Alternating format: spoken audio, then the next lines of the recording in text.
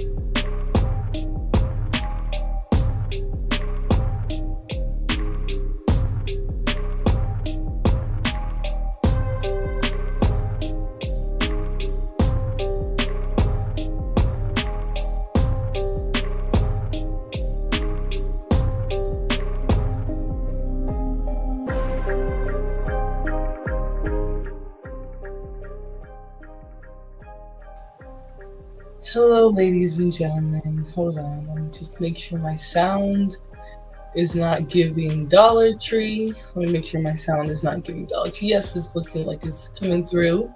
If you guys can't hear it well, please let me know. Shout out to everyone in the chat. Giggles. We have Ignite TV, nice and ignorant and early. We got Cool Gamer, Tiki here. Empress Kia, how you doing, girly? Yeah, so we have to get right into it, guys, because I don't want to waste any time. I don't want to sit here and act like I'm here to do some type of smoke show. I just want to drag this Bandit a little bit. I would absolutely like to start from the beginning, though, because I think this stream at least, started out as being a very cute little, we found love in the YouTube space. We found you in the YouTube space. Like that's kind of what it was giving in the beginning. And then next thing you know, boom, Bussies everywhere. Like ridiculous behavior, especially from grown, married men who've been married, men who've been left, men, just ridiculous behavior in general. So I feel like we needed to do a Bandit sighting, right? Bandit reactions are just kind of how I naturally respond to bandits when I see them in action at play, right? It's just regular stuff.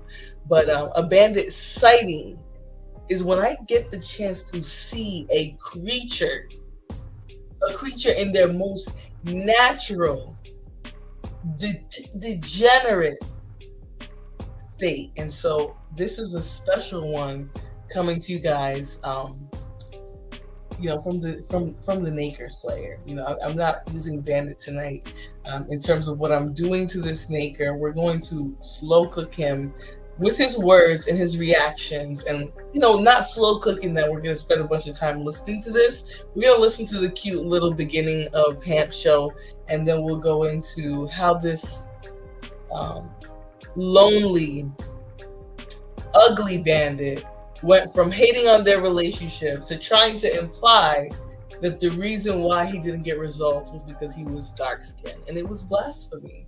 So we're just gonna get right into it. I don't want to spend a lot of time doing extra stuff. I will save my reactions to some of the other dust that I'm seeing be exhibited, against fairly innocent people, I'll say, right? The people who are being attacked at this point are just very not problematic. So it's just kind of stupid. And it's always the leprechauns. When I saw those sharp ears on Daryl, man, I knew something was wrong, man. I knew that nigga is either a warlock or some type of fucking, he is straight from hell. So we're gonna save that for Streets versus Smarts and some of like a more dustier show, not tonight. But let me see who else got here. Inky, how are you? Katlana Love, how are you tonight? Yeah, definitely on the case. Yeah, Tiki, it's ridiculous what's going on with these bandits today.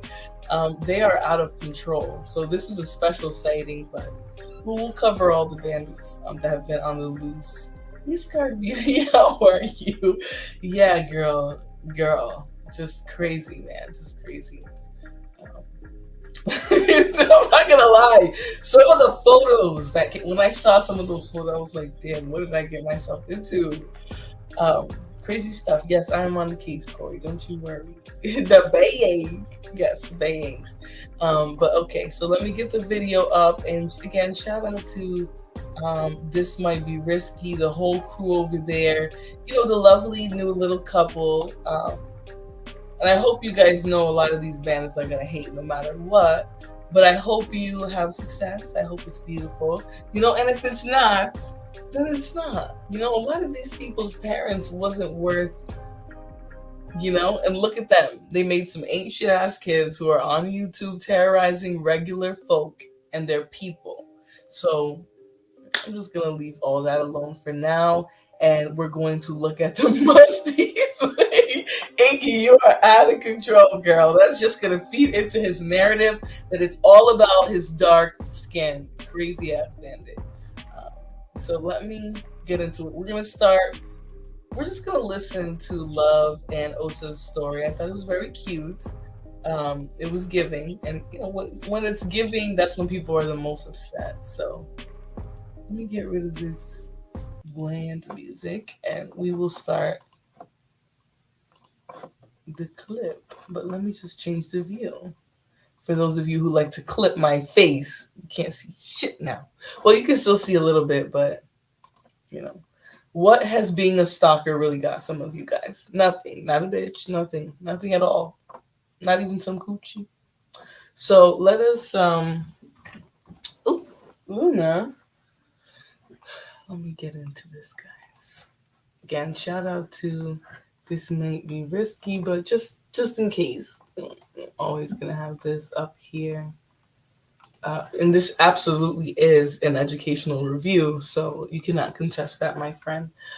Not you, people who will try to strike. Okay, let's go. Like that. I got it done, man. Back to hurt me. Yeah, Salute, man. Salute. You're getting old. You better stop doing that, Ham. You're getting old. I'm strong. Me too. I went to the gym. Listen, I tell you, I put in work at the gym. That's right. I put in that work. That's right. Oh yeah, Yeah, I would appreciate that. yeah. We definitely we definitely believe you, man. Y'all be putting in that work at the gym? Huh? You believe I put the work in at the gym? Why you believe that? Yeah, we believe. Put him in the fucking bedroom. Get him out of here. Come on. Yeah, we believe you.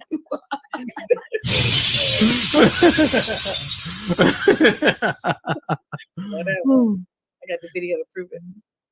Damn, man. Oh, so what's popping? What kind of glasses though? Man, this is Shaded by So-So, new eyewear from Shaded by So-So. You know what I mean? So if you want to get some Shit like that. Shit like that. Okay. So check Now, that out. look, make sure your mic is in. Or my This Might Be Risky shirt. Uh-huh. Oh, man. You see? Oh, let me move this bub. Hold on, let me take bub up. I don't know why it's only when I'm playing specific YouTube videos that it does all this. Hold on, guys. Ambient mode. Let's do auto. What is auto? Let's just try 360. Okay, guys, it's gonna be a little dusty looking, but for some reason YouTube is acting like it's my internet, and it's really not. Hey, Sugar Bum, by the way. What's up, Bandita? How you doing this evening?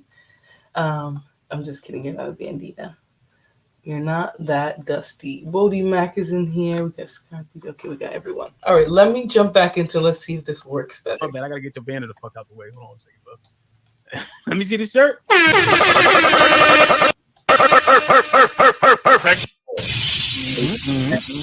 Appreciate you sending us these shirts. Hey, look, you took so damn long. We forgot we had them don'ts, man. But Wow. It took 6 months. That's all right. Nah, Shout out to Black we Business. came right in time for the summer, so you good, my G. We ordered it. Y'all niggas can't keep nothing to yourself, huh? I ain't never gonna do no crime with y'all niggas, boy. Nah, I never knew that to be true. The first thing that happened when I came on was they just seen some type of interest. Something happened. A look. Remember, we reviewed the tape. Okay, so I thought she. What happened then, love? I mean, you know, I got clips, but what you? Yeah. So what? I mean, he came on. So just for context, guys, I wanted to fast forward a little bit because my patience is on today, not because of anyone that's speaking currently, but just in general. It's been a long day, good one, but long. So I'm just going to start here. So at this point, Osa and Love are on the hot seat, okay? Their relationship, officially, I guess they're putting it out there, you know, and they just getting all these, oh, well, you guys, you acted like you didn't want him and then you got him, and just kind of sort of the typical questioning. And I don't think in any way that Hemp was being biased with his questioning here, but you obviously are going to ask like, oh, you guys play like you don't like these dudes, and then you get with them in the back. And I guess they were just kind of on the hot seat in general about how they met each other and all that. That's where this jumps in here. And I said, oh, he's cute. Immediately. And Okay. so then I said, oh, he's too young. And he said his age. I knew that didn't matter. And then you're older than I thought you were. And then the baby mom thing, and I was like, oh, never mind. I did do that. And that's on tape. And I was like, oh, never mind, child. I'm moving on. Right. But That's what happened. That doesn't mean I didn't think I had a chance, though, right? Because she was I don't know what is going still on here. enamored with the superficial. I'll get up rid of that. No, not enamored, not so much enamored. Okay. But I knew I had more than that. Like I knew that. That's why I knew that. Like it wasn't even really superficial. I knew that I could appeal to kind of like her deeper levels of who she was. That's what I wanted to do. Okay. And so that's why we kind of got to that a lot quicker than probably I normally would. Right. And so. Right. So let me say this. So for full transparency, I said absolutely. I wasn't interested after that. I really wasn't. He went into my DM and it sat there for a while, but I saw. Oh, and he sent another additional DM, and it was comprehensive, very detailed. And I said, okay, I think I will. If it honestly, what's on my mind is if it's bad, I'll just block him. If he's crazy, he'll just get blocked. I got an iPhone, I'll block him, whatever. But I did say, hey, here's my number. We text each other. We talked on the phone. That first phone call was 2 hours long. And I'm a very cerebral person. But he revealed what he revealed, and you're like, oh, never mind. Are you saying that his words in the DM helped cave that wall down of never mind? So the words in DM made me say, at least let me hear more what he had to say, because it was a very long DM. But And that doesn't change the kids. It did, but it changed. I wouldn't mind having a conversation because I wouldn't mind having a conversation because of what he put in the DM. And it was like I said, it was long. And I'm like, okay, well, Why you was fronting? Why you was fronting? What do you mean fronting? You were like, oh, never mind. You ain't mean that shit. Why say it? But I did. You don't got no. Let's keep it real. Standards are facade. Fit the profile. Yeah, exactly. But look, here's the thing. But with, like what she keeps saying, with what I wrote to her, it didn't fit the stereotype. Right. And so it obviously sounds like he put together a nice message, that let her know. It made her feel seen. Like a lot of the times when you see women gushing the way they're gushing together, not to say it's not puppy love too, right? You have those phases. It's because that woman is being understood. She's being heard. It's a flourishing, budding, Wait, why is their relationship on trial? I don't get it. Their relationship is not on trial to me at all. But I find that people feel like they need to qualify why they're getting together if initially she said she wasn't interested. And there's something weird that people do in this space. You never know who you're going to get along with. I mean, we see all types of people in their stuff coming out daily. And that should just tell you there's probably millions and millions more that we don't know. So I don't get why they were on the hot seat. But, I guess they wanted people to know what was going on. And some people feel like, they could bring smoke. A lot of times stuff like this it might be content. It might just be a fun opportunity to make your situation public that people were going to find out anyways, And a lot of times when people find this shit out, they will literally try and blast you, roast you, whatever.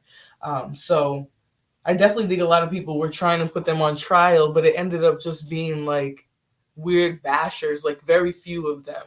Well, actually, there was a lot of them, but they were represented by certain bandits, I'll say. And you guys will see all that soon. That's why I wanted to kind of hurry up to the questioning. But I just think it's kind of what people do, for content, for whatever reason, they want to dissect, real life things or what they think are real life things. So let's continue. Of the three because honestly, I wasn't even really trying to go at her like that, to be really honest with you. I slid in her DM, but it really wasn't to go at. I really honestly okay, so you're full of it. You were trying to slide in, and that's okay. She's a pretty I just wanted to get to know her. I wasn't even trying to be in no relationship. I really was really trying to get off the chicks and off the women and shit like that. Since September, I had been like celibate, and I was really just going in my cap. working out, no cap. I wasn't even on that. I believe you. Stop it. Yeah. Stop it. I wasn't even on that type of time for real. But anyway, I did want to just meet her. I really just wanted to meet her and just have a conversation with her and just to see if she was different than what she looked like on the internet. Because I knew it was probably different, and I just wanted to know if I was right, to be honest. I wasn't even really trying to go at her Absolutely, he slid in her DMs, Empress. Yes, he sure did. He skated in with a paragraph. This is the equivalent of being outside, the fucking boombox, and it's just fine. We're literally in the age of the internet. The main thing I will say, people, if you're gonna meet anybody on the internet, you need to know who you're meeting. You need to know their people, all of that. If they show you some fake shit, you're going to feel that, right? That's why you got to be careful. But at the very least, if y'all are going to meet up with each other, try to learn who their people are, learn the surroundings. Don't meet each other in private places where you can get hurt, all that. I don't have a problem with people meeting online, but just be safe, be smart about it, right? That's it. And first things first, I love that they did this. It was probably going to come out anyways, but do not put your shit on this space. Even if you got a man, don't tell nobody. And definitely don't have multiple men in this space, because a lot of y'all, Jesus, I mean, the Peckables are sharing 3 or 4 girls, all 900 of the incels in their organization. So it's definitely, yeah. Okay, let's go. No, we went from DMs to, this, but definitely just keep your business to yourself.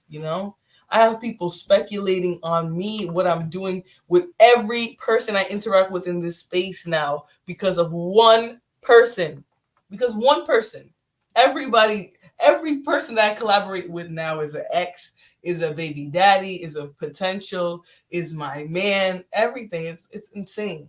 So I would say, y'all, You might be all up in the YouTube mix, but don't have your business here. Just enjoy it for fun. Do what I do what others do. Troll, but take it easy. Don't dox. Don't go crazy. Just roast each other. I mean, you don't know how much I was roasted. I have like 5 male siblings. How do you get real life like that and not have thick skin, you know? But I think some of you guys need to get that thick skin, because then you come around the internet all sensitive, all mad, all in your fifis, all falling in love, all looking stupid, all smelling pissy, you know? And it's always pissy afterwards.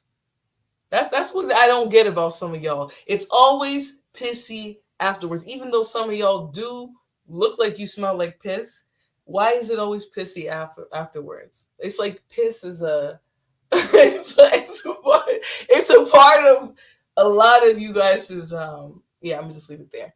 Just a smidgen zesty. I agree. And I think a lot of the times people are windmilling, and so they just start to sound crazy, you know?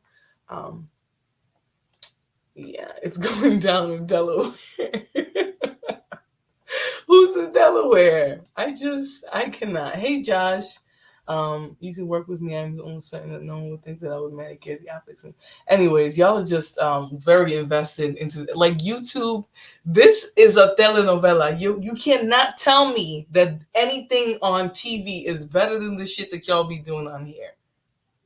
Days of our lives, days of our naked mammy lives. That's what y'all be on here just acting a donkey, like falling in love, you know, sharing emojis, like, you know, it's just, I just can't help you guys, you know, just stay off the internet. Yeah, I'm in Delaware. What's going on? How do you not know what's going on, Giggles? That means you're not in the mix, so that's good. Hey, wind chime, but people are definitely sharing bitches, sharing niggas, all of it. It's weird. So honestly, if you guys are gonna do that, just keep it to yourself. You know, like, people just be in group chats with 173 people, and they think they're all friends with each other. Like, this shit is weird. It's really weird. Bitches average like 150 views, but because they stand beside people with good channels, they think that, like, you know, that's them winning. But, you know, a shout out to everyone out there who's making a living on YouTube, whether you're getting $25 on the 21st or $200 or $2,000, you are still a wiener. Okay, you're still a wiener. Hey, Travel One, let's keep it real. Love was thirsty and Asa broke. He's a predator. No, you don't get to say that about people's digital relationships. You saw them meet each other online. You don't know their dynamics. And that's so silly, because what we're going to talk about today is a bandit who felt personally attacked, that he drove 8 hours. He drove 8 motherfucking hours, didn't get no coochie, didn't see no face, couldn't even get a hug, ass nigga. And then he just decided, this has to do with me being crunchy and ugly. No. No. Okay? There are some beautiful dark-skinned men out there. What you got going on has nothing to do with your pigments. Okay? You remember them kids that used to lick their lips so bad that it would just turn red and then it would crust up? That's what that nigga be looking like on here, okay? Until he deals with that, I'm going to just leave it be, okay? I'm going to just leave it be. He's making a living off of old hoes. I feel like you guys are just hating on this beautiful situation here between these two people. Listen, even if it's whatever you think it is, if these two motherfuckers are happy, they're busting every night, they're having amazing nights, you know, their kids are happy, they're happy, why do you care? I mean, DC is an expensive city, so if he's still earning more than most of you bandits, but less than her, because she is an impeccable earner, educated person, a person with a great career, that's just, you guys are just gonna have to swallow that and get over it. Some of y'all have more money, more everything, and you can't get a woman to stand beside you, not even to take a fake picture. You can't even.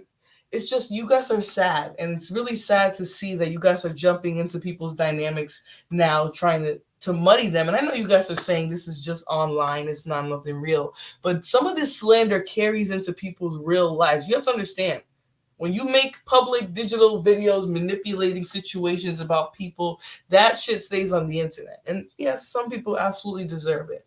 They do. They do. But at the end of the day, there's a true stain that some of the damage that people do to people's reputation online is. Now, if you say problematic things and somebody catches you in the act, that's your problem. That's your particular problem. So don't equate that with how some people get attacked and slandered in real life on here. But let's continue. That I really wasn't, really honestly. And so it just kind of, the way we just hit it off from there, it just to the moon. Hasn't stopped since. Right. Okay. So this is for long term. Oh yeah. That's what it's looking like. There's no other, like we don't have any other way to look at this, right? And you know what's really sad is women have kids with some of you guys and they're not this sure about you. And I think that's really what it is, that a lot of people want to drag these people and say, oh, this is just a digital YouTube relationship, but nobody has ever been, or at least said they were this sure about you ever in your life. So ignorant, I don't think so. I don't think so. He was married before.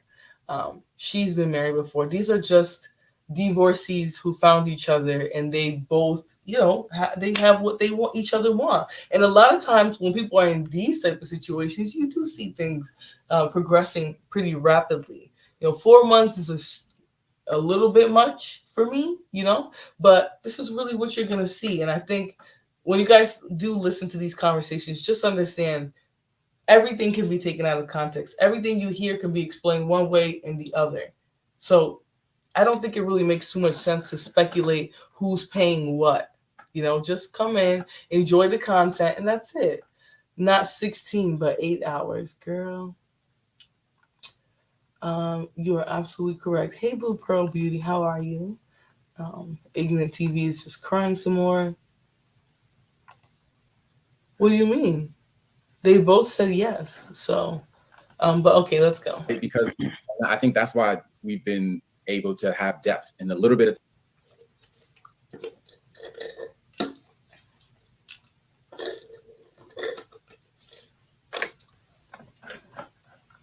time that it's been. We've been able to have a lot of depth. We're not playing this for play. Like, we're not treating this like this is play. Like, we don't treat each other like we're play. We treat each other with real respect. The relationship we have is a lot of respect for the relationship we have. We don't front on each other. We don't do phony shit. Like, I'm used to doing phony shit. I'm tired of being fake and phony. I'm a fake dude. You know what I'm saying? I realized she's really helped me realize I've been a fake dude. What you mean? Oh, don't go off that. I keep it 100 up here, man. I'm gonna pour out my heart tonight. I don't even care for real. But look, like I thought about it. Like all the years, right? I've been trying to deal with women and try to figure this thing out, try to be married, try to figure out these relationships. What I've been doing to try and make it work is actually I've just been like squishing myself down, because I know that I'm dealing with a whole bunch of craziness, and I have to make all these handicaps because maybe my partner is not equipped the same way that I am. So I've had to play just for the shit not to work out anyway, which is kind of fake and phony as shit. Like, if I'm not being my host, I'm being my good self. You know what I'm saying? I've been my best self a lot of times, but like, have I been my realest self? I don't feel like it anymore. I used to think that I was, but now with Asia, I'm just so honest with her, just so real with her, unfiltered with her. And it's like, all right, this is how it is. And I think she gives me the same, and we're not treating each other like this play place. Like, you gonna like me like this, you gonna love me like this, or not. Okay. Why do you feel so comfortable? Now, when I hear the word partner, it gives me cause for pause.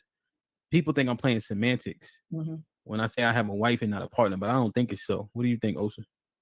No, not necessarily semantics, but it depends on what energy or connotations you want to put behind the word, right? Mm-hmm. So if you believe that you're with somebody and you're co-creating something, like if you're co-creating an experience with somebody that neither of you have ever been on before, you're doing that part together. You're co-creating, so like your partner's in that,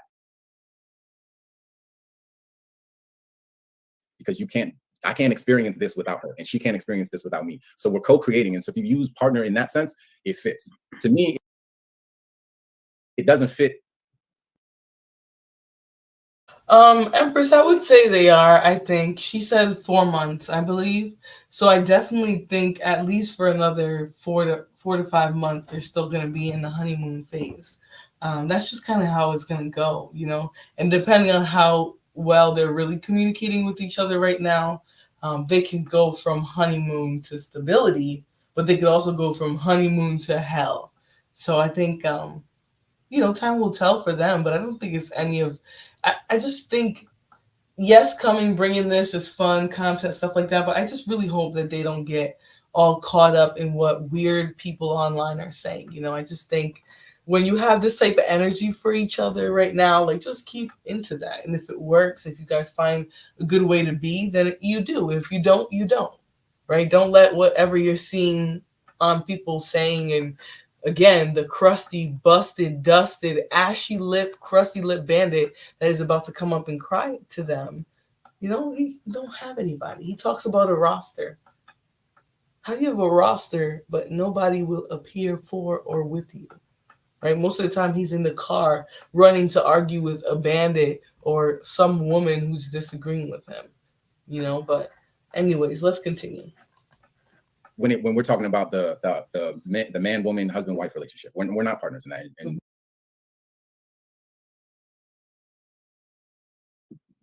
I think we kind of, we agree on that. You know? What does that it means? He leads. And let me just say, this is why you dumb asses should not be repeating, regurgitating any psychological terminology. Okay? None. People being poor, people having poor expressive skills, that is not a reason to call them a narcissist. Okay? People, you know, having questionable life experiences, that is not narcissism.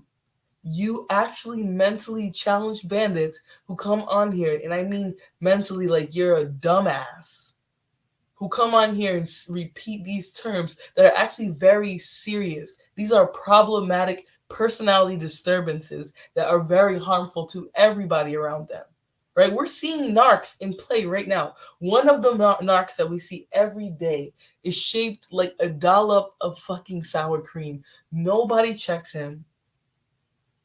Okay, people cheer him on as he bullies, targets, follows, stalks, watches, all types of shit. Nobody, like, you guys don't think that is narcissistic tendencies and behaviors, but you will come over here and call a man who has found internet love, because, right? Digital love, that is a narcissist to some of you guys. This is why some of you people do not need the internet. You don't need internet. Right? Medication? Yes. Mental health treatment? Yes. Internet? No. The main leprechaun right now terrorizing people does not need the fucking internet. And I'm not saying that because in light of any recent people that he has talked about, you know, besides one person that will say she's fairly innocent when it comes to some of this dust. Those are narcs. You don't get to call someone who's fallen in love with someone he met on the internet a narc because you don't like their situation. You seriously need a life. And this is for all of you guys who theorize like this and get into chats and then start slandering. So either now he's a scammer, but then he's LGBT. It's like, y'all need to get a life, please. And do that somewhere else because I really don't like it. Hey, Royce. Yeah, Woody Mac is another one. Like, he will have a whole conversation in the chat about what he thinks a woman is doing, her hair, her weave, her panty size, her sock size. You know, it's very weird, Woody Mac. So I put the both of you guys on a little bit of a timeout so you can think about the dust that you're doing. No, that's not the case. Black built like a conquering king. You are no Kang. You're not a Kang to me. Okay, you never will be. So that's why I called him Zesty. Ooh. Well, You know what, Giggles? I'll start to pay a little bit more attention because you said that. Now, I do think he's probably just very cringy, but I'll pay attention and see what you mean there. Hey, T-Town, how are you? I'm not a professional. I cannot diagnose anyone on YouTube. Yep, you cannot. So that's why I don't understand why people come into the chat and will call someone they don't like a narc. It's very strange. Everyone saying hello to each other. I don't want to be your Kane. Okay. DL bros go hard when they pursue a woman and propose quick because they're desperate for a beard. You know, why has everybody got to be gay? You know, sometimes I wonder with that one. I do think a lot of these bandits are LGBT. Don't get me wrong, but sometimes I just feel like we just throw that one out sometimes. Not okay. You love that song. Peace. Okay, peace out, Bandit. Or you're saying hello? I don't know. Some people say peace when they mean hello. I'm late, but who is a bandit? Fantastic or loves lover? I would say fantastic. So let's continue. That's what that means. Like, he actually leads when decisions are made, you know, they're made. Why? Because you allow it? Because you know that's how it's supposed to be. That's how it's supposed to be. Well, also too, though, I think what's unique is that part of the way that I lead is by asking her or telling her where she should lead, right? So we both. I hate this. Got different parts. Part of leadership isn't me and everything goes my way, and like it's not even like that. A lot of times, I'd rather a lot of things go, not a lot, but some things go her way, and she leads in those areas, and she does a good job about playing those roles, and we've done that, you know, equally for each other. And so a lot of times, yeah, she just defers to me, like she just defers to me, right? Which is how it's supposed to be. She believes that's how it's supposed to be, which is great. It makes it work. But she's capable. What I like about Asia is capable, though. What I appreciate, you know what I'm saying? What I appreciate about her is that I can trust her to do stuff. And I'm going to say this, and then I'm going to try and fast forward to when the bandits come up to, you know, grill them or whatever. But, you know, we're kind of stuck in a point right now where I think a lot of men who are exhibiting traditional roles, they're very confused about what they're doing, right? You know, some of them are hearing, you know, the manosphere, the red pill.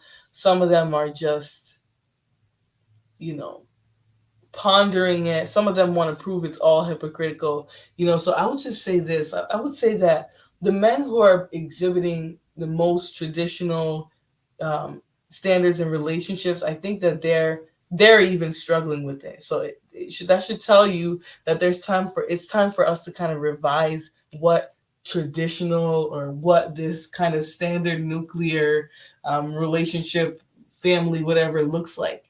Because I think people need to do what works for them and their family. You know, I think what you and your family need is what's important. Yes, having that role, being the being the provider, protective provider, I do everything, she don't lift a finger, whatever, that's beautiful, right? I love it. But if it's feasible for your family, if you're still happy, if you still have time with your children, if you guys can still do what you need to do to be happy as a couple, individual, separate of your children. Because the people who had the kids, they're parents, yes, but they were together. They were in a relationship before they met those kids a lot of the time. Sometimes they come in blended, but regardless, there's something separate there. And I think that if there's no room to nourish that, then it doesn't matter that you are doing all these, falling into these roles of perfect protector and provider. And I wish more people were willing to say that. I still do think men need to do their role and provide, but I do think sometimes things need to be tweaked a little bit, in order to do what's right for your family and not put too much pressure in the wrong places. So I'll say that.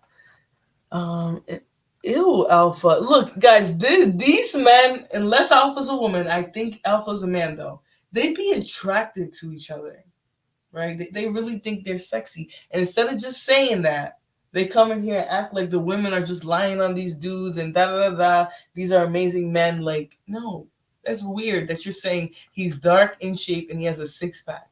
You just called a man tall, dark, and handsome. Right? So what are we talking about now? Yeah, Giggles, I know he's a man. I know he's a man. So how long have they been together? Giggles, 4 months. So, but they believe yeah, I believe they moved in pretty fast. They're already living together, I believe, and just for me, it's just not it. Like I just couldn't do that. But yeah, they moved in together, boom, really quick. But they seem in love. You know, they seem like they have this cute thing going on, and they could have been the perfect match. You know, so. Look at his shoulders and traps. He seems very in shape. Oh my God, the comments are getting worse. Look at his lower neck. Wow, he might be in very good shape. Like he can take his shirt. Ew, what is going on? Y'all are reading these chats? Oh Lord. I'm uncomfortable. You should tell him you should tell him you think he's attractive. Oh Lord, giggles. I can't. Alpha is a man. Yeah, he is. It's a little strange. Alpha's like sexualizing a man in the chats. But you know, Alpha also always fixates on lesbian relationships and stuff like that. He's always attacking them. Leave the coochie bumpers alone. They have a right to bump whatever they want. All right? Leave them alone. Until someone gets bored, online dating is risky. I can see them the 70. He does have a good hairline. Who? Osa? Who? Y'all are on to this is crazy. You can see his body on the screen. No, you're trolling. Oh my goodness. He does have a good. Okay, y'all are yeah. Inky, I have nothing wrong with the LGBTs. You're all welcome here, but that is questionable. Okay, so we're gonna just continue because. I don't want to think about everything. Like I don't want a woman that doesn't have her own thoughts in her own mind. I need the woman like that. Some men don't really like that. I actually need her to be like that because I don't want to worry about a lot of shit. And I need to be able to trust somebody who can do some things that I don't want to think about. Like I don't want to think about what to eat. I really don't. I got a lot of things that I have to think about. I got other lives and children, a lot of things that I just don't want to think about. You like to think about eating, so you let me know what we gonna eat. And she does that. She does more. She does extra. She be doing the most to really be the best woman that she can, which is really great. Which is really, yeah, this is awesome. Neither one of us could see this coming like this. But I'm rambling. I'm sorry. That was so cute, you know? And I get it. Listen, guys, listen. It's YouTube, so we know the shit might hit the fan. Might. But I thought that was cute. He defended her. He talked about their role, and he was very down to earth about it. People don't like this stuff, though. You know, they wanted him to say it properly so that they know that he's the protector and provider. But I just thought it was fine like this. I thought he did a good job of defending her. But obviously, people had a different agenda. No, not me saying what is C. Don't know what I walked into. Nah, Alpha, that was LGBT. He doesn't want the responsibility of being the man in the relationship. Empress, I don't know what it is he's really saying about their role and dynamic. It was a little ambiguous, if you ask me, and I think that's okay that way. I think it's better that way, really. But it does sort of imply that like they're doing like a 50-50 type of thing. But I'm not going to speak to that because I don't really care what they decide to do with each other. I just think it was going to come out and they were going to be dragged. So I think maybe for them, they just thought about this would be the best way to just, you know, get ahead of it. And that's fine too, if that's what they're doing here. It isn't okay to be gay from any aspect. What are the benefits of being gay? Why choose that path? Go fight them. You know, because at this point, people being gay is not, it doesn't bother you in any, it doesn't stop you from living your life. You know, let people be as gay as they want. Let them frolic. All of that. That's people's choice. I don't get how you guys come into chats trying to debate gayness. You know, it's very weird. Did they say they decided to bring their relationship to the internet? I don't think they necessarily, maybe they did kind of imply that in the beginning, but they were like, oh, you know, we wanted to smoke or something, which is fine. I guess they opened it up for debate. But it does kind of sound like they brought it to the internet in a way. Sounds like all things he mentioned was stuff she do for him, so he ain't got to think.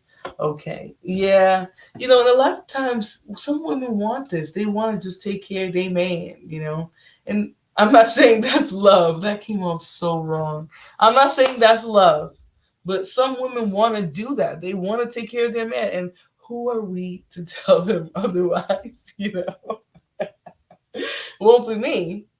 in that way. But, you know, I think it's beautiful that, you know, people want to be there for each other. They want to love each other in whatever way that person needs. So give me 1 second, guys.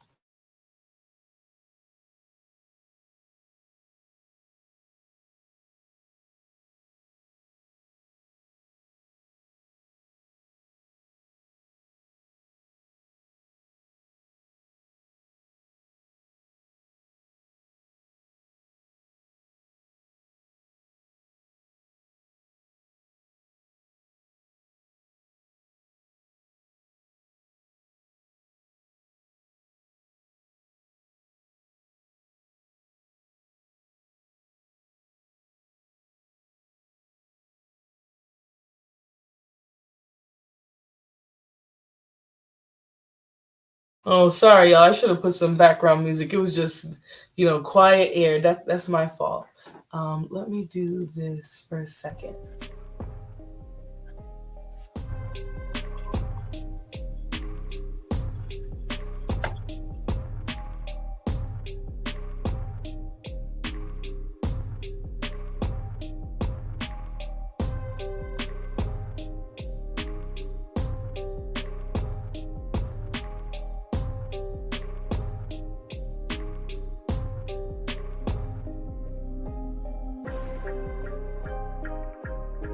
Listen, let's not pretend like we didn't see Beyonce over there talking about cater to you, head ass.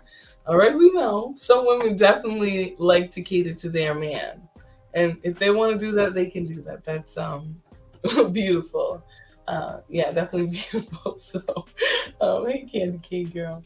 Did I see you over here? Yes, I did. Yeah, they definitely. I think in some degree they brought it. Sounds like a seductive game. Yeah. I mean, I don't know. I just whatever people want to make them happy in a relationship, I think it's beautiful, you know. But I do think to some degree, when you're always wanting to take care of the guy, make sure you got everything set for him, that's just gonna be exhausting one day, you know. But I don't. Whatever you want to do, baby girl. Whatever you want to do. Whatever you want to do.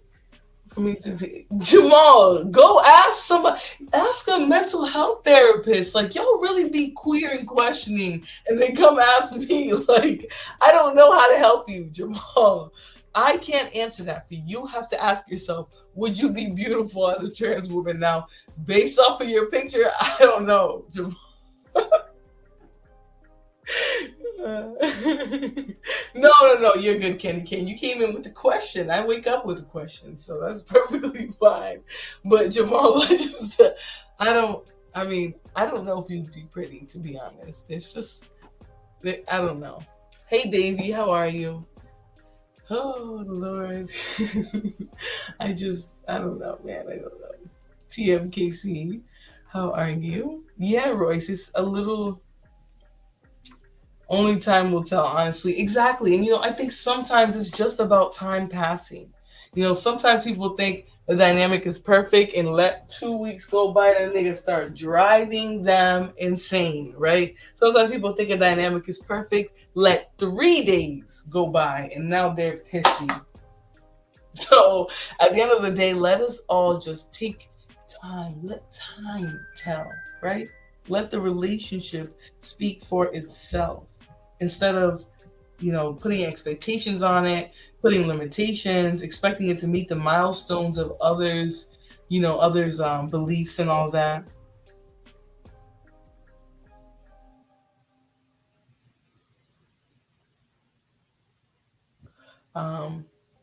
Sorry, I'm just answering texts. But yeah, it's just, I don't know, man. People just need to let things play out sometimes. You know, it's not all about being anxious and trying to figure out if you have a perfect relationship. You will never know. There is nothing perfect about waking up to the same stinky drawers every day. Okay, there's nothing perfect about that. Now, do I think you can find happiness in that? That's beautiful. You know? That's beautiful.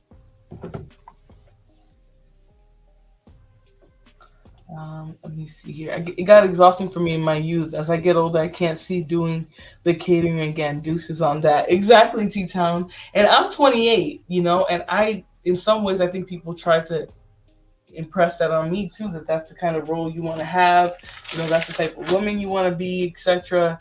And I just know, you know, and I'm not saying anyone in particular, I'm not saying my family, I'm saying women in general try to, like, you know,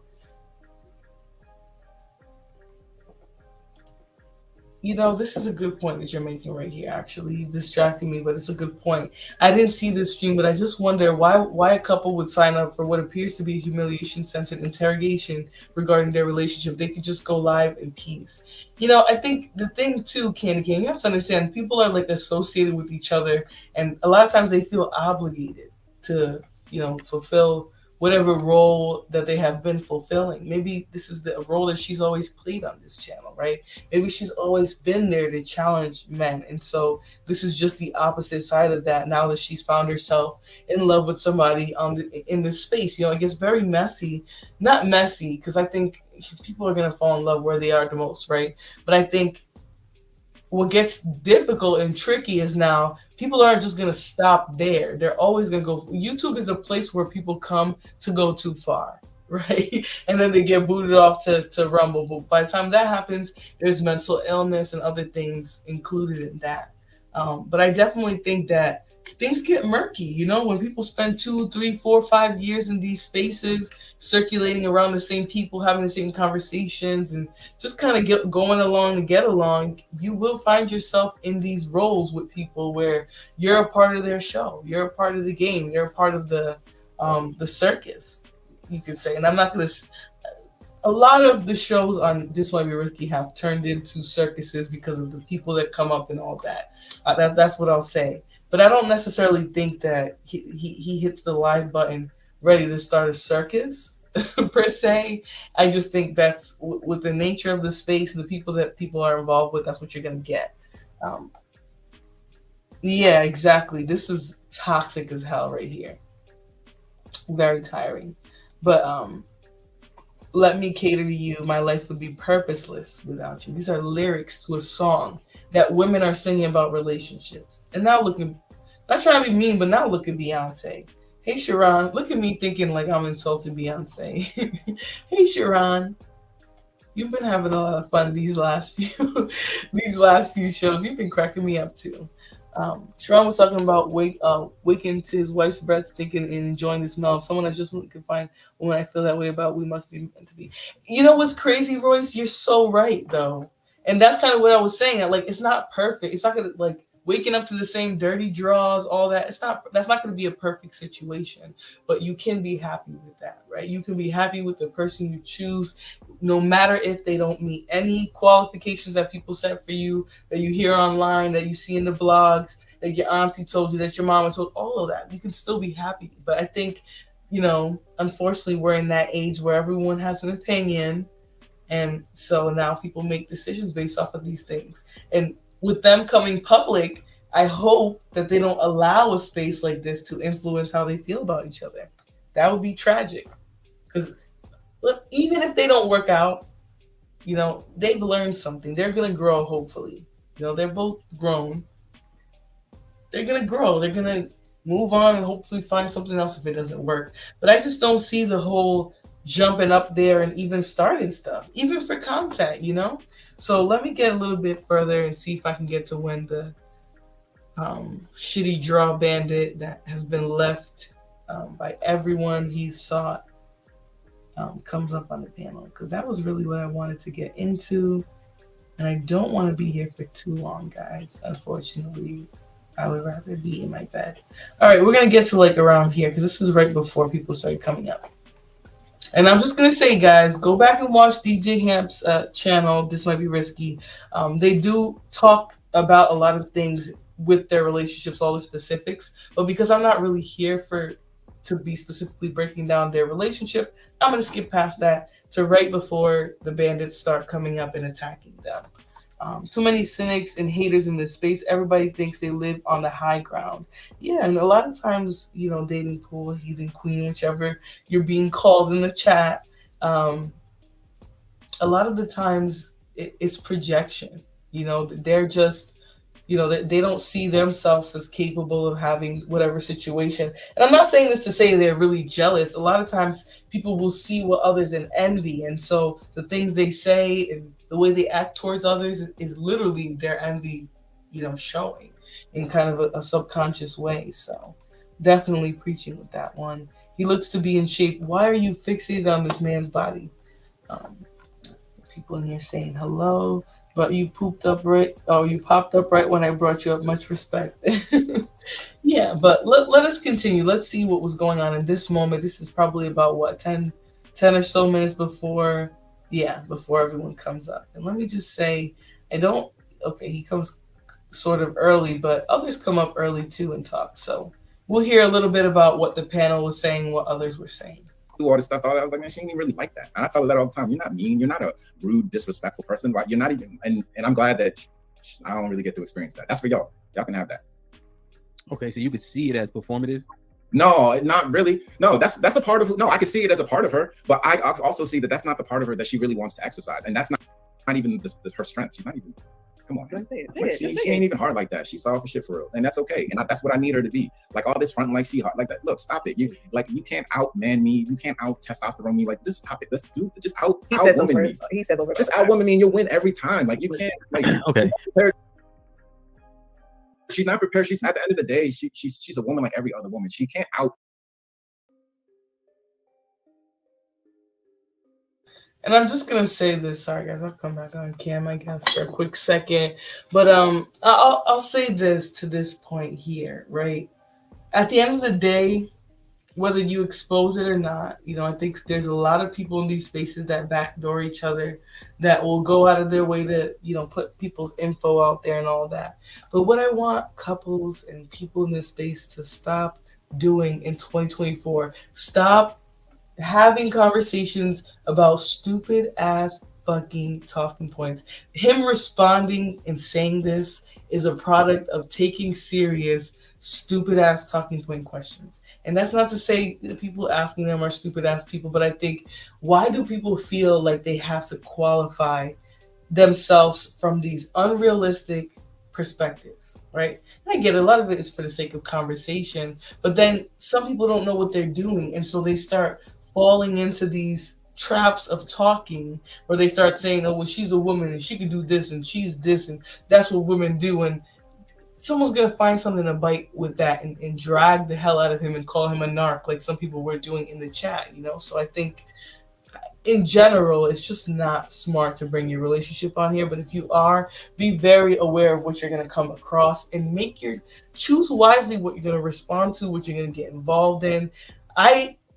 As somebody who did not voluntarily want any of my business with one person to be put out, don't think these people back here, these people in the back chats and the group chats will not snake you. They will. Tomorrow, you could be every single person who's smiling with you today's enemy. That's how a lot of these people roll. And that's not to insult anybody. That's just the nature of what people have created. People have created this environment where you got to be in competition with others. It's not really collaboration and growing with each other. Right? Because even people who will collaborate, they will try to form groups in sectors within sectors instead of just building and growing and circulating all. Because if you all just, right, you can have a space. People want to go around cutting people out of networks, cutting people out of groups, and trying to, backdoor bully and all of that. And a lot of people don't feel like they can resist that. You know, they feel like they have to play into the narratives and the talking points and that person is egregious and that person is actually not bad and this one is obsessed and that one isn't, even though they do the exact same fucking thing 24/7. You know, there's just so much that goes on in a space like this that I think if you are not ready for every single attack that you're going to get, which to some degree you can't be anyways, don't even mention it. Even if you think it's good content, even if somebody tricks you into thinking it's just going to be for fun, people in this space have a habit of trying to drag what is going on here into your reality, into their reality, into the real world, even though what we're doing here is the real world. So it definitely puts a target on your back. It's exhausting, honestly. Sharon every day tries to break down the talking points. Most of them are false. Yeah, he definitely does. And look at the hate. You know, but look at the hate, not just from bandits, but from also the grifters and all the fake people too, right? Because just like, I don't want to bring Sharon into anything, but there's people who he worked with who come at him every day, who say all type of egregious things, towards him. So, yeah, Myri, this show pissed me off too. This show pissed me off too, to some degree, but specifically when the bandit in question hopped on the panel and just started being so egregious. So we're gonna again kind of hush through this. Guys, he did say a couple cringy things because obviously you're trying to qualify your relationship based off of YouTube talking points. You're going to hell with it. So let me see if I can get us a little bit further in this, because I do think, Ham tried to have the conversation. So it was a nice one. Let me put him here. He's a big son. Big son. He's out the house. Oh man, I'm just talking to Big Chill. Gotta change that nigga name to Soft Son, man. Oh, that's my baby. That what? Uh-oh. Brother. Let's say something fantastic. No.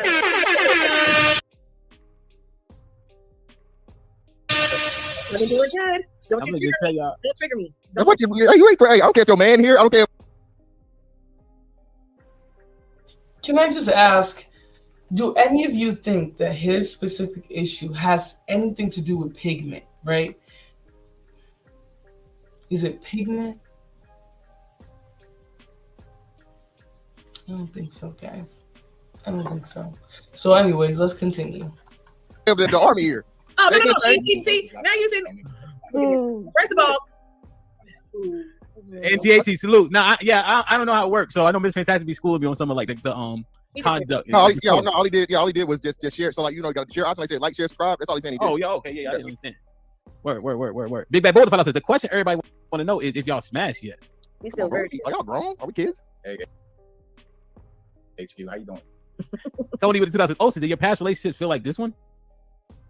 Did my past? No, didn't I say that? You did say that. Yeah, no, they didn't. No. Tone might have got in here. He might have been in and out for us. But yeah, he said that he never felt this shit before. Mr. Fantastic, what's popping? Brother. Hey man, shout out, man. Also, man, why do you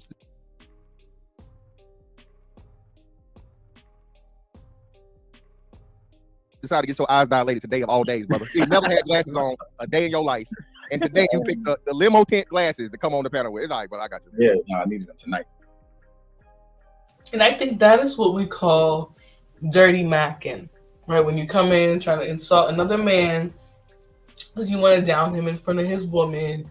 These bandits regularly do this kind of messy shit to each other. So he came in on bullshit, and then he tries to play the victim. So let's see how he kind of got into his interaction with them. They say the lies are in the eyes. I'm just saying.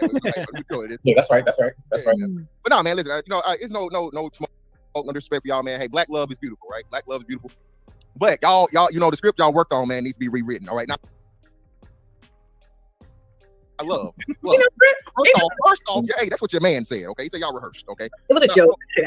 So of course, love, calm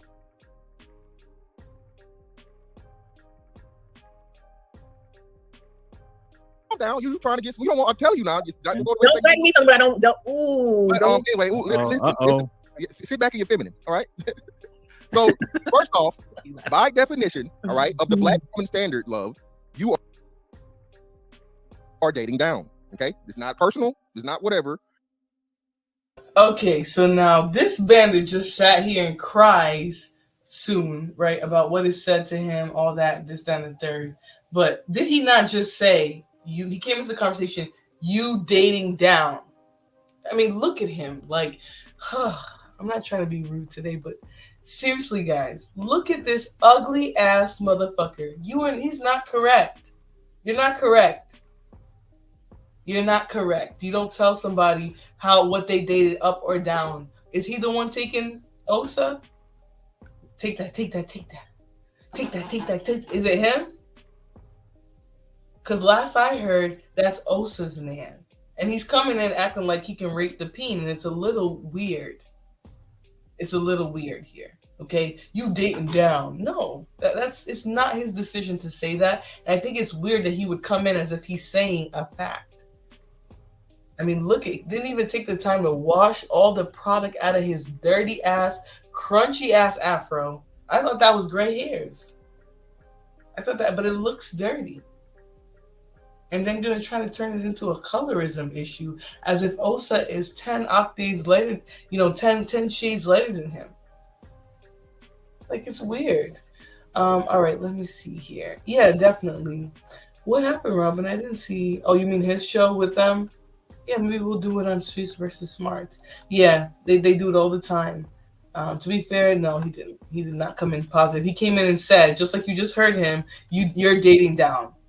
You don't tell somebody that in their relationship just because you're fucking jealous. How is she dating down? Exactly. And he's also a 6-figure man. He just happens to make less figures than her. How does he join every panel hand pass? Because he's bored. He doesn't get women at all. So isn't he the 16-hour dude? Yeah.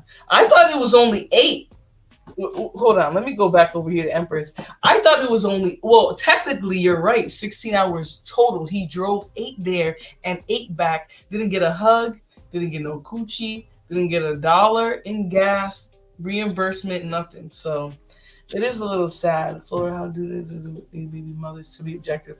Who cares? Are you one of them? Because otherwise I don't get it. I don't get that part. Why would we take any of, Fantasia's criticism? Sure, he had to go to Kendra G to beg for dates and still couldn't get none. Show that front of a dude that could get your shot. Florida, I don't know why y'all asked me that. He probably can. He probably knows peen better than, oh Lord. We as black men gotta stop trying to disqualify another black man. All that Pookie and rape junk gotta go. Listen, Pookie is a menace, so I don't think we should stop calling Pookie a Pookie. But I think deal with the Pookies and then teach other men and instill in other men to have some values.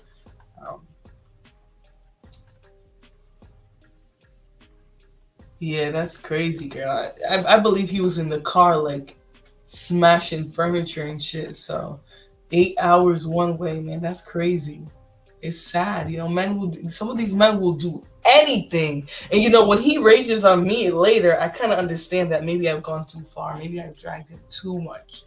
Because he didn't want to talk about that. He wanted to throw shots at Osa and Love's relationship because he thought he knew something. He thought he was happier. She's better than his roster, because he's going to get into all that. But let's hear the Bandit.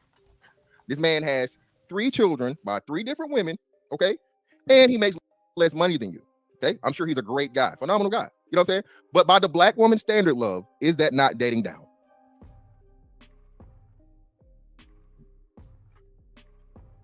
We already said yes. Okay, all right. So right, let's start there. And then, most importantly, okay, that's crazy. Now, all the men already know this. You told on yourself.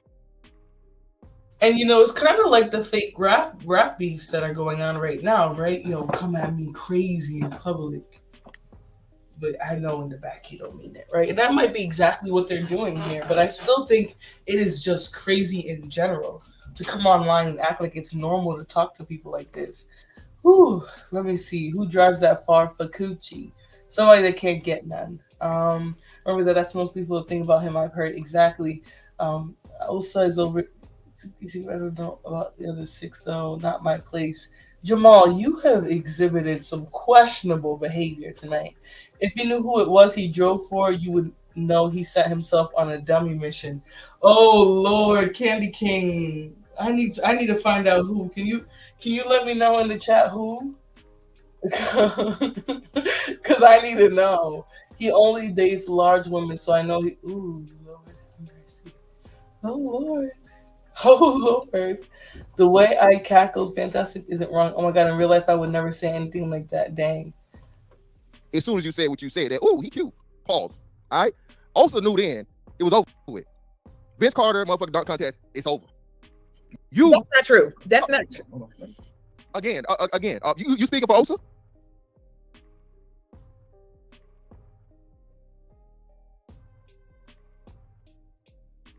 Because Osa a man, okay? Osa's a man. Now, he's not gonna say this to you. He may not admit it to you, but every man know. Any woman that just Freudian slips, he's attractive, publicly. This on wax. This can never be a racist on the internet. That man therefore knows, no matter what you say, he don't qualify for, or he's not this, he's not that, he don't have such and so and so. And lo and behold, look at you now. Okay, so it was over with before it even started because you let him know that you you were physically attracted to him, and that's what we say is the most important part. Regardless, if he was a bum on the street, if he had absolutely nothing going, he would still have a chance because he was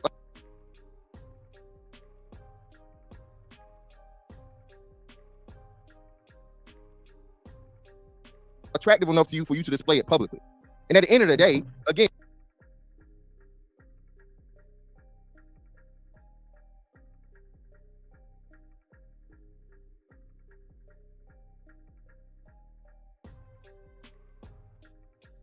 Osa's where he at because you like him from the physical aspect, and then everything else comes after. Pretty sure he's a great guy. Not saying he's whatever, so on and so forth, but sorry, y'all. I don't know the percentage of your physical attraction and interaction with him is about 75% of your relationship. Can we just keep it real?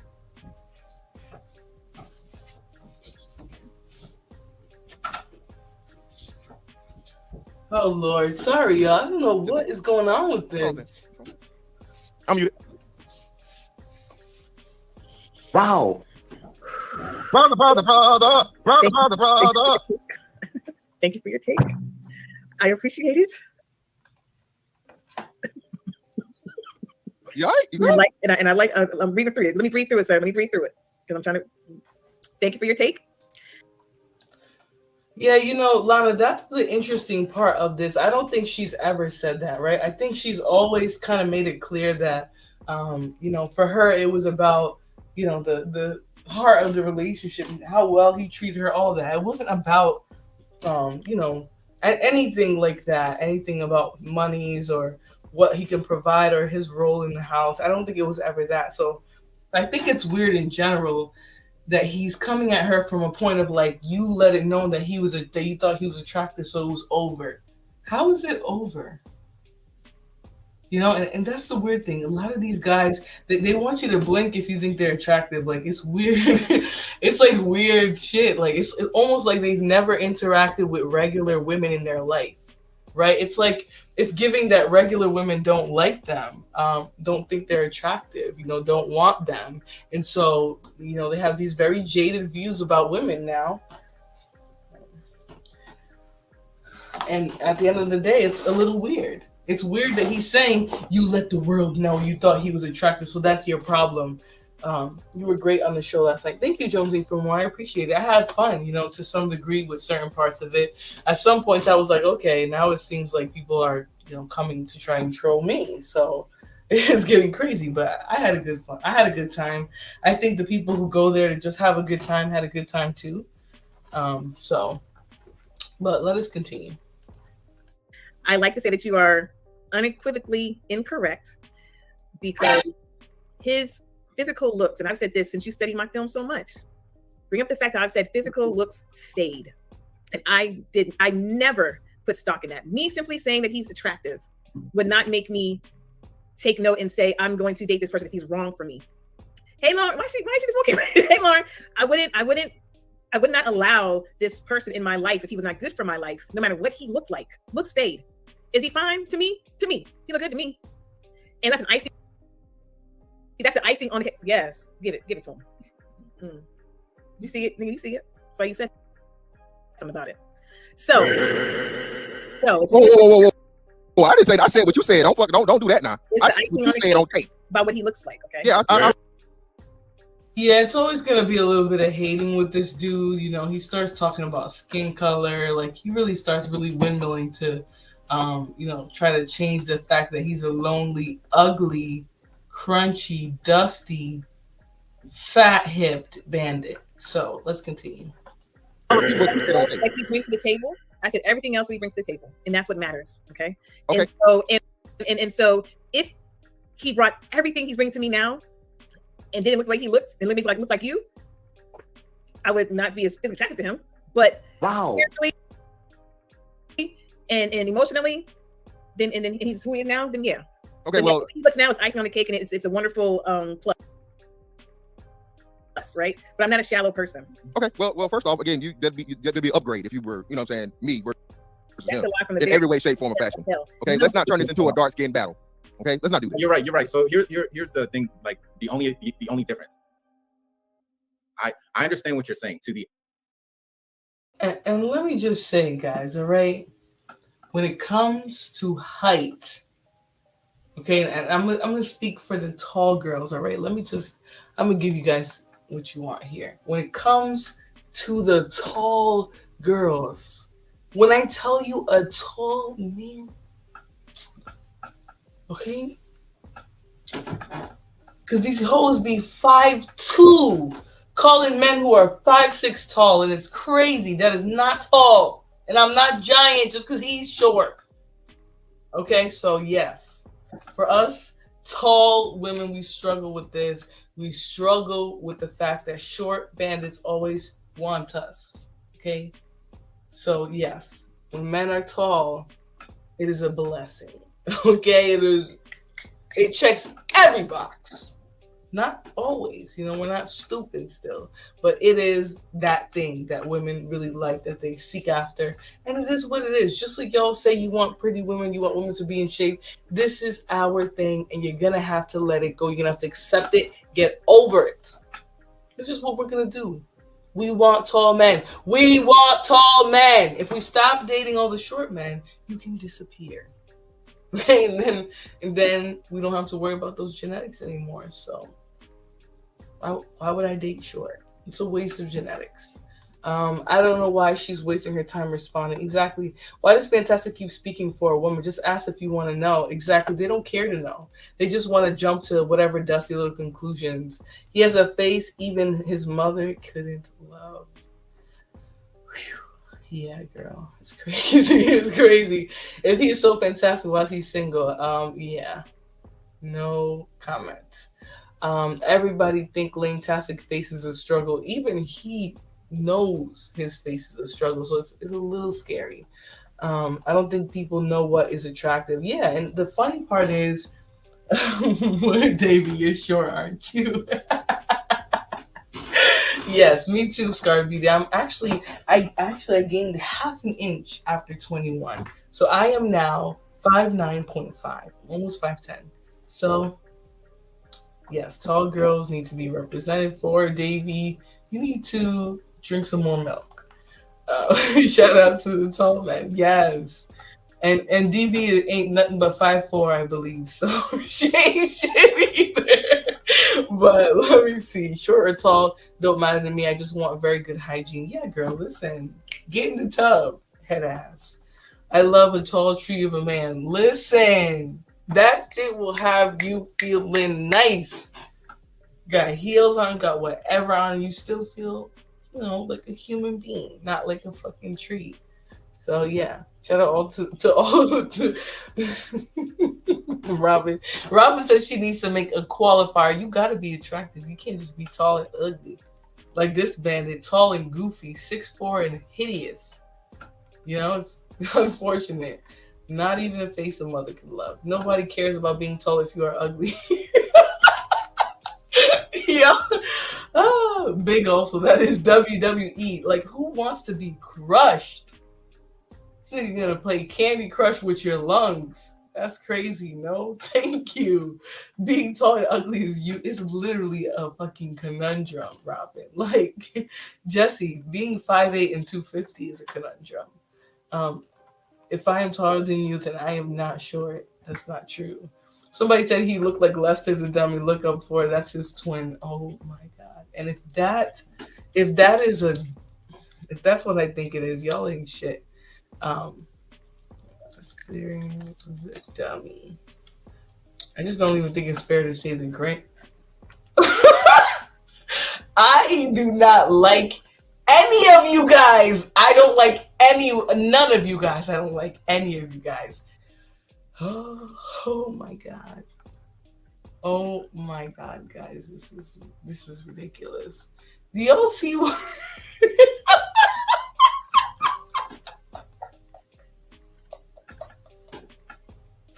I don't. This is why you be saying y'all are racist. Y'all be dragging the fuck out of him. That baby doll has better hair. The hair is on point, girl. Whatever, Brownie. Nobody asked you. That's hilarious, AB. I'm glad you're here to enjoy the show, though. Look up Mr. Sims for. Oh, girl. Now that is funny. Let me put that up because she said Mr. Tales from. Oh no. She said Mr. Sims from Tales in the Hood. Hold on, girl.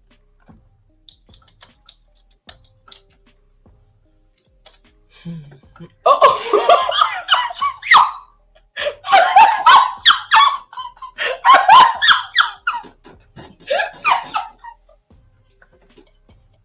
No! Who the hell did this? Why? Why did you even look this man up? Hold on, Law. This guys, there is a stark similarity here.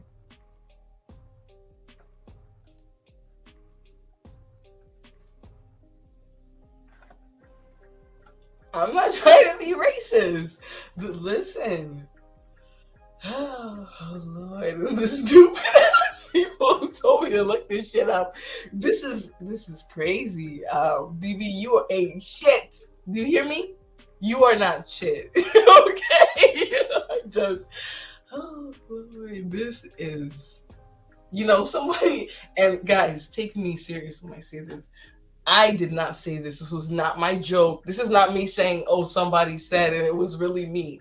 But somebody said this nigga looks like Sambo. And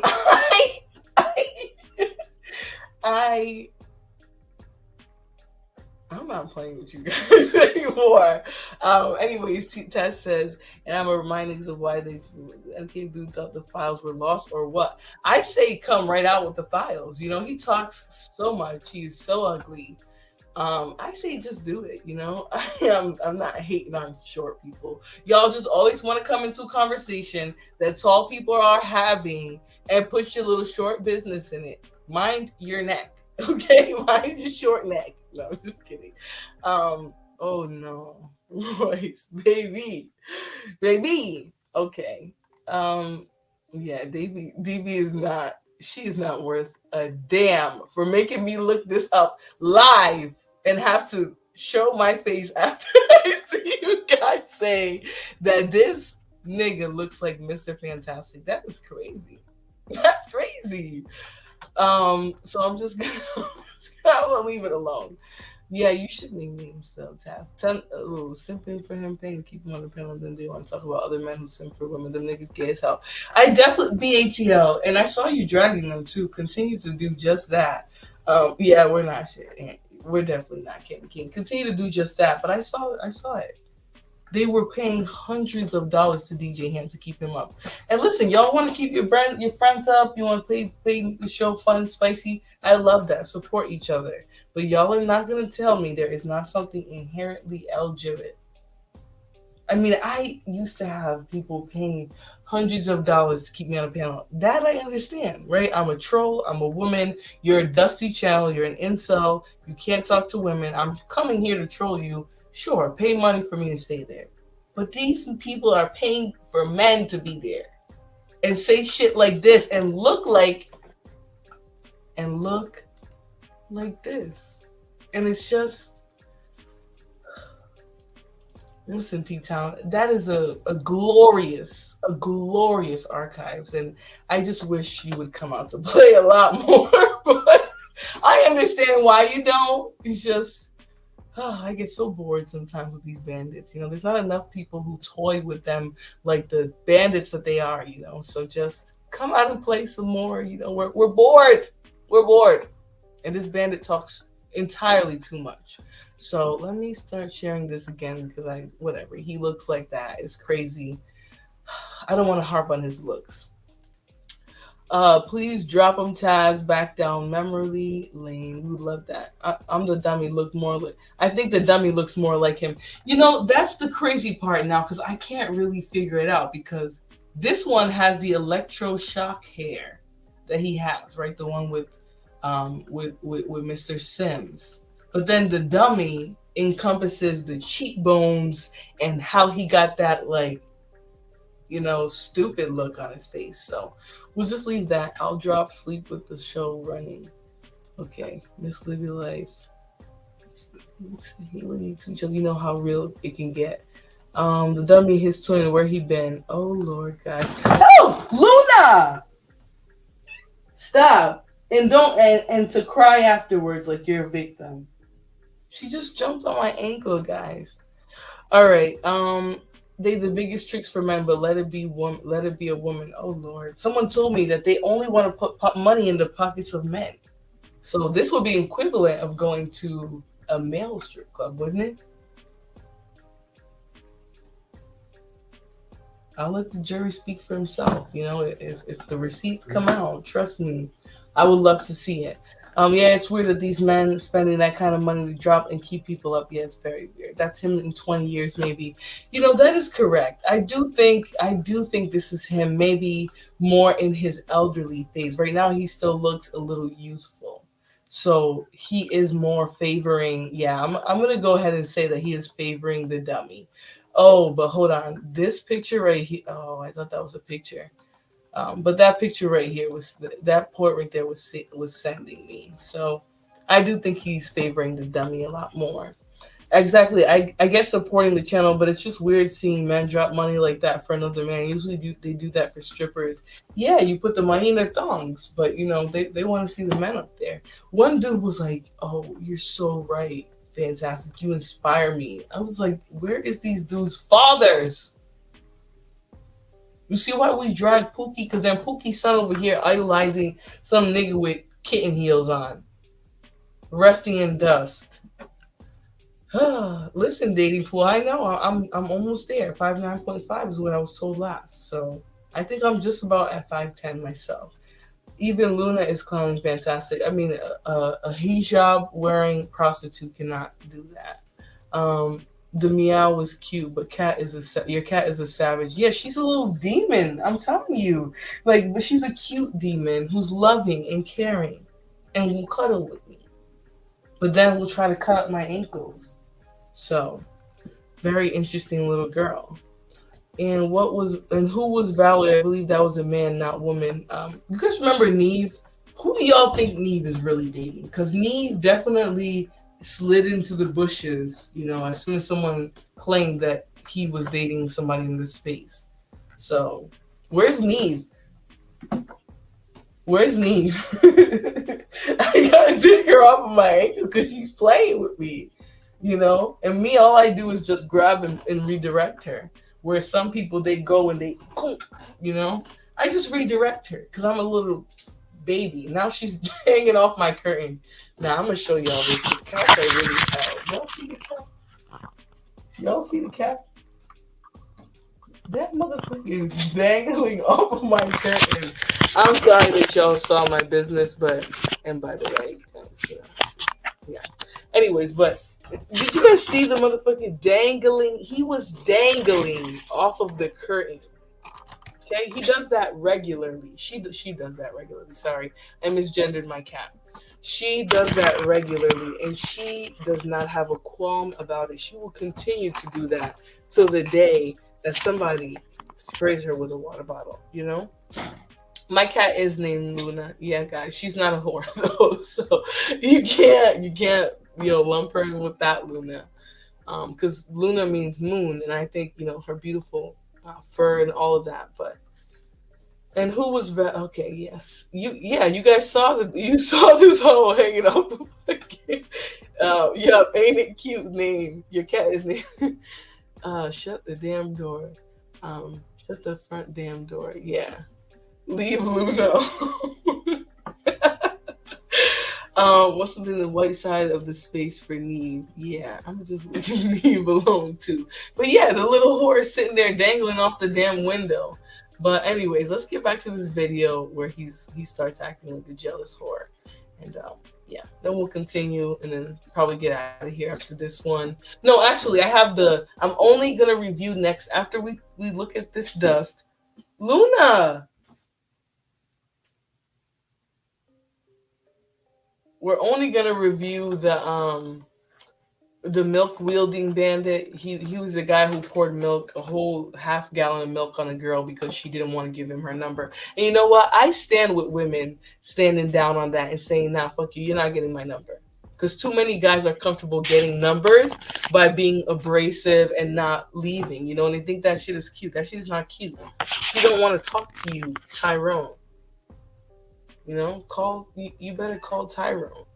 Anyways, let's continue. Average, I agree with you. To the average woman, she's dating down, right? But to her, she's dating up, because a lot of there could be another guy who is probably quote unquote better, whatever that means. But usually those guys are like spiritually broke, right? They may be okay on their like physical and doing okay, but spiritually they're broke, or they're broken people. And a lot of black women have to deal with a lot of broken men on the inside. And so this is actually a better way of existence for her, where she can be in a relationship with a man who doesn't like to argue with women. See, a lot of the characteristics of a man that likes to argue with a woman is not the type of person that's going to work well with a woman like Asia. So that's kind of why we're together. Yes, yeah, of course she saw me and she thought I'm attractive, but two human beings. So what? Obviously, her and I both know that this wouldn't have worked if that was the leading cause of us. We both know that. Whoa, wait, hold up. What was the leading cause? We were only interested in looks. Well, hold on, stop. Wait. So no, now both of y'all capping. So you mean to tell me if you found her absolutely horrible and unattractive, that you would even got her in DMs? Yeah, I mean, if I found her, well, okay, I was attracted to her personality. The reason why I went in her DMs was for her personality. I said this over and over again. So now y'all really finna now also. Listen, brother. So she looks good. She's attractive. She's an attractive woman. So I don't know what you're trying to build up. Yeah, we're physically attracted to each other. So we're physically attracted to each other. There wouldn't even be a relationship. Okay, so but you realize you're literally going against everything Love just said. Love just said the look don't matter.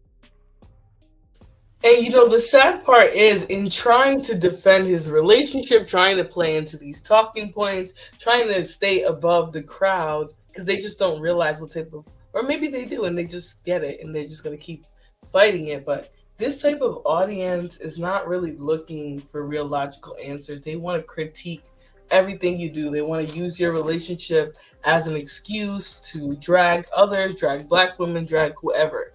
I don't think their age matters. Both of these people are over 35. So I think at this point, I think they love each other, they like each other, whatever the case may be. They got together, and leave it at that. Their age does not matter. But I do think he was talking too much, because he was playing into the talking points. He was playing into the whole, this girl, guys, this girl is crazy. She just hopped in this bag and then fell in the bag on the floor and then was rolling around. Luna, have your fun, girl, because that was crazy. I thought she was getting choked up by the bag or something. She's rolling around for fun on the ground. This is a cat, and y'all have dogs? It's weird to me. But anyways, let us continue, because I'm clearly a cat lady. Anyways. She just said that. She get this long ass dog. Hold on, you gotta get back and forth, man. No. Now you're talking to a man, so let me. Hold on, nigga. Whoa. What that mean? That means I'm just gonna help correct the picture. That's all. Chill out. Are you getting offended or something? I don't mean to hurt your feelings. No. You talking to a man? Yeah.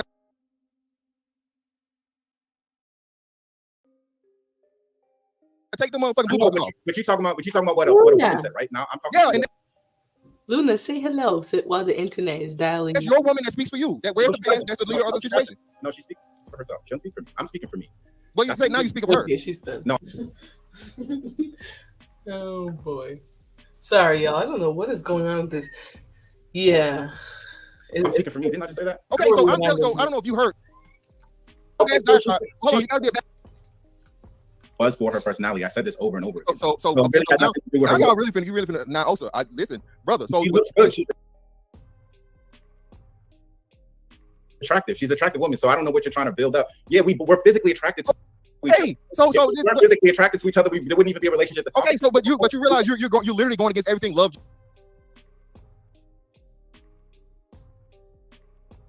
just said. Love just said the look don't matter. She just said that. She get this long ass dog. Hold on, you gotta get back and forth, man. No. Now you're talking to a man, so let me.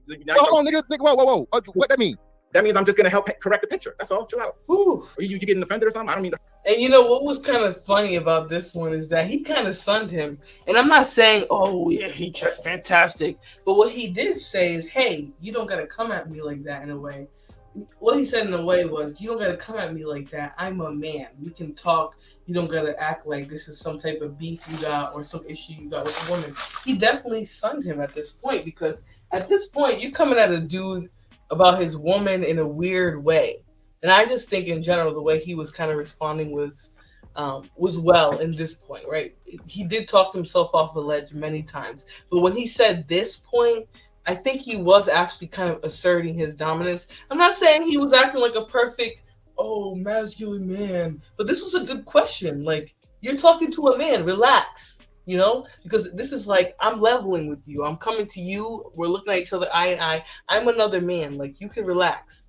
And I do think some men really need to treat each other like this, because this was out of pocket. And again, like I said, I know a lot of this is entertainment value, etc. But I thought it was out of pocket. Now I'm going to drop the link because I know, I'm kind of getting towards wanting to end. Not getting towards, but like end is coming soon, and I just want to give people a chance to come up if they do want to. So there is the link, but you don't have to. Nobody has to at all. I'm here to really just do the show and kind of show how he was acting. Show y'all how he responded to me later in the show after I was dragging him in the chat, not on the panel. Well, I did drag him on the panel a little bit, but he got very aggressive. So I want to show at least that, show the milk incident, and then get you guys out of here, okay? But no, you talking about you talking to a man? Yeah, take the motherfucking blue balls off. But you talking about what a woman said, right? Now I'm talking. Yeah, and that's your woman that speaks for you. That wears the pants. That's the leader of the situation. No, she speaks for herself. She don't speak for me. I'm speaking for me. But you say now you speak of her. No, I'm speaking for me. Didn't I just say that? Okay, so I'm telling. So I don't know if you heard. So hold on. I don't know if you heard what she just said. She just said if you was ugly as hell, it wouldn't matter. She would still be with you. That's more likely than it's. That's cap. It's probably with me. It's cap. It's a lie. Women be with a lot of ugly dudes who. And you know what's weird here too is, okay, so are you admitting that you think he's beautiful? Like, I'm confused. I've never seen you up here before, so let me just do this. Oh, okay, he left. He realized I was gonna do an overlay, and so he left. But it said Ignite TV. If that was you, feel free to come back. I do have to do my check because this is YouTube, and I know how people get down. So yeah, we'll continue. If somebody comes back up here, you're welcome. Just know you're gonna have to do a brief cam up for me, or say something with the camera on, or just peace sign, whatever, just so I know. But okay. They'll be with the brother. So now you listen. I'm gonna say this again. Now, it's number one for us as men. I have number one for her too. All right, we got someone back here. Let me put a Vanna up. 1 second. No, that's not what I want to do. Let me do this. Actually, it's supposed to be more like that. Sorry, y'all. I'm having some technical difficulties today because I was not really thinking about opening it, but then I was like, you know what? I said I would. So let me just see where my overlays are at this point. Okay. All right. Oh, actually, that's not the overlay I wanted. It's a good thing that I looked. Hold on, y'all. Ignite TV. Is that you, Mr. Ignite TV? Yo. What is up? Can you do like a quick cam up back here? You don't have to show your face on the show, but you can just driving right now. Oh, okay. All right. See me? Yeah, yep, I got you. All right. So we have Ignite TV with us here. Let me just get things going again for a second. Sorry, y'all. Do this reverse. Take that off, and I will go back to this. All right. So what are your thoughts so far? And then I'm going to go back to the video. I'm gonna keep it real. What I think, I think Fantastic is a hater. He's a goofball. You know what I mean? He ain't got no lady to go home to, nothing like that. Keep him warm at night and things like that. So he gonna hate on other people's situation, But I'm gonna keep it real. Osa's a cornball too, and he's a con artist too. So I just call it like I see it. You know what I'm saying? That's my take on it, honestly. Well, where do you get the con artist, right? Because I have no problem with you coming up here and saying, "Oh, he's a con man. This guy sucks," or whatever. I have evidence. But where do you get that from, other than his presentation? Well, when you've been around the block long enough, or you've been alive long enough to experience a lot of individuals, and you run into these people, they change faces, but the characteristics, everything's the same. And if you listen to his story, you get it out of him. Like, he telling you who he is. You know what I'm saying? He's a fucking con artist. But It's So how cool, did? you know. But hold on, because I really do want to kind of get into this, right? Not just very briefly, if you can tell me what is it to you about him that screams con artist? Because I totally get it. You meet Okay. somebody who's who comes across like a charlatan, but what is it about him that makes you think he's a scammer con artist? Okay, I got cousins like this. What they call themselves is they slang dingalang. They call themselves jigs, gigolos. They look for old ladies who desperate or who hate men.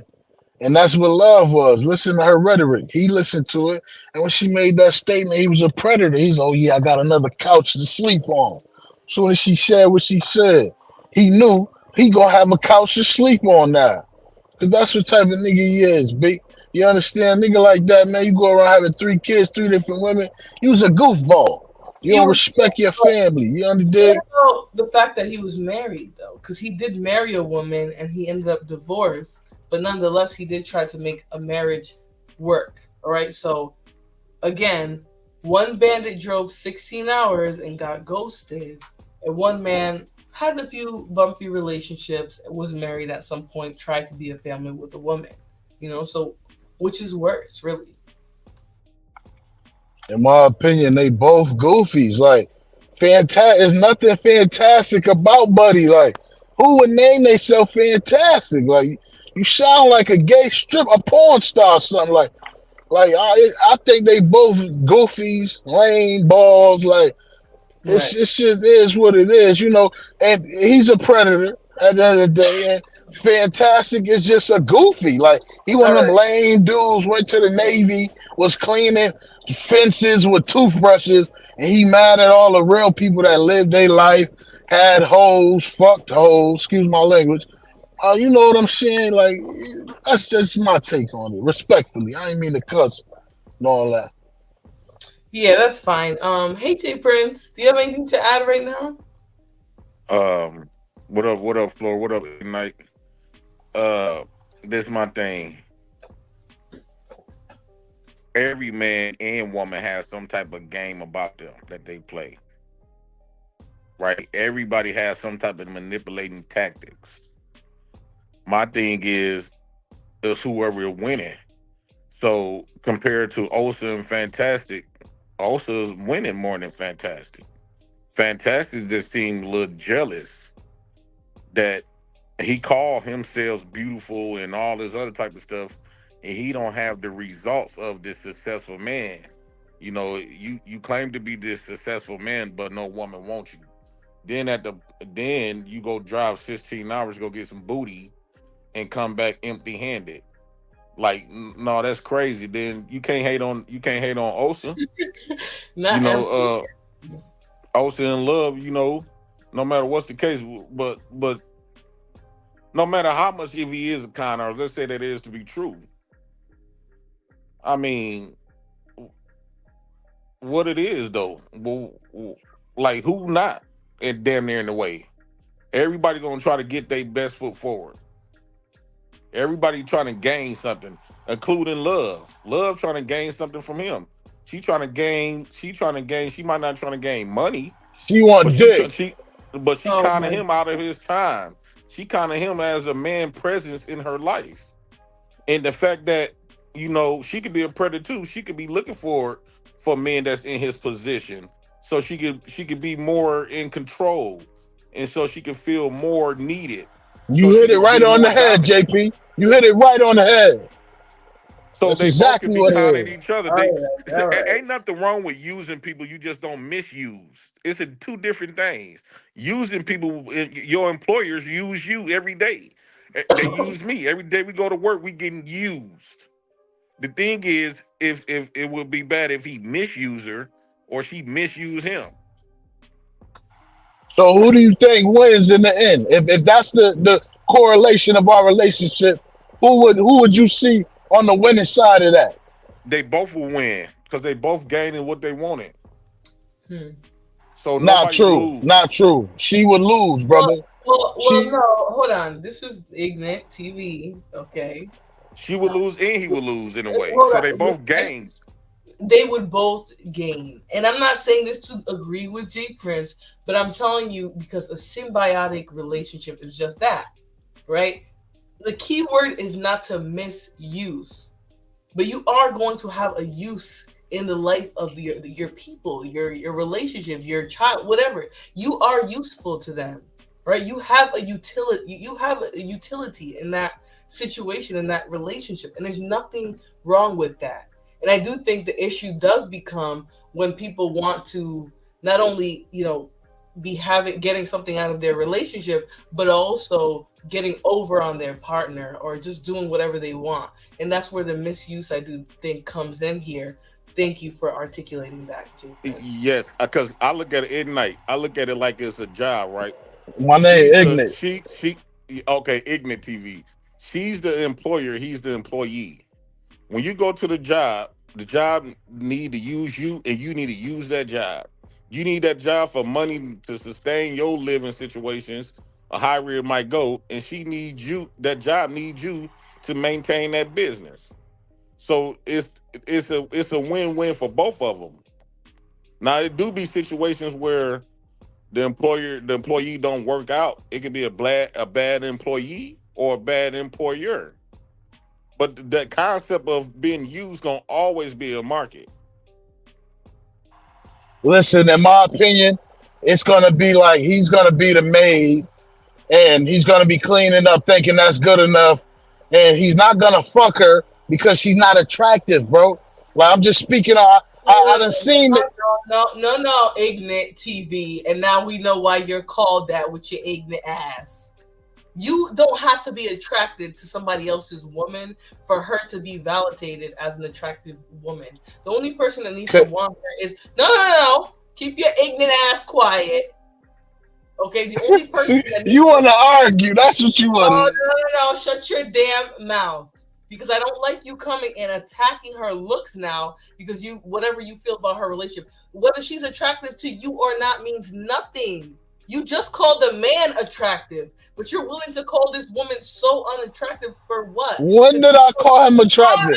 I'm not responding to your ignorant ass. Sit down for a second. I'm talking to Jamal. He said love isn't attractive. And my problem here is you don't need to think nobody else's woman is attractive. It does not matter to you. It matters to the two people who are fucking each other. Then what Jamal said, she isn't unattractive, meaning that she's not ugly. He was okay. I'm just saying, but because Ignorant was up here calling her whatever, I don't think you guys can speak on a woman's looks. It's very weird that y'all are coming here. She's not attractive. It don't matter. You're not sleeping with her. You're not her man. So whether you think she's attractive or not isn't weird. It's weird. And fine.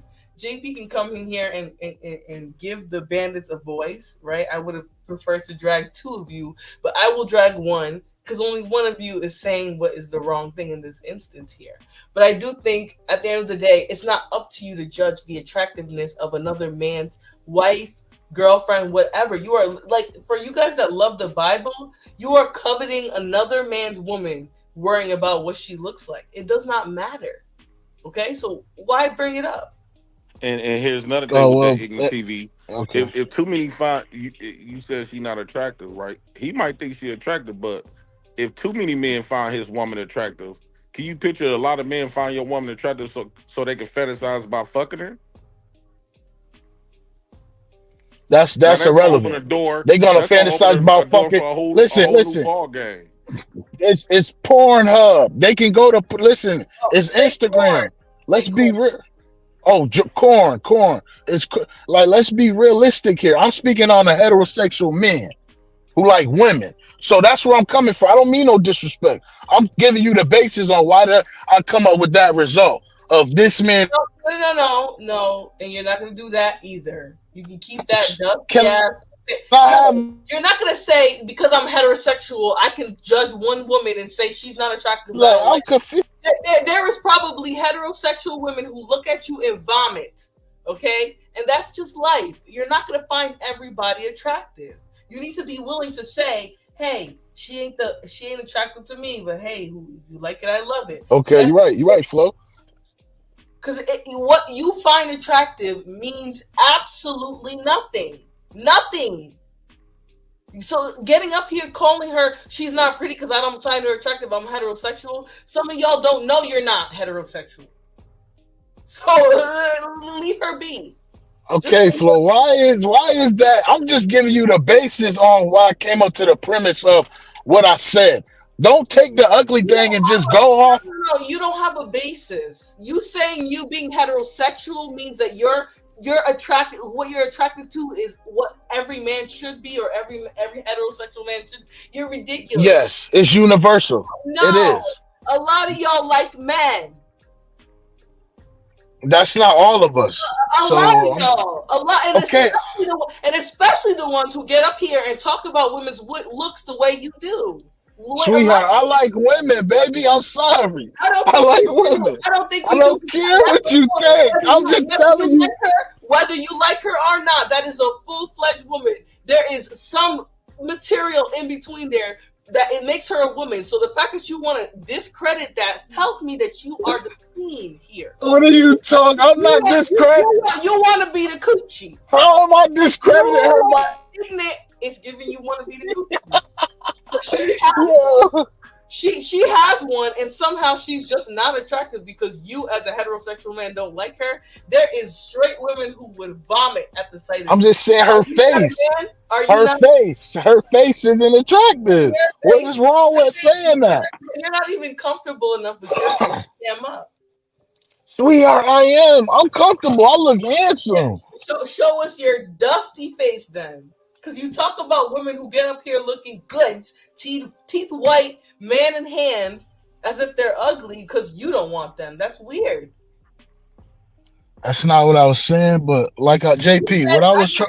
You said I'm a heterosexual man. I don't want her, so that means she's ugly. That's weird. That's not what I said. That's what you said. Let's skip past that because you can't get over that. Let's get past that then. What I'm saying. Listen, you got it. Listen.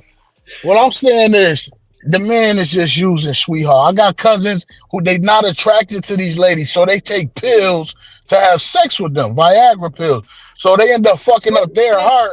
Those men are homosexual. Can I get a? This is what he is. He's a homosexual. He's fucking her to have a home, some tissue to wipe. Nah.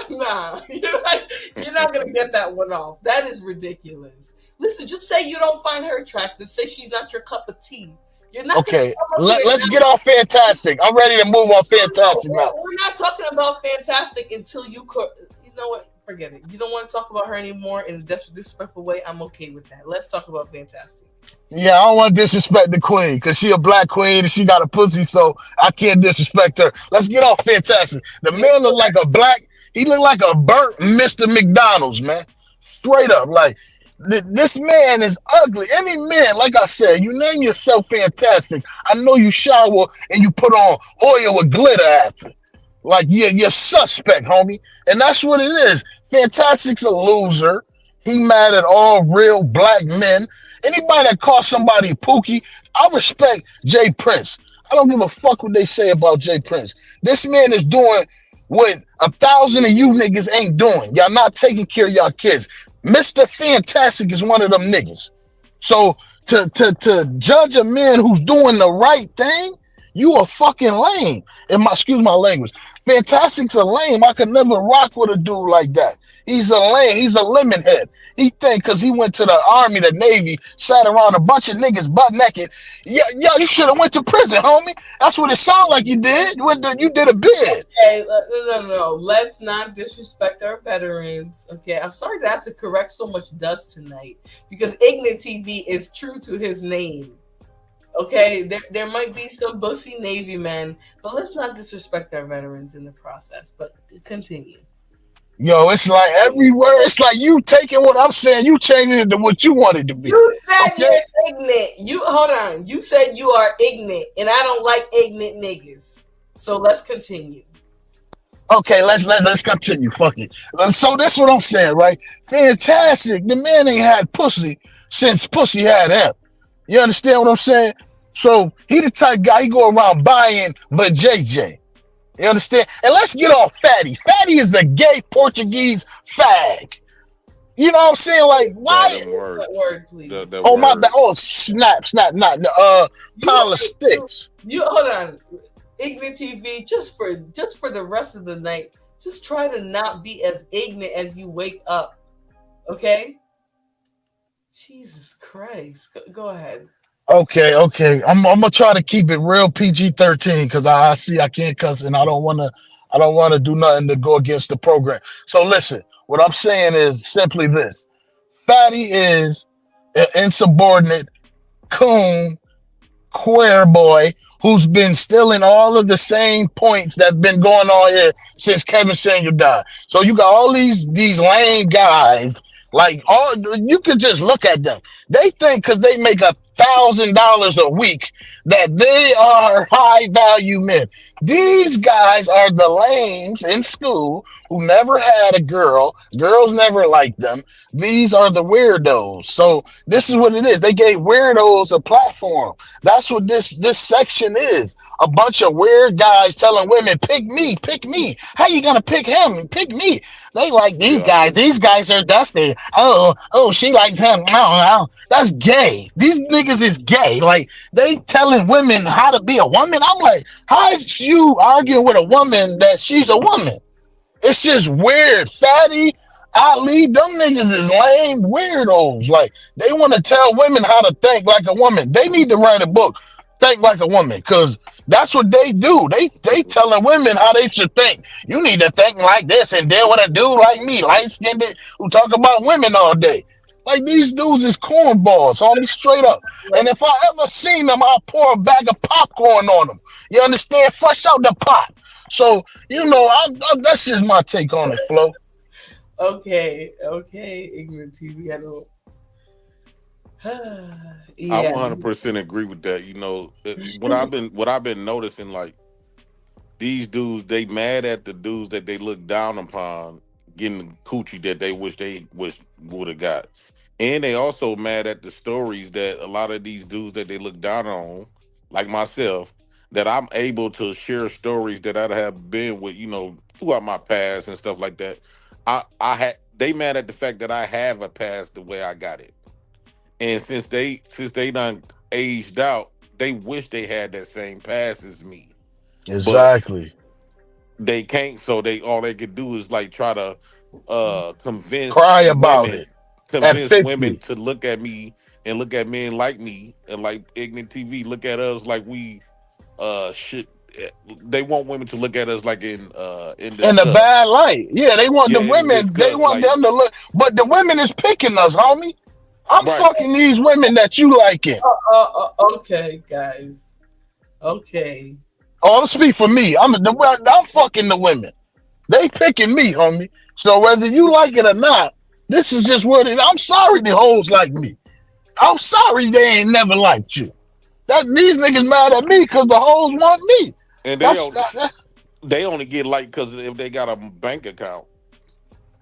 That's why they always say women love men with a certain amount of money. So they only get picked. The only time they get picked or might get a little smell of coochie if they whip up and get that woman swift for their bank account. Where a man like me can have food stamps, government assistance, and still get a beautiful woman. Right. Because I got something. Hold on, not the food stamps. Don't put the food stamps in it, baby. Hey man, them food stamps will set a picnic off the chart. A barbecue off the chart, we can have a great time. Great time. Because that's what women really want. A lot of times they assume that women just want money. But just like love with Osa, you know, I'm quite sure she could have her a high successful man, but she chose Osa. Because Osa got something that these niggas don't got. And that might be a little swag. So they try to pick out his swag and his game to make her feel shitty about it, make her feel like she getting gamed on, and so she could just break up with him because they don't want to see niggas like of our calibers getting no high class women. Because you got to remember the other day before this panel, they swore up and down no successful woman will want a man like Osa or myself or just a nigga in general that ain't doing much. They were just saying that the other day, the day before they did this show. They just said that, and love proved them wrong. So now they gonna try to talk about her and talk bad of any woman that go with a man like us. Either they gonna say they low class, a piece of shit, ugly, or whatever the case. But these be the same men who will be in those same women inboxes. Right. Let me just say this too here to AB. I know this is one of the wee pigs. Yeah, white men don't want y'all, right? I want you guys to sincerely know. Oh, thank you, Dating Pool Roast. I greatly appreciate that. But I want to say this. White men are not generally wanted. Let me just say this. They're not. And it's not because they're white. Where'd that come from? Who want a white man? No, because they're saying this like as if white men are a prize. Like every other man, they are struggling to get women as well. They're not generally wanted because of race. Women want men who have social skills, who actually want to connect, who are caring, who got something to offer, who are not dirty, because women like hygiene and all that as well, right? But this whole thing about white men don't want, it's not, white men will take anything just like any other man. Okay, there's a white man out there who will bend over for a horse, just like Lee. And I 100% agree with that, because a lot of these times, these men with these fake ass standards, most times when men be approaching women, they be throwing themselves, they be willing to do anything. So you know damn well they not approaching women with all of these standards for them. They be trying to win over these. How you gonna be trying to win women over with all you got and then some, and promise women the world just to be with you, and now you gonna talk about you got these standards? No, you ain't. You gonna settle for whatever one tell you yes.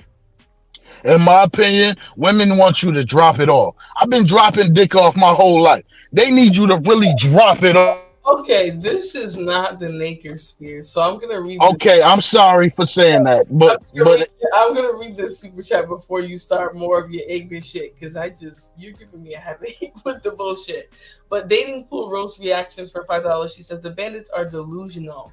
Men on panels calling women unattractive because they can't. Because they ain't attracted is low-level idiocy. Yes, absolutely. And the weird thing is, right, what's one man's trash is another man's treasure. Now, because you put something in the trash in your mind that you never had access to in the first place, it means even less. So I find it weird, that men will come up and declare who they find attractive or not, knowing that they could not even get within a mile of a lot of these women, so...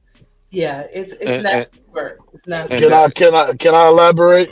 I don't really care. Okay, because you keep cutting me off and all that, and I let you go.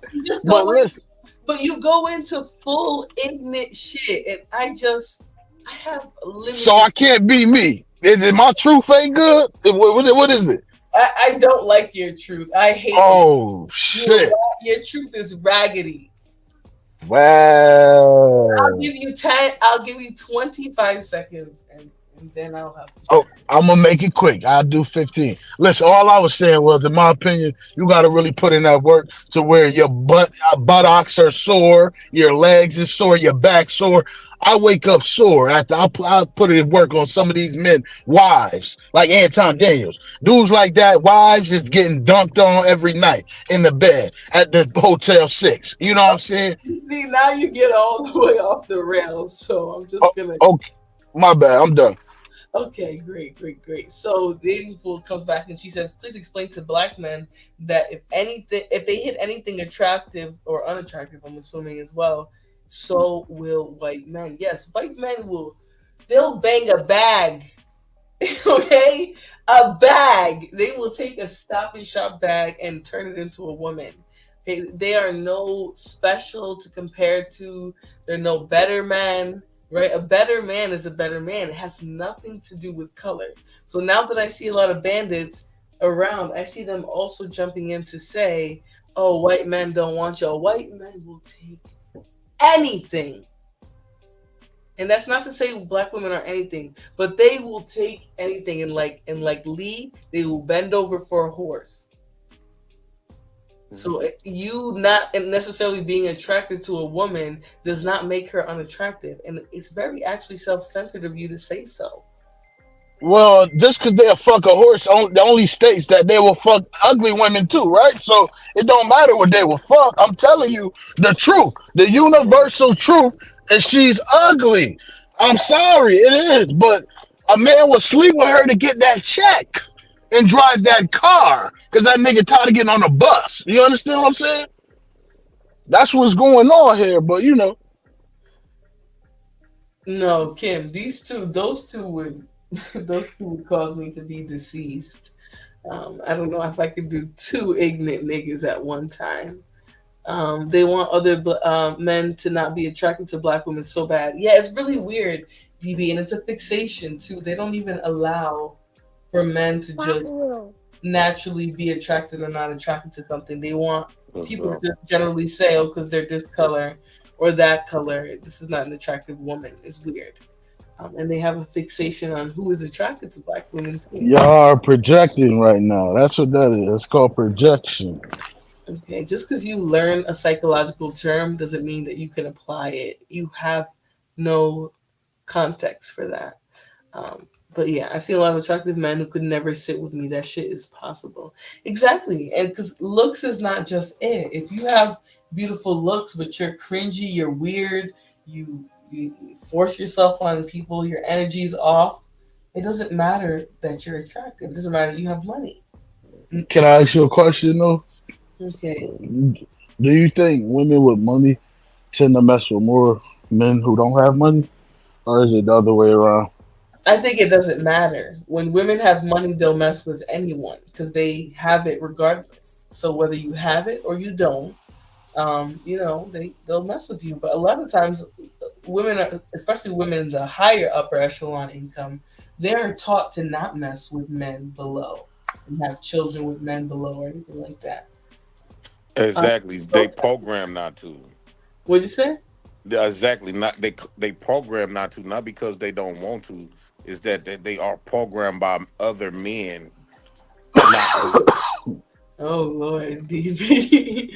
Attractive doesn't mean anything if your attitude's trash. Absolutely. Why do you think they started naming men who were muscular and in perfect shape tools, right? Because they had nothing going on in their brain, but they looked great. I'm gonna be honest with you. They got the job done. A man would take a girl who is pretty with a bad attitude over an ugly girl with a bad attitude, respectfully. He'll deal with her and all that. But if she ugly with a bad attitude, she's out of there. I don't know. That might be you. A bad attitude will make a pretty woman look ugly, though. Mm-hmm. Nah. If you think about it, people that we really call ugly, they usually have a fucked up attitude. Yeah. Nah, that's not true. Most ugly women I know are like they are nice as fuck. They are beautiful, like, but they just ugly. And from your imagination, what would an ugly woman look like? To be honest, she's just name the qualities or the traits. Just not even her personality. Facial alone, or her skin alone. What would an ugly woman look like? Physical, like her features. Yeah. Damn, it's really hard to explain, honestly. Like, you could show her to me, and I'll be like, yes, that's an ugly woman. If you had to picture it in your mind right now, what would an ugly woman look like? The first thing came to my mind was Whoopi Goldberg.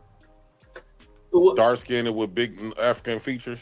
No, that's just what the first thing when you said it, that's the first look. But I seen ugly light-skinned women too, bro. You ever see So what about if somebody says when they think of ugly, they see you? I would say, God bless you. Like what? What that's supposed to do to me? I'm a grown ass man. I don't give a fuck. So why do you think that anyone cares that you don't find her attractive and think that nobody should? I'm giving you the general senses. That's what I'm giving you. Whether you like it, I'm telling you the general senses. I'm not telling you my opinion. You are just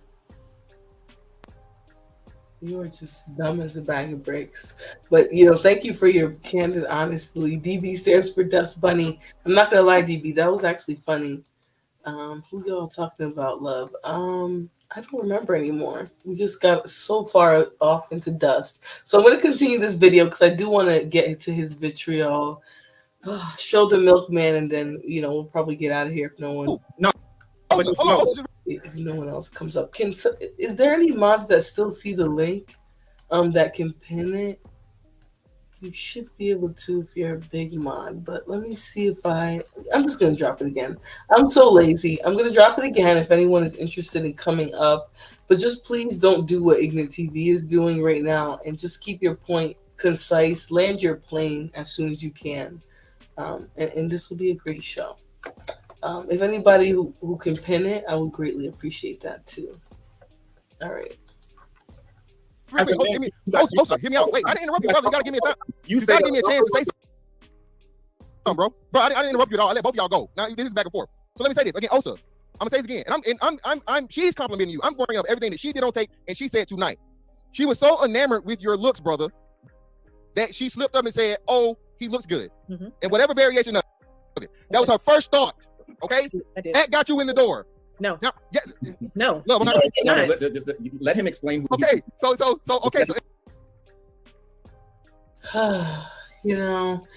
This is that stuff. The longer you stay there, you talk to these out of touch weirdos, the worse the conversation starts to go. Right? He wants to just get it over with. He wants to hear the dumb shit that he has to say, and she wants to correct it. And it's not wrong that they have those two separate opinions. Couples don't have to be on the same agreeing wavelength all the time. That's not a healthy dynamic.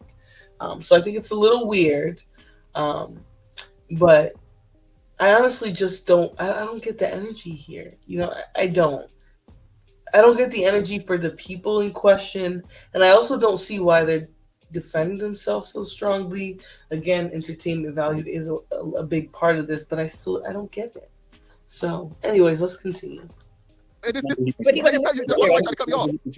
So, and especially said he could never, pretty much, and all because you got the 3 baby mamas, you make less money than her. She thought you were younger, so on and so forth, all these different things. Despite all of that, my point is the physical matters the most, and women cap like it does not. Okay, if you were, bro. You're living proof of it. No, you're living proof. Hold on. This is what I believe. All right, hold on. You're right. I'm living proof, right? But you're also living proof that women will get with men they don't find attractive. Okay, so now you want to add this joke. My nigga, you're an African scammer with 3 baby mamas. Oh, God. Okay. I'm going to say this. Osa flame the fuck out. Okay, hold on. I have to hear just that part back. Because from what I heard, that was a shot, no? Yeah, it was a shot. All right. But dude been coming at his woman all day though. That is true. I think it was warranted where we're at, but it was a shot, so we'll take that into consideration. But I do think it was warranted at this point. So I'm gonna rewind. We'll listen to the few seconds before that. That got you in the door. No. No. Let him explain. Okay. So and especially said he could never, pretty much, and all because you got the 3 baby mamas, you make less money than her. She thought you were younger, so on and so forth, all these different things. Despite all of that, my point is the physical matters the most, and women cap like it does not. Okay, if you were, bro, you're living proof of it. No, you're living fucking proof. Hold on, this is what I believe. All right, hold on, you're right. I'm living proof, right? But you're also living proof that women will get with men they don't find attractive. Okay, so now you want to add this joke, my nigga. You're an African scammer with 3 baby mamas. You're right. Also, you're a broke ass nigga. You're a broke ass 3-time baby mama nigga. That's crazy. Okay, so him saying that he's the example of women, he's the type of man that women get with that they're not attracted to. It was a shot, but then calling him an African scammer with 3 baby daddies, that's crazy. I mean, that's crazy. So I think there was some imbalance because I think Fantastic was more upset with the shot that he received. Here in this case, I'll say. Because he take pride in his looks, right? He the only one complimenting himself. But he take pride in that. So, but when the jokes is thrown, it's thrown. You can't monetize, how it's supposed to go down. Oh, boy. So he threw a slug and he tried to throw 100 haymakers. Which I'm cool with that part. But my thing is,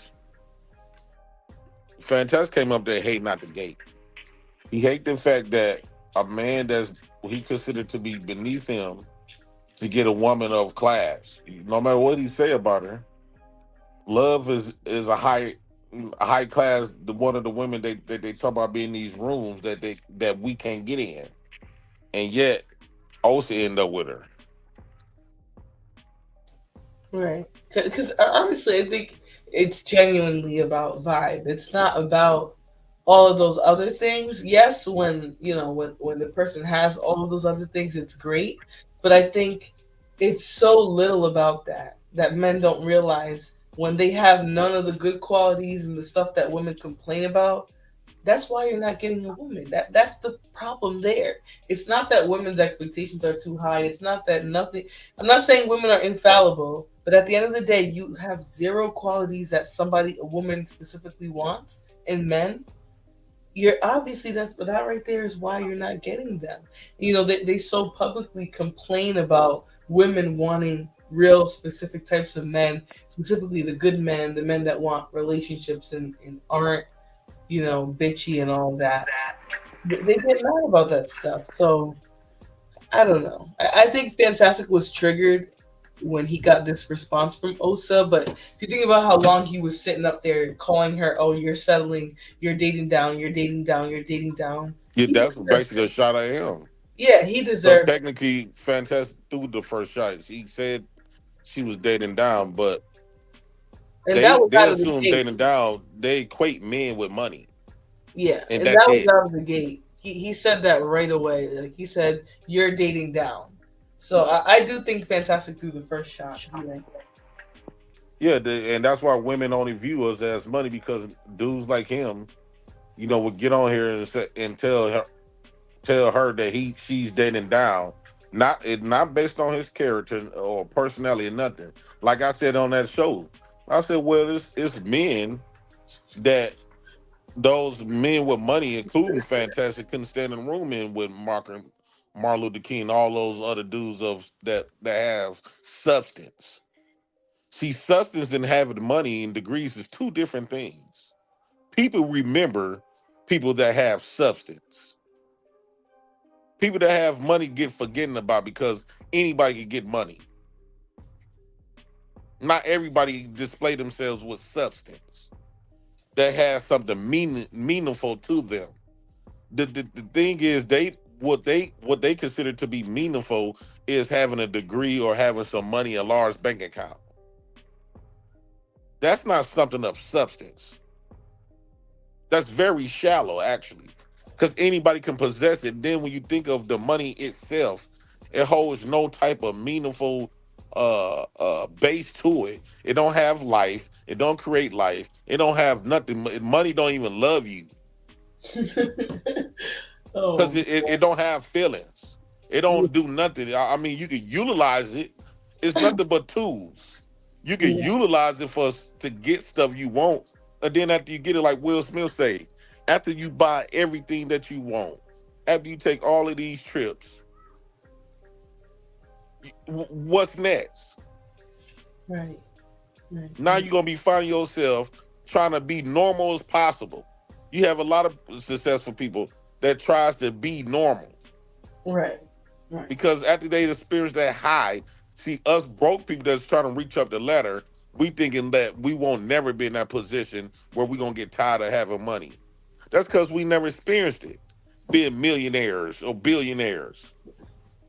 And I mean, but this is what people have to realize, too. The status of a millionaire, billionaire, whatever you want to call it, whatever big money that you see and you idolize, that is not the pinnacle of happiness. That's not, none of that has, existential value. It's everything like. People with money that do have lots of people who love them, they utilize that money in a good way, right? They took care of people. They took care of themselves. They were just good people in general. So it's not necessarily about all of that. I just think in general, these men lean very heavily on things that don't make them desirable mates, right? No one cares if you make money. Nobody cares if you're 6'4", none of that, especially not if you're 6'4", size 62 hip. You know, it's And you're right, and I think we all superficial because men we can say that towards with women. Fantastic can be superficial because all those pretty women. If you try to marry a woman based off because she's just pretty and fine, what would be the outcome? One of she don't have no personality. She don't love you. She don't love herself because men just let her go by because she was something to look at and something to fuck. She don't have nothing to give you, offer you at all, but looks. The looks gonna fade. You gonna get tired of screwing her. Now, especially you be banging her a lot, you gonna get tired of it, right? So what's next? What do that woman have to offer next? I think Americans is very extremely superficial, including myself. We are superficial, but I'm trying to redirect uh from like superficial stuff. right, right. And you pay attention, it's the reason why most extremely attractive women are single. Mm. Because typically those attractive women, they not finna be sitting up here doing a lot of stuff because they got too much attention. It's got so many men want to wife them up. They gonna buy into that, and throughout their years, they fuck up relationships after relationships after relationship until they no longer attractive like that no more. Then that's when they get in their 40s and they mid 30s, they 40s want to be a good woman. But by that time, it's too late. Oh God, JP, come What's up? on. Okay, you were okay, and then you started raging on attractive women. And let me just say this, okay? Are you guys completely wrong? 100% wrong? No, there's probably some women out there who operate like this. It's a But lot of them, we Flora. all know. We know that the majority of women do not. Majority of women are standards are in hell. Okay, in he double hockey sticks at this point, and it has more to do with people wanting to make excuses for men versus actual need to have this many, stipulations and allow so much dust. Wonder maybe we was just taught wrong of what a woman is and what a man is. Well, it's I wanted to go off that. your responsibility to learn. I have sought knowledge my entire life. It could be wrong knowledge though.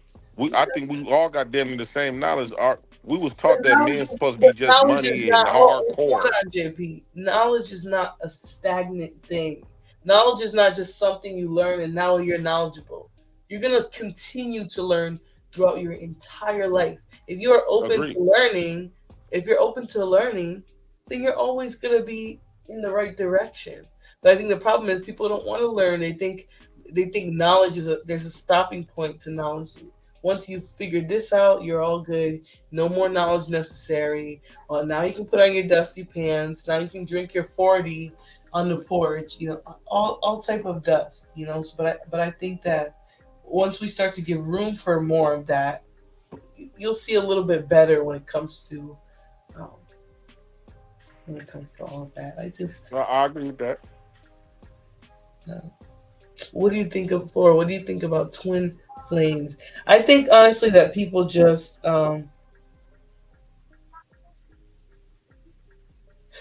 sorry, I'm being dusty. I was reading something. Okay, but what do you think about twin flames? I'm gonna say this. I think that people need to learn themselves before they look for a twin in them.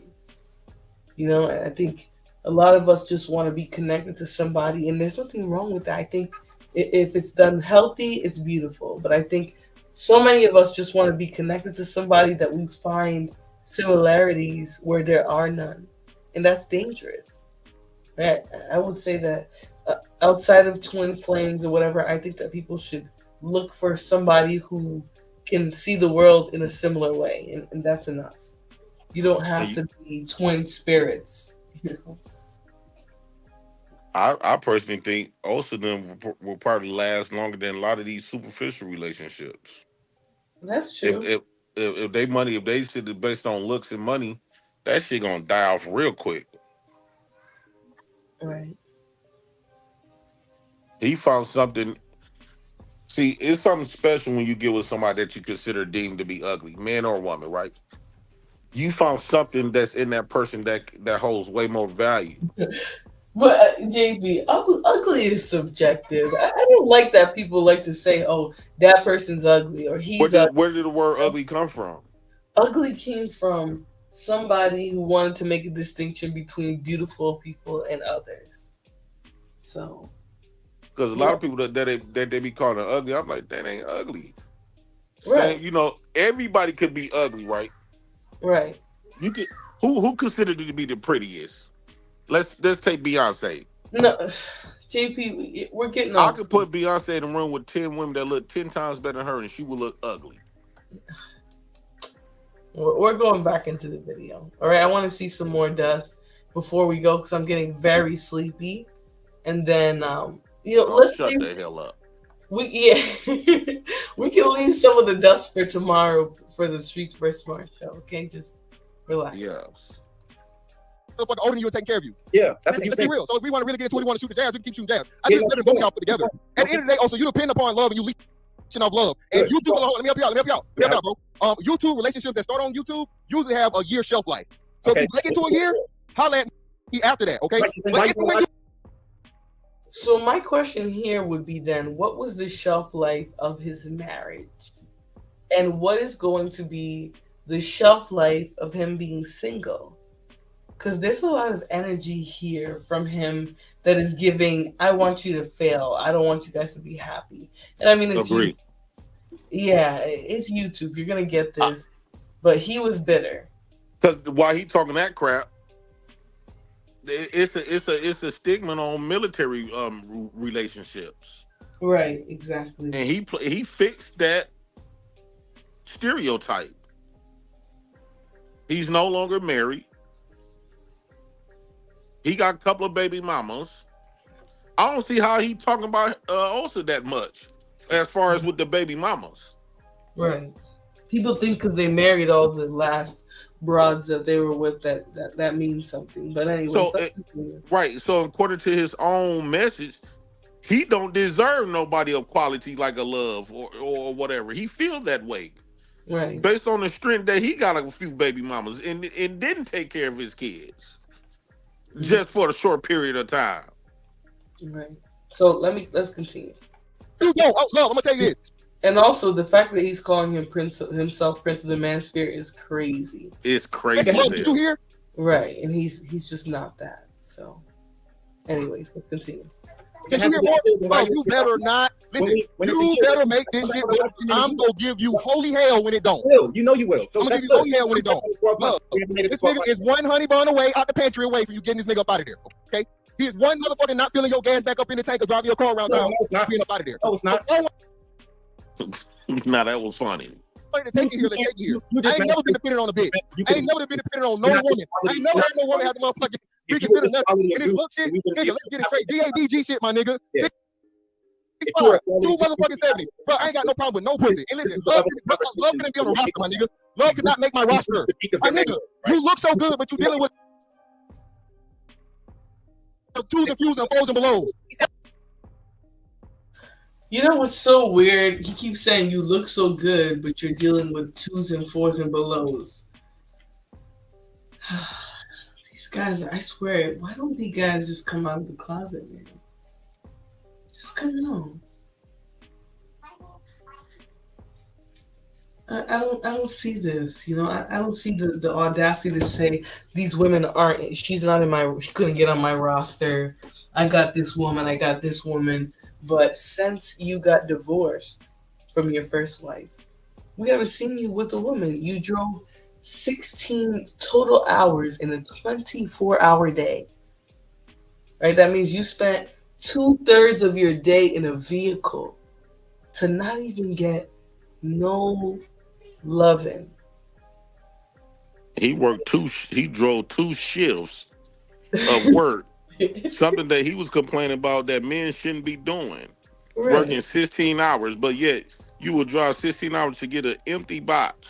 This man drove 16 hours to get an empty package. He couldn't It's even get a crazy. side hug. He couldn't even get a side hug. Like that's Damn. you know. I Somebody know that had to hurt him because he really feel like all women want him. No, he doesn't. He's lying. The thing is, he overinflates himself as a defense mechanism. He knows any woman would look at him and immediately start to have projectile vomit out of their face. But I think for him, he says things about himself and being attractive, whatever, because he knows that if he speaks it, that people will start to believe it, even if it's a lie. You know? Oh, you so fucking intelligent, Flora. Can you? The stuff that you be picking out be right out on. JP, you need to go to sleep, okay? You is like you be picking that shit out. I guarantee you, he be looking in the mirror and giving himself certain facial expressions and thinking that one facial expression make him look cute. So he try to hold on to that same facial expression and look from the side, make his head look from the side so he won't peer. That's. I think he think that's his good look side. You are ridiculous. But what be killing me, the part where Fatty checked him, right? This man go to rolling his eyes. He roll his eyes more than a bitch. This is crazy. It's given that he one of those tough gay guys on that boat when he was on that damn boat. Okay, we're gonna continue before we get off the rails. What's they telling you? Why are you telling my nigga? Hey, oh, you look oh so good, my nigga. Why are you dabbling in the goddamn dumpster? Why are you dabbling in the dumpster, brother? Love ain't been on the cover. Love ain't winning no beauty contest. And she old. You're still going. Like, we not even talking to you. And she old. It don't matter. I'm talking. You're right. You ain't got to talk. You know, the crazy thing too is that all he said is you're a testament that women will get what men they're not attracted to. That's all he said. But you know, it was enough of a needle, right? It was enough of a poke that, you know, he got him in his feelings here, right? Yeah. He's clearly windmilling. And notice how the windmilling clip is not being used right now. It's not being used because he part of the unfuckables. But here's the thing. How you gonna talk about a man? I could see he was making these points with a bad bitch on his shoulders. You can't talk about a man that's getting some and you've been empty for years. No woman is on your side.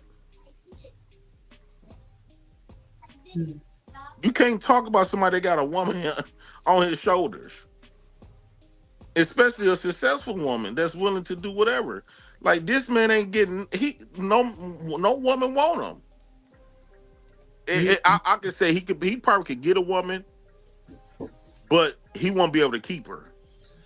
Once he get to start learning who he is and things like that, I don't think she will stay long enough. Who? Fantastic. Yeah, I mean, look at him though, too. You know, and a lot of what it is for people in relationships is like, it's not just being physically attracted to somebody, but it's like have that person having certain traits. So, right, a guy won't be the most attractive man, but he'll smell good, right? He'll always be clean. You know, his outfits are fresh, crispy. You know, but these guys just think that because they have some money, they can be ugly, their hair can be dirty and naughty, they can stink, they can have pissy mattresses, you know, and it's weird. And this is the thing too, like when you look at both of their characteristics as a man, right? This what they Fantastic is part of the men, right? Because they say he part of the 10%, the 15% of high earning men. Look what she would have had to deal with when she had to deal with Fantastic. Imagine if she would have to deal with Fantastic. Oh Lord. This is the type of man that they supposedly allege that they're supposed to deal with. Niggas like him.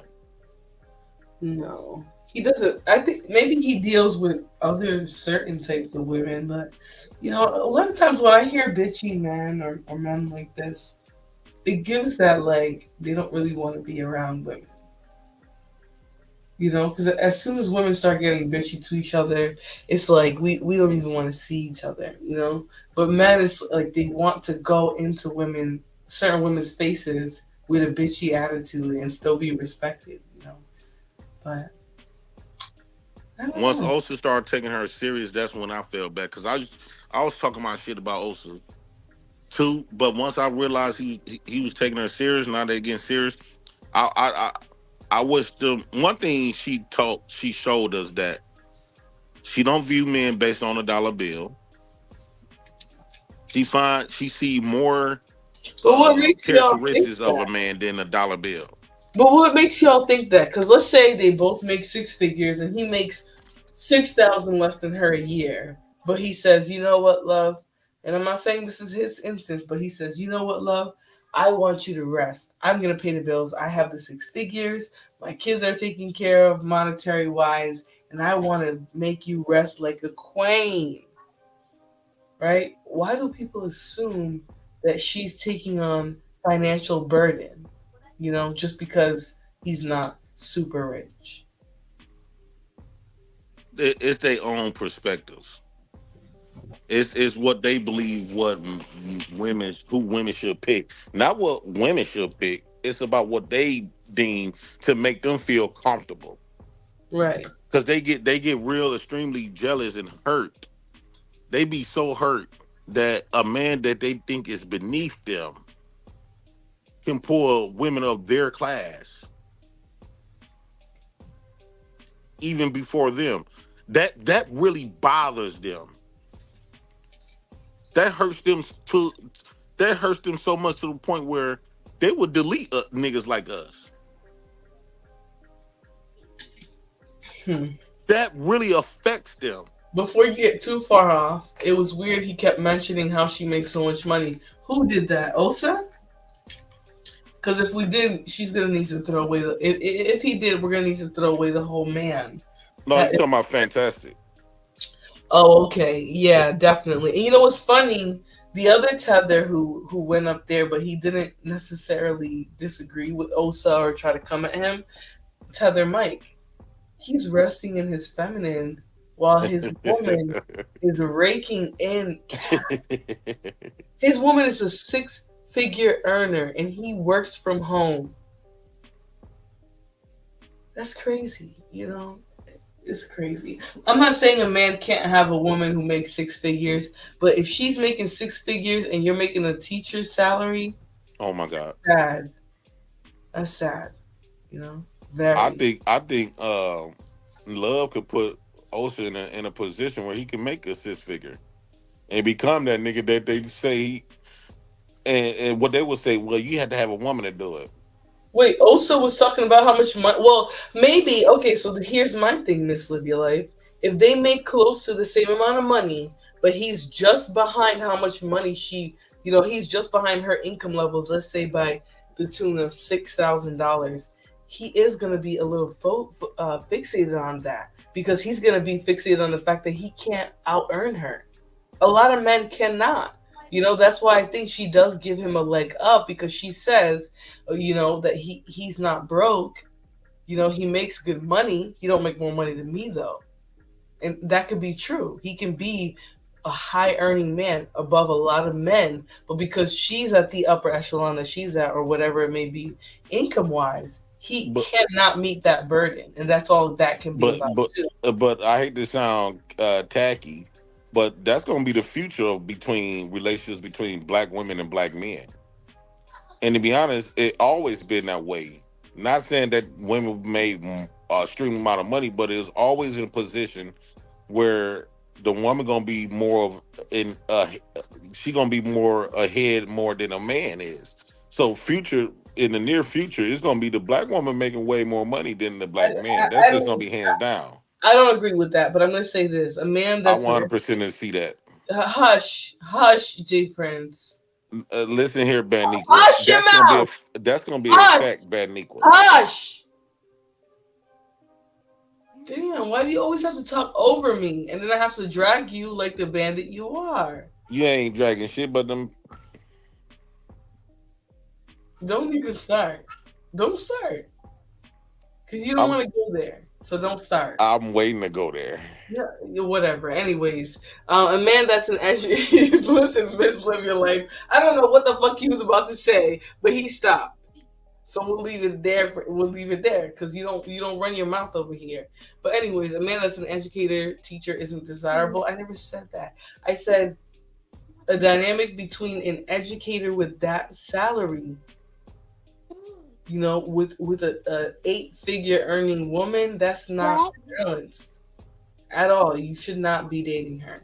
You should be dating some hoe in the hood who's already pregnant. And just deal with get the fuck out of here. No, I'm not dragging you. And you none one of them wenches that believe that. Wait, what did you call me? You're another one of those wenches that believe that women's wenches? That men's supposed to just be about $1. That's not true. Yeah, because if that's not true, that won't be the case. Hold on, I never said it's about $1. But if you don't have one, you're not in the game. Why not? Because if put it like this, if it was the reverse, like it always has been, where the man was making a streaming amount of money when a woman wasn't bringing in shit, no one, you or no other woman had a problem with a man that's a millionaire. And we see it all the time how these broke ghetto H&M shopping, Applebee's eating every goddamn day, getting them a ball player or a football player, all this other type of stuff. Y'all be championing that. You just be talking sometimes. So y'all don't champion women that's bald headed nappy, eating fried chicken and rice with old pieces of bread. Shut your damn mouth, JP. I'm not listening to you run your mouth anymore. They eat the butt pieces of bread. Hush your damn mouth, okay? So he says, Flora, stop. If I was a teacher because of my first time observing a woman in the hood. No, what I said here is that hood boogers behave a certain. I'm not defending. I'm not quantifying this. No, you do not. Get your broke ass up and go work for a private school, if anything. Y'all be wanting to be teachers with aprons on. Get your raggedy ass up. Go learn a trade. See. Now you hear what you're saying. Now this is the reason why black boys and black kids don't have black male teachers, right? Because the women don't support the women like you don't support black men teaching their kids. But yet, when kids get older, those black boys get older, and they complain about they didn't never have a black male teacher. Y'all start complaining. They were like, well, y'all, that's the black man's fault.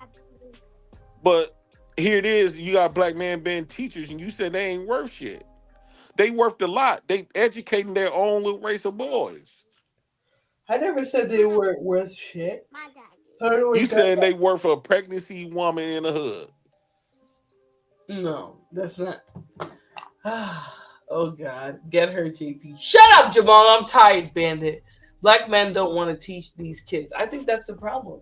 JP. Yeah, I bet they don't because the women don't look at them like they. Hold on. Jesus, I just want to address two things, and then stop yelling at me.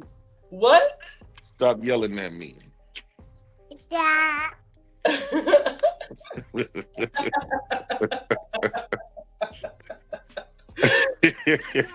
Oh, you just be crying anyways.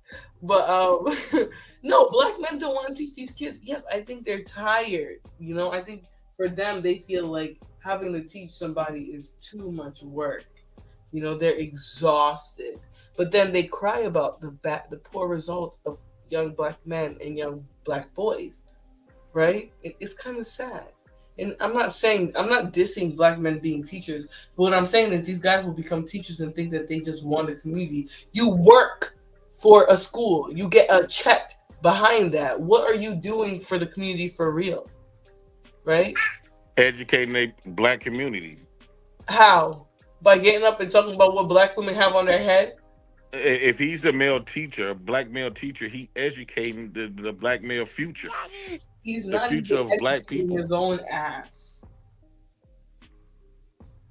See, this is why I think that our standards is skewed because it's about what is valuable, right? We shouldn't go off. We've been trained to go off what makes the most money, dollars. But I think we should be focusing on what's more valuable. What's valuable to me is instead of having our black boys been raised by either women, been taught either by women, white women, black women, or white men, right? Nobody by themselves that represents them. I think that's valuable to get your teachers to be black men. So those boys, even if they don't have a black father at the house, they at least got it at school. Outside of being a gym teacher, basically a fun teacher. Are you done crying for black men? I'm crying for black boys in the black community to make them more masculine. I thought you would be crying for the same as well. Well, here's the thing, JP, right? I'm Too bad crying. you too much is a piece of shit, just like the rest of them black chicks. Hey, shut your damn mouth. I don't believe that about any black children. But here's my issue. Y'all want to put all the building and the growth of children on 3 black women. And we cannot do that. Y'all need to raise your kids too. You need to teach them standards too. I'm sorry, but the community, when they talk about, I disagree with this nuclear family. I believe stop smelling my feet. I believe the community supposed to raise the children, and community is part of teaching. Being a black male teacher for young black boys and young black girls are very important. What's wrong with you? What did I not say? What did I say it wasn't important, Bandit? Don't gaslight me. What the fuck? You downplayed it like that don't hold value. And being a black race in this black country, you should value that more. We shouldn't have to worry about European standards based on, well, they ain't making enough money. That's not enough money. So that's European standards.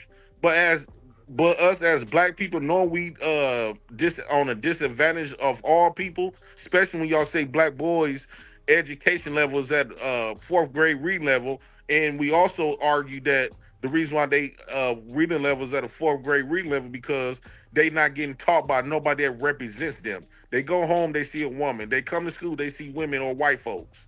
They don't see themselves in none of it. None of it. I think that we should be praising black male teachers more than anything, more than a nigga with a fantastic day making a 6-figure disability check. That's just my take on it. Okay. 18th letter. How are you? What up, 1-8? Shout out to my boy JP. I'm doing all right. How you doing? Oh, you're not about to come to my show and not say hello, bandits. So I'm gonna give you one more opportunity to come in here and act like you have some home training. See, that's the problem. I don't have no home training. Oh, okay, so then you can sit back there and cry about it. Because he didn't have the black man there to teach him that because they was too busy There's scared. no excuses. They were too scared to be there because y'all gonna make fun of them. Just to disrespect him. What's up, Bandit? Hello, Flora. How you doing tonight? I'm doing great. Thank you for greeting your host, Bandit. Now, what would you like to share with us this evening? Well, where do I start? I don't agree with what you're saying when it comes to black men. I'm trying to figure out why is like everyone dragging like black men or acting like black men are this supreme problem. And I'm trying to figure out too, like, for the women, where do y'all think y'all going without your men? If we fail, y'all fail. What do y'all? You guys are actively failing. No, we're not. We're not actively failing. Okay, where is the success of black men today? Please tell me. The successful black men are usually working in jobs. Some of them work in corporate. Some of them are so in why college. are 70 or close to 70% of black children being born out of wedlock? What is causing that? Black women? Wig? Well, it's the black women that sleep. Weave? Coochie? What is it? What's causing that? Well, it's a particular group of women that are sleeping with the smaller segment of men. The That's 40%, right? The 40% that stole your bitch, right? What? I'm gonna be civilized. I'm gonna let you articulate your point very clearly. I'll give you the floor, sir. Go ahead. But that would be common courtesy, ma'am. I would think that would be basic, basic respect. But yes, first and foremost, it is a segment of women that are sleeping with that small percentage of men. That's why you can run across men who have multiple baby mothers, 3 or 4 baby mothers, and it's common in the Black community for half siblings to have different fathers. Well, not the community. I would say in the hood, in the hoods and everything like that. So it's a lot of men that don't have any children. It's a lot of Black men that don't have children at all. It's a lot of Black men that are not even married and they're working regular jobs, making it work, taking care, their responsibilities and paying their bills. How are those type of men is a detriment to anybody?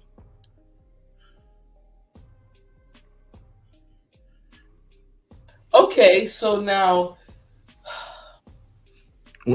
like, how are those type of men a detriment to anybody? Because it's more Black men without children than it is Black men with children. That's not true. That's not true. He's a liar. I agree, DB. The problem with what he's saying in this instance is not just that he's a dirty, degenerate liar, right? It's the fact that I ain't dirty. I'm not a degenerate, and I'm not a liar. Yeah, you need to watch yourself. I ain't none of those things at all. Never been. Okay, so this bandit has an issue with my verbiage. So I'm just gonna stick with bandit. Okay, 70% of children would not be being born out of wedlock in our community if there was an abundance of men here doing what they need to do. Now, before I get a little too lax, I'm gonna do this really quick because I haven't seen her here in a while. Chocolate Earth, is that you, honey? Is that you? Chocolate Earth. It's me all day. Hello, it's me. Can y'all hear me all right? Yes. Wait a minute. Yeah, I just want to make sure you guys can hear me okay. What's up, Mark? I was talking about Mark in the chat. Okay. All right. I was wondering. What's up, rest of the panel? JP, I'm sorry. I couldn't see the other brother's name. The 18th letter. How y'all doing? Doing pretty well, Chocolate. How you doing today? You know what I'm doing? I'm good. The night is beautiful. It's cool outside, and I'm ready to talk some shit. So what's up? No, I'm just Miss Flora, how are you? I'm just so happy that I was able to catch you live. I'm loving what you're doing. Keep pushing it. So yes, I'm coming in late. What are we talking about here? So we're talking about a YouTube couple. They came out and they said, we are lovers. We're together. We met here. What do y'all think, right? They pretty much opened it up for a little bit of critique. And guess which bandit on screen jumped up to fight and try to shame them about their relationship, if you have a wild guess. That wasn't me. No one asked you. I said her. Who does she think on screen currently? Not you guys, on screen, did this recently.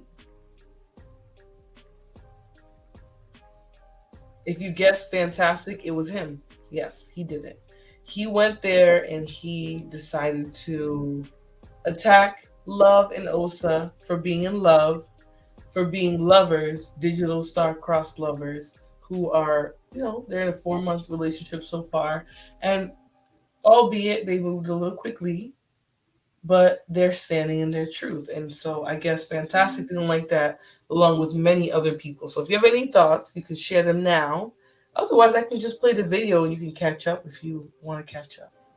Yeah, let me catch up. Go ahead and play. Then I'll say something. Okay, let me get you. All right. Roasting now. We roasting now. Our relationship. I don't want to shoot shot.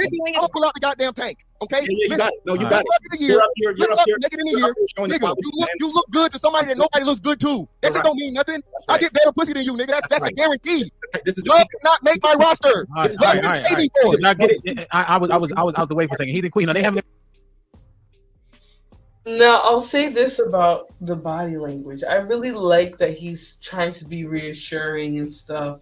But I'll say this, man. Never allow don't let these dudes online to get you into this frame of mind where you feel like you got to defend yourself to your girl, right? Now, and I get it. It's just a panel. Some of it is theatrics. But I do genuinely feel like sometimes people internalize what a lot of these bandits in their brigades say. And my only hope for for Love and Osa is that you truly do not internalize any of this. Okay, fantastic in his response. Even if you were here a little while ago, guys, 18th Letter and Chocolate, he didn't really throw a real shot, right? Fantastic came in and he said, you're a bum. She settled for you. That was the initial conversation. And then about an hour or so into the not an hour or so, but like some time had passed and the conversation is about now an hour and a half so in. And he decided to respond and say, well, you're the perfect example of when women get with men that they're not attracted to. And to be real, I will say, I do think some women would look at a Fantastic and say, I'm going to get with you because you got money, even though I'm not really into you like that. And so I think that this particular insult is stung. And it should, because it's kind of rude. You don't say that to somebody, unless you want to hurt their feelings. But what do y'all think? I think they didn't realize that they know this space could be a little messy, but I thought they probably thought that people gonna be cheering on. They didn't think how messy this shit can get. And like why I came over there and told them, it's gonna be people like a fatty gonna be sitting up there making a mockery out of them. Making a mockery. Yeah, I don't think that's too important. Let me be real. I don't think that's too important. I think a lot of the times, and I won't say for you, but I do think a lot of the times, the reason why somebody like a fat Portuguese bandit even gets any attention is because somebody who is above him will respond. And I'm not saying that it's fair, but I do think that people will act like they want you to take the high road, but when you start getting dragged, if you don't speak up for yourself, they're gonna like look at you lower. So I don't know. I feel like for him and Love, they probably just felt like, okay, this is entertainment, but at the same time, we have to stand on business and defend each other. So it was probably a little chaotic in the first place. Let me see. I'm gonna bring Chocolate Earth. I think her audio and stuff was a little messed up. Are you back? Can you hear us, Chocolate?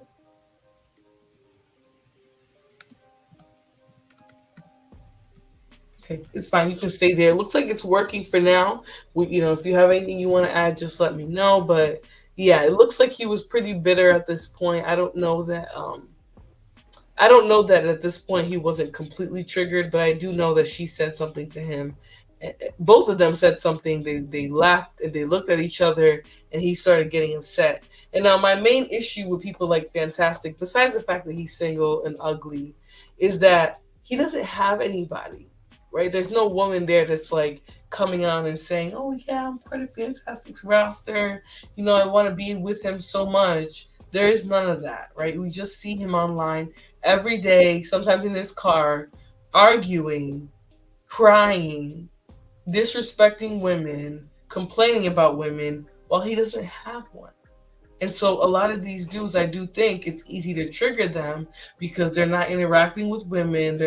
It's not easy, quote unquote, access, like they try to lie, to just get any woman to be with them.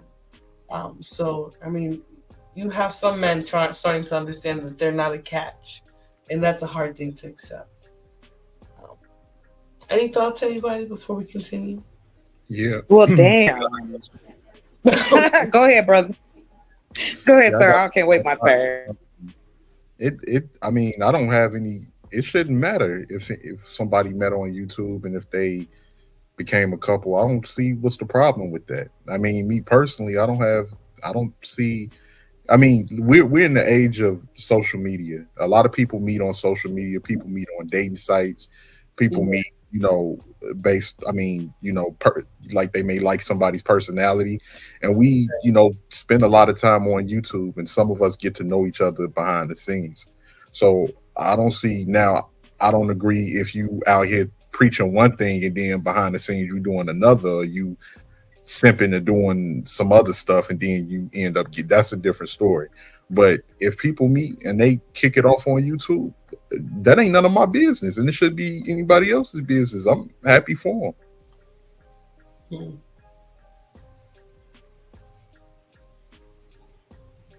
Okay, what about you, Chocolate? Can you hear me all right? I'm coming through good. Yes. Well, a little robotic, but I got you. Oh, I'm sorry. Dang, sounded like the Transformers. So my thing is this. I'm not surprised that a brother would act that way. Not saying that I'm saying this type of personality where you want to go in on people meeting. It's again, instead of no one's going to come out and say, I'm jealous. You know what I'm saying? No man or woman, nobody is coming out and saying, I'm jealous, which usually that's what it is. Right. I would think, especially in the circle of Black men and women, especially in heterosexual relationships, there you are. Here's an example. Why not cheer that? Right. But I hate to say this to you, brothers, but we don't ever really see you do that for other men. Like, let me big you up. You found somebody that you're happy with. But I also have to take into consideration on both sides of it is that people have a tendency, they haters. It's haters out here. It's people that don't like you just because. There are men, women both that hate your guts and you don't even know why. However, if you're a shitty person, then you need to work on you. Unless you find you another shitty person. I mean, that happens. However, in this scenario, it's sad that it's got to be like this, that nobody's jumping in and going, let's just celebrate them. Like, I don't hear that, especially when that's what Black men, I'm assuming out here in the space, that's what they talk about, right? The Black men and Black women getting together, having Black babies. I don't know if they're having kids, but I'm just saying. So why the hate? All right, there you go. I'm not having Black babies, Lord. Listen, and my thing too is I don't have an issue necessarily with some of these people coming up and not liking the new ways of dating and things like that and calling things out.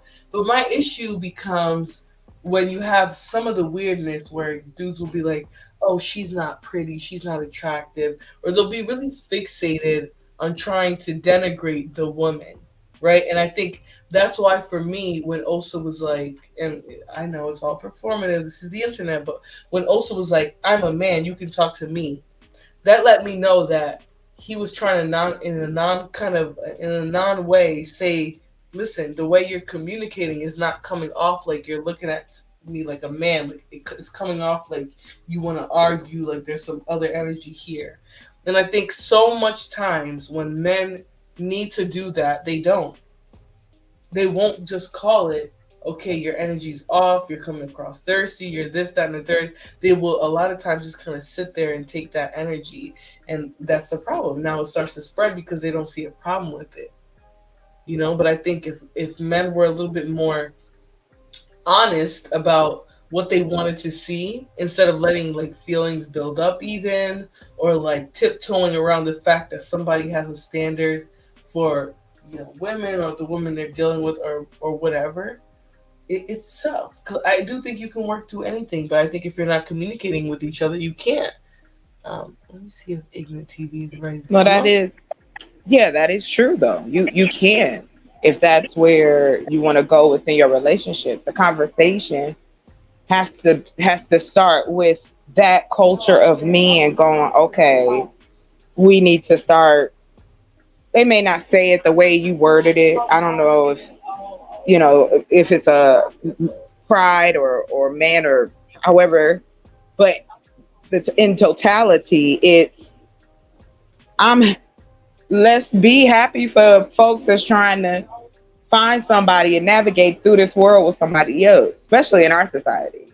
Well, any society really, but us in America, it's hard out here for a pimp. So you want to be with somebody and find someone that's just riding for you like you ride for them. Can I respond to that real quick? Can I respond to what? You got that.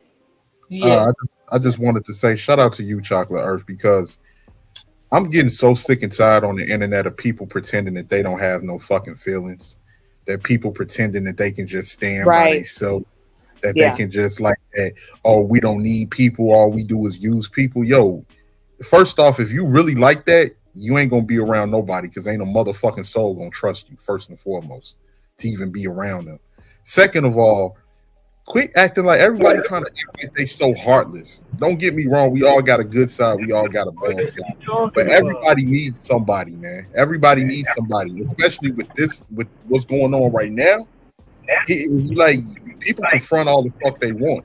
They confront all they want. And I'm gonna keep it real. I hear a lot of this coming from the women. People confront all they want, but at the end of the day, when it's all said and done, and you got to look in that mirror, you know who you are. You know who you are. When you got to look in that mirror when you go to bed at night, when you look in that mirror when you wake up in the morning and brush your teeth, if half of y'all do that, you know who you are. So when people try to sit up here and try to act like I don't need this person, I don't need that and all of that, you a fake ass motherfucker and you lying, and people need to stop fronting and clout chasing for the internet. Because when them bills is piling up, when you don't know who gonna fix your car, when you don't know how you're going to get that money at the end of the month for that mortgage, when like you feel that pressure, and pressure busts pipes. That's all I'm saying.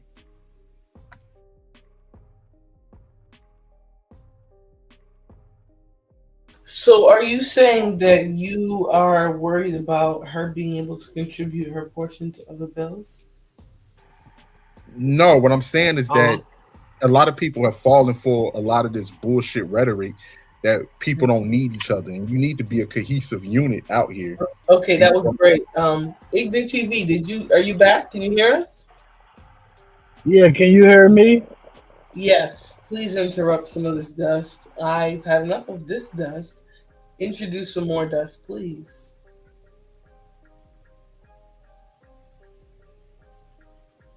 No dust. I'm sorry. Okay, is that me? Oh, go ahead. No. On Chocolate. Keep going. Well, I never. What the brother said about everybody needs somebody. That's.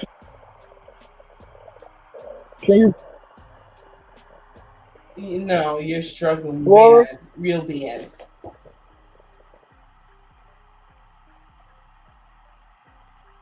Hello. Can you guys hear me? Yeah, we can hear you a little bit. Damn, guess we lost him. Oh, poor thing, he's driving. And another thing too, people try, because everybody like to pretend that they don't have feelings, and people are so see-through. We all got feelings, no matter what flies out of a motherfucker's mouth. We all got feelings. And so people acting like that they don't, I'm incapable of love. These people are incapable of love. We don't need love. We don't. First off, whatever fucking feminist chapters that you taken out of a book that you read in college, you better let that shit, you better get rid of that shit. Because like for somebody to sit here and pretend that they don't need people, or they always shitting on the people that they really want to choose them, y'all boy, I don't know what to say. Okay, now that you don't know what to say, Ignite TV is back. Do you have something for us, Mr. Ignite TV? Mr. Ignite TV. Can you hear me now? Yes. Okay, I just want to say, out of people being desperate because they need somebody, people tend to always find that person that they really don't need. So it comes a point of being desperate to where you be dumb, right? And most people get to this point, especially when they're older. when they worked and they got all the money, and now they love ain't right though. If you really look at her background, she left her husband. She had a choice. She said, "Fuck under God, the marriage, all that." So she deserves what she getting right now. If we being honest, she getting what she's. What, you don't know that lady to be saying none of that. What the hell's wrong with you, ignorant? I'm going off what she said. She said she left her husband because he wasn't no fun. This is what she said. So if he wasn't an ain't shit nigga, what do you want him to do? Stay with his ugly ass? All I'm saying is Karma's a bitch and she getting what she deserved. I'm happy for her and Osa. Osa, her Karma. He's a goofball. He not gonna fuck her. He gonna probably fuck her once a month. What if I said your big burly behind was the joke? Huh? Sweetheart, that's okay. I'm good. Like shit. You're talking about another man expecting him to care what you have to say. Sweetheart, I'm just elaborating on my opinion, sweetheart. I don't care if he care what I gotta say. I'm telling you the truth, whether you believe it or not. This is what's going on. He's using her to drive her car, to use her toilet paper, because he don't have a home to put the toilet paper in. He one of them niggas. You know what I'm saying? And he's the plan is to fuck her three days out the week. He gonna stop doing that. Watch, once he get comfortable, he gonna stop doing that. It's gonna be once a month. You know what I'm saying? That old lady trying to get her shit bust down. And in my opinion, okay, you're being vulgar and just abandon ignorant TV. Calm down. Just come up. I'm bringing you back, but just be quiet for a few seconds after you come back. You understand? That's all I'm saying. You know about no real man who care about his balls, who wash his ass, can love a woman like love. You know what I'm saying? Oh my gosh, you are an ignorant nigga. Stop saying things like that about her. You don't know her. It's slander for you to do that. You don't know her. And it's so funny, none of these bandits stand up for you. Including J Prince. You should be standing up for her. She's an honorable lady. It's kind of sad. I don't know anything about their background. Because I barely be on here, but I don't know nothing about their background as far as what type of people they is. The only thing I'm saying is that I don't see no problem on people meeting on YouTube if they genuine about it. Now, if you talking about I hate Dusties and I hate Nakers and all of this other stuff, and you with a Naker, I'm tired of hearing you talk. Chocolate, you didn't get a chance to speak. What are your thoughts? I just would like to add that it doesn't matter that we're on the internet, okay? People may show out a little more, but the behavior that we see on the internet, we know we see it off of the internet. And when it comes to relationships, I don't care, especially American society relationships, and we know that those pieces also play into how we relate to one another as men and women. We have been told and taught as women to be respectful to men, to listen to men, that you guys are the leaders of the community. That was taught. But what wasn't taught was find someone who is going to treat you right and that you can treat right. I'm not surprised somebody would hate on a relationship. We always know somebody that's got something to say when some people we know get together. Like that. Oh, that ain't gonna last. Oh, give it 2 months. It's not like we don't do it. And I think that again it comes down to one, if you don't love who you are, and if it is fake, if it is phony, if he is trying to use her, if whatever the scenario we can all come up with doesn't make it fact. So that's what I'm saying. Like, either Black men in our community want to see people actually show positivity and have relationships, because the more you see it and the more you hear other people honestly talking about their positive relationship, This ain't going nowhere.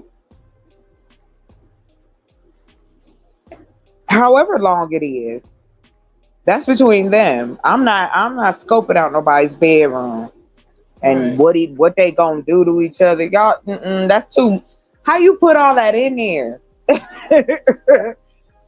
Are they gonna have a conversation? You don't think they gonna sit down and enjoy each other's company? Damn. Woo. That's it. You got it, sis. Right. I don't know, guys. What do you think? You think Fantastic is a lonely bandit? Let's hear some more before you decide.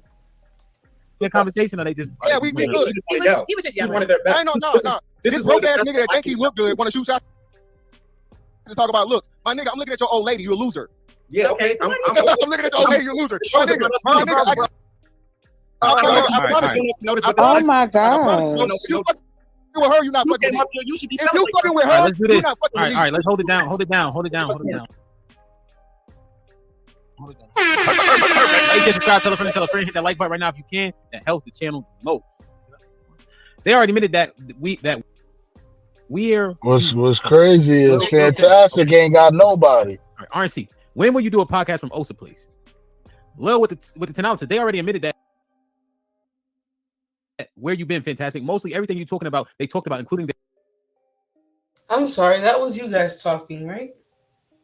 Yeah, all I said was Fantastic ain't got nobody. How you going in on her? Listen, I got numerous of hoes. That's why I can speak. I got numerous. You understand? So I can speak on relationships because I know. I got sisters, cousins. I got mostly females in my family. So I know the dirtbag, scumbag, bozos that walk around here think they somebody because they get $800 a month or whatever they make at their punk ass job. Like, so you know what I'm saying? I just see characteristics. So Buddy showed them characteristics. He got them bozo characteristics, and it's just a different face. Like I said, the faces change, but never the characteristics, you know. But, you know, that's just my take on it. You know what I'm saying? Buddy is a bozo. And I pray for Shorty. I don't want her. She going to have to pay him a salary, man. $30,000 a year to stay with her. You know? He going to run off, get another bitch pregnant on her. Some goofy shit. It's going to be goofy shit after goofy shit. It's just going to keep happening. You know? That's all I'm saying. Because who's going to get up here and be like, yeah, we together and all this goofy shit for the internet? I don't give a fuck about the internet. I'm not showing y'all my bitches. I'm not doing none of that. I don't care what y'all think. It just shows the denial, the facade of delusion that this lady want to live in. And Fantastic is a lame. He's a clown. Like you getting up here talking about, bro. You're a clown. Look, Fantastic. One of them dudes really need to look in the mirror, man. Because he judges this man off. I guess he don't make enough money as her. So I guess that's what he's calling him a lame.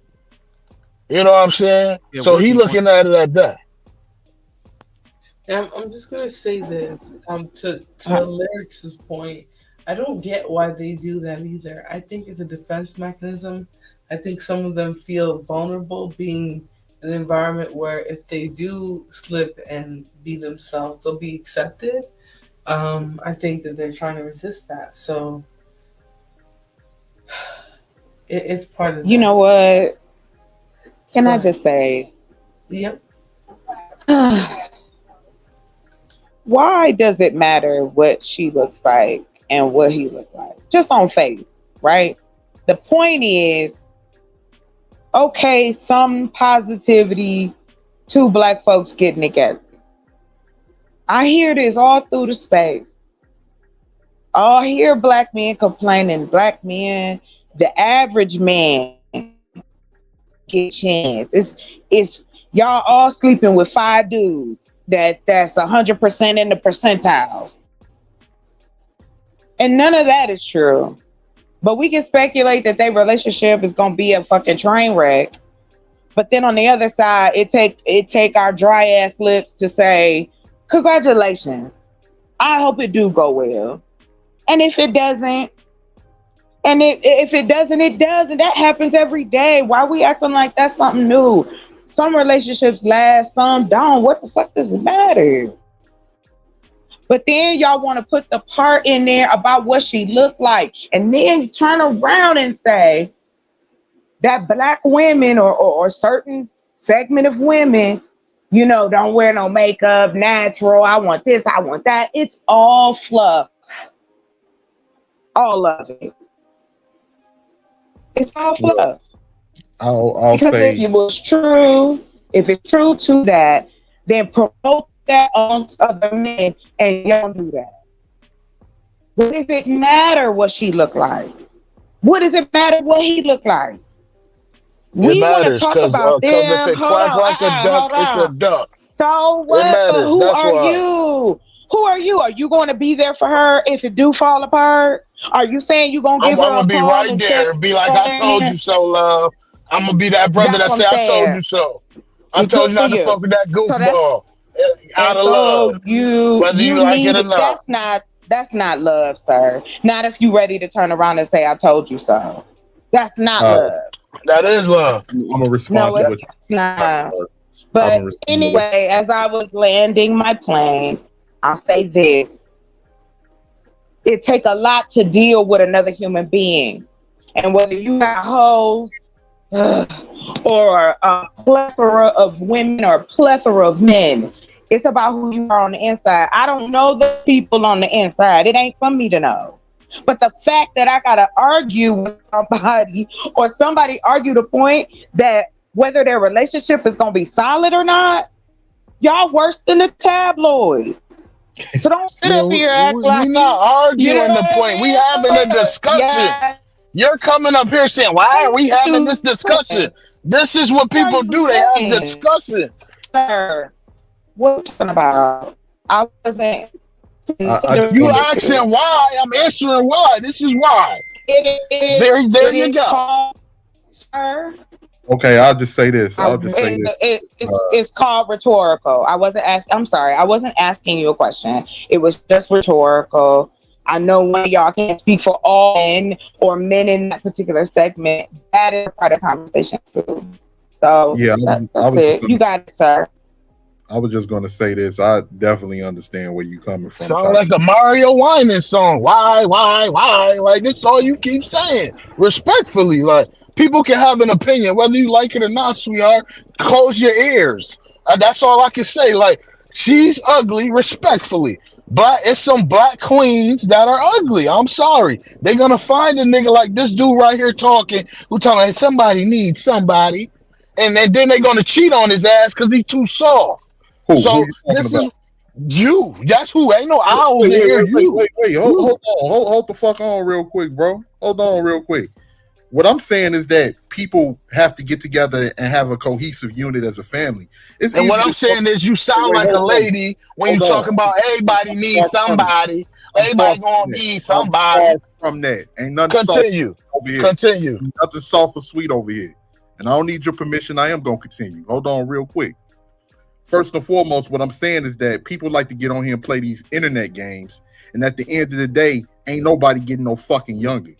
You are going to have a cohesive family, especially when motherfuckers start getting older and your health starts failing.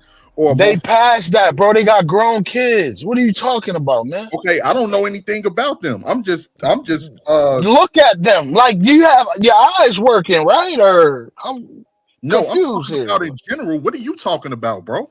I'm talking about in general with people. Okay, continue.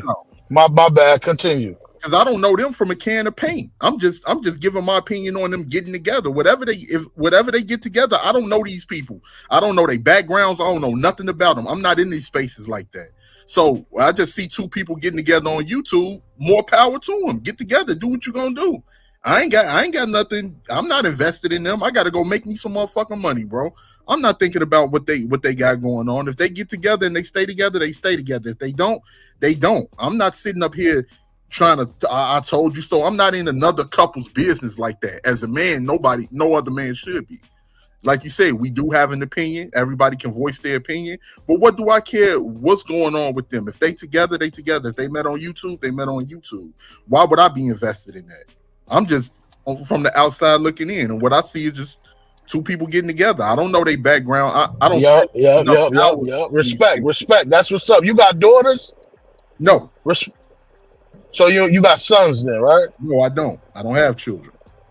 Oh, okay. Well, if you have daughters, right? Would you tell your daughters, listen, I'm just happy that you getting together with somebody? Or would you tell her, listen, that's a bum and you ain't doing that? Which one is it? I think you misinterpreted everything that I just said, bro. I asked you a question, brother, about you. If you had a daughter and your daughter came to you with some nigga named Oso with 3 baby mamas, this is what's going. This is the situation. Yeah. Okay. Respond as a grown man, responsibly looking at the situation, looking at what she's told you with the information. How would you evaluate that? Well, I would evaluate that the same way that you're thinking. I would oppose my daughter of getting with somebody like that. I don't want my daughter with a man like that at all. Now that's my only problem. That's what all I'm saying. As a man in this world, I respect love. I look at her like a sister because I got sisters just like her. They make all this fucking money, but they can't find somebody that's gonna love them because, first of all, they fat. One of them fat. The other one, she just loud. She's sure. You need to go to therapy, okay? You hear me? Go to therapy. Nah, but I see what you're saying, bro. Like, I wouldn't advise my daughter to get with me.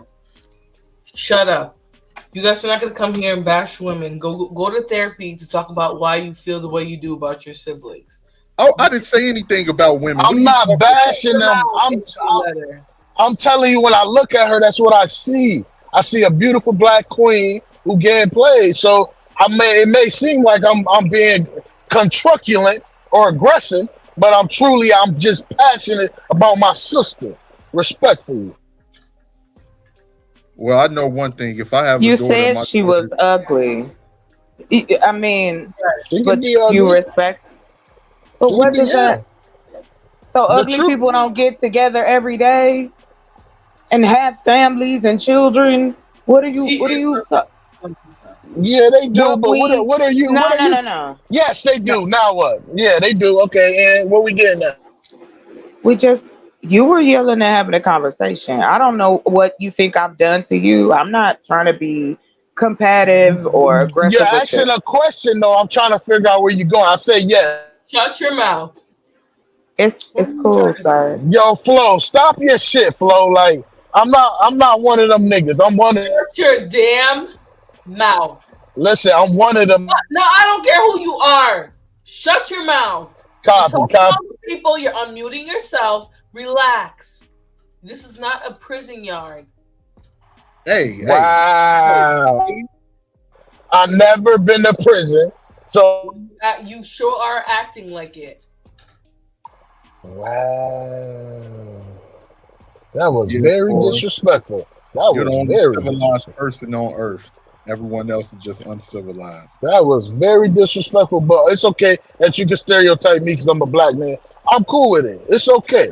You think because of your dusty ass behavior, not your skin color, not your belly, not your lack of a hairline. None of it.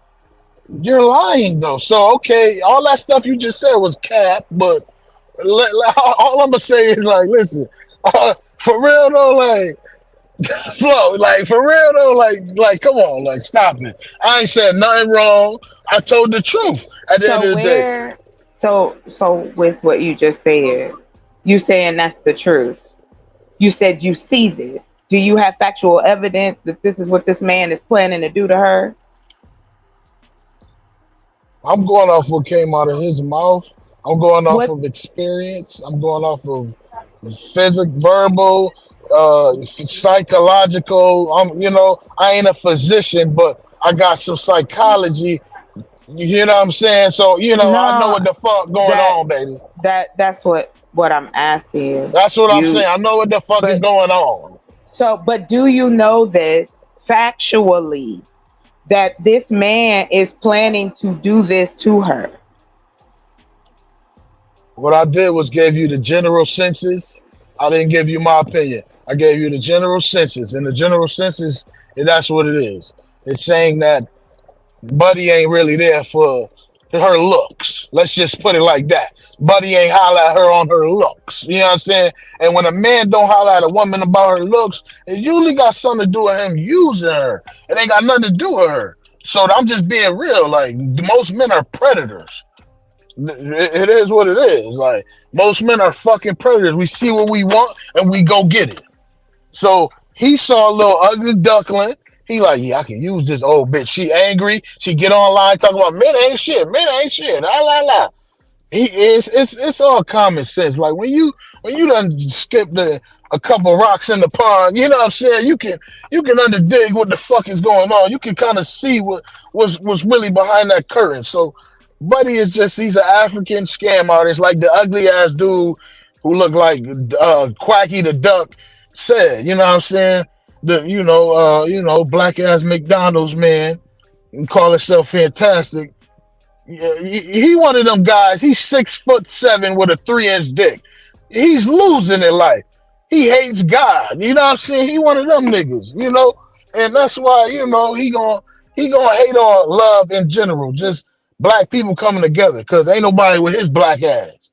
So, and he old as hell. He like 50 almost. Like niggas like that, I feel sorry for them. Like that's why they say men has the highest deletion rate, because the men delete themselves higher rates like every day, because these dudes is 50 years old, mad, bozos, never ain't got a dog don't even love them. They ain't got a dog that love them. You know what I'm saying? They ain't even got a cat. You know, so it's like I'm seeing it unravel in real life. You know, I live in New York City, so I see this shit every day, man. And these niggas is unraveling, you know. And Osa's a scumbag. That's all. That's just my say on it from the general senses, you know. Respectfully, I love black women though. Ugly ones, fat ones, skinny ones, short ones. I'm fucking them all. Okay, Bandit, you get it. You're a bandit. Ugly ones, fat ones, skinny ones, short ones. They all can get. I got a lot. My dick is so big. Tall one, ugly one, fat one, dirty one, stanky one. Nah, never that. Yeah, if you see my bitches, you wouldn't believe they fuck with me. So no, trust me, never. I'm sorry, guys. I can't listen to him talk for a few more. This your show, honey. I came up to support, and but I will say woo wee. Amen. How was everybody this evening? Bandits. 18th letter, how are you? Candy Cane, that was Ignorant TV. So you asked me how I'm doing. Look, you thought I was one of the worst people in these spaces, kicking me out and shit, huh? Comparing yourself to him, does it make you look any better, my friend? No, I'm just saying y'all be trying to kick me out of a lot of spaces, but that's all right. But I mean, like I said before, I don't know enough about these people. The only thing I'm just doing is giving my opinion based off of the observation of seeing what you played on screen, because I'm not in all of these spaces like that. And to what Chocolate Earth was saying, hell, I mean, I don't see no problem with getting with them. But when Ignorant TV broke down their background and he asked me would I approve of my daughter of getting with them, no, I definitely, if he got that in this type of background, and I don't want my daughter, my child, I want my child to be of a man with some type of stature and caliber. But it's a lot of things too that goes into factors with that. You got to ask what's the age of that woman. Does she have more options that she can exercise, or maybe she just feeling him for whatever reason? But my daughter, as a young 18, 19, 20, 21, 22-year-old, I damn sure would not have her be with a man that got multiple children, that's not known for taking care of his responsibilities. I completely refuse, and me and her, the whole motherfucking roof gonna go up over in my house over her doing that. So no.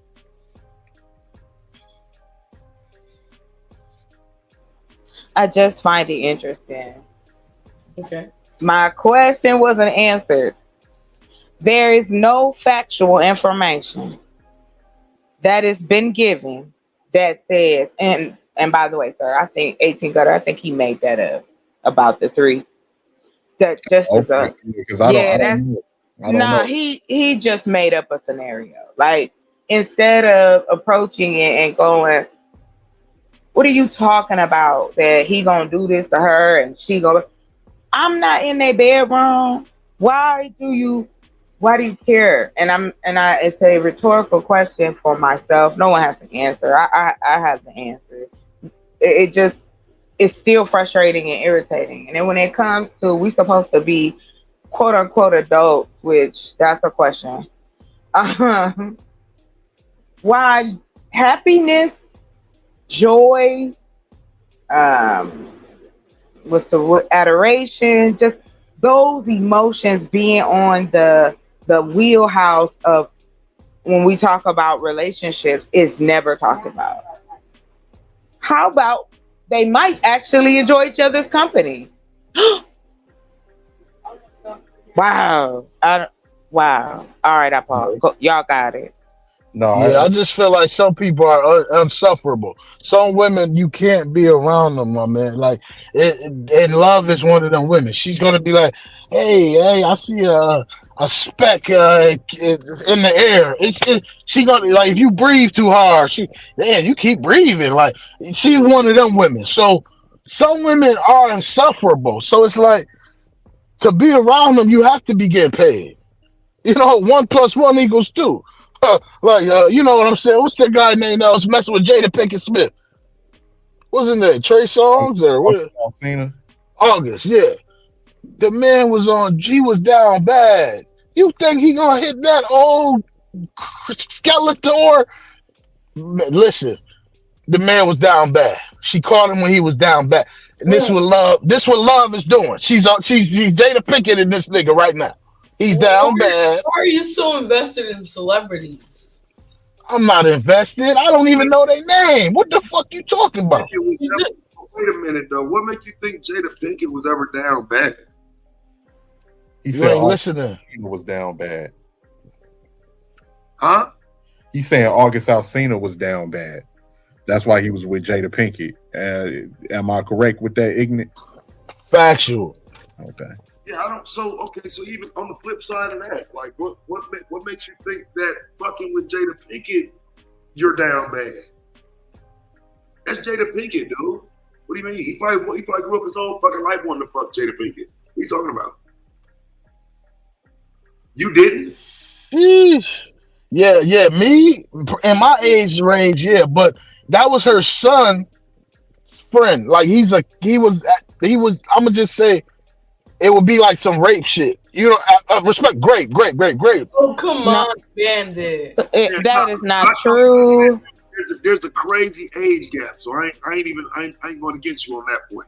I do agree with you on that point. So he's not looking at her like how we would look at her. Like we seen the movies. He ain't even Set It Off. Yeah, How do you know that? No, I'm sorry. Go ahead, John. He's a baby. It's her name though. He still knows she's a superstar though, fam. He still know that's Jada Pinkett. Maybe she ain't of that generation, but he still know who that is. I'm gonna just be honest with you, brother. Ain't nobody checking for her but old niggas with gray hairs. Man, respectfully, That's not true though. It is. Hold on, Chris Rock allegedly wanted her if her and Will Smith broke up. Gray hairs. People with gray hair are dating. They have dating sites for people over 50, over 60. People getting together? What? I'm not disputing that. All I'm saying is old niggas is checking for her. It is beautiful women out here, y'all. And they ain't 40 and 50. They are 30 and 35, 28. So what? Okay. All I'm saying. Okay, so now, how old are you, Ignorant TV? I'm 30. You are not 30, looking 73 in that photo. Oh no. Don't even do me. Don't. You know I don't look that old. You need to zoom in or do something. Do what you got to do. You know what I'm saying? But you can go to my page and see. Like I ain't no.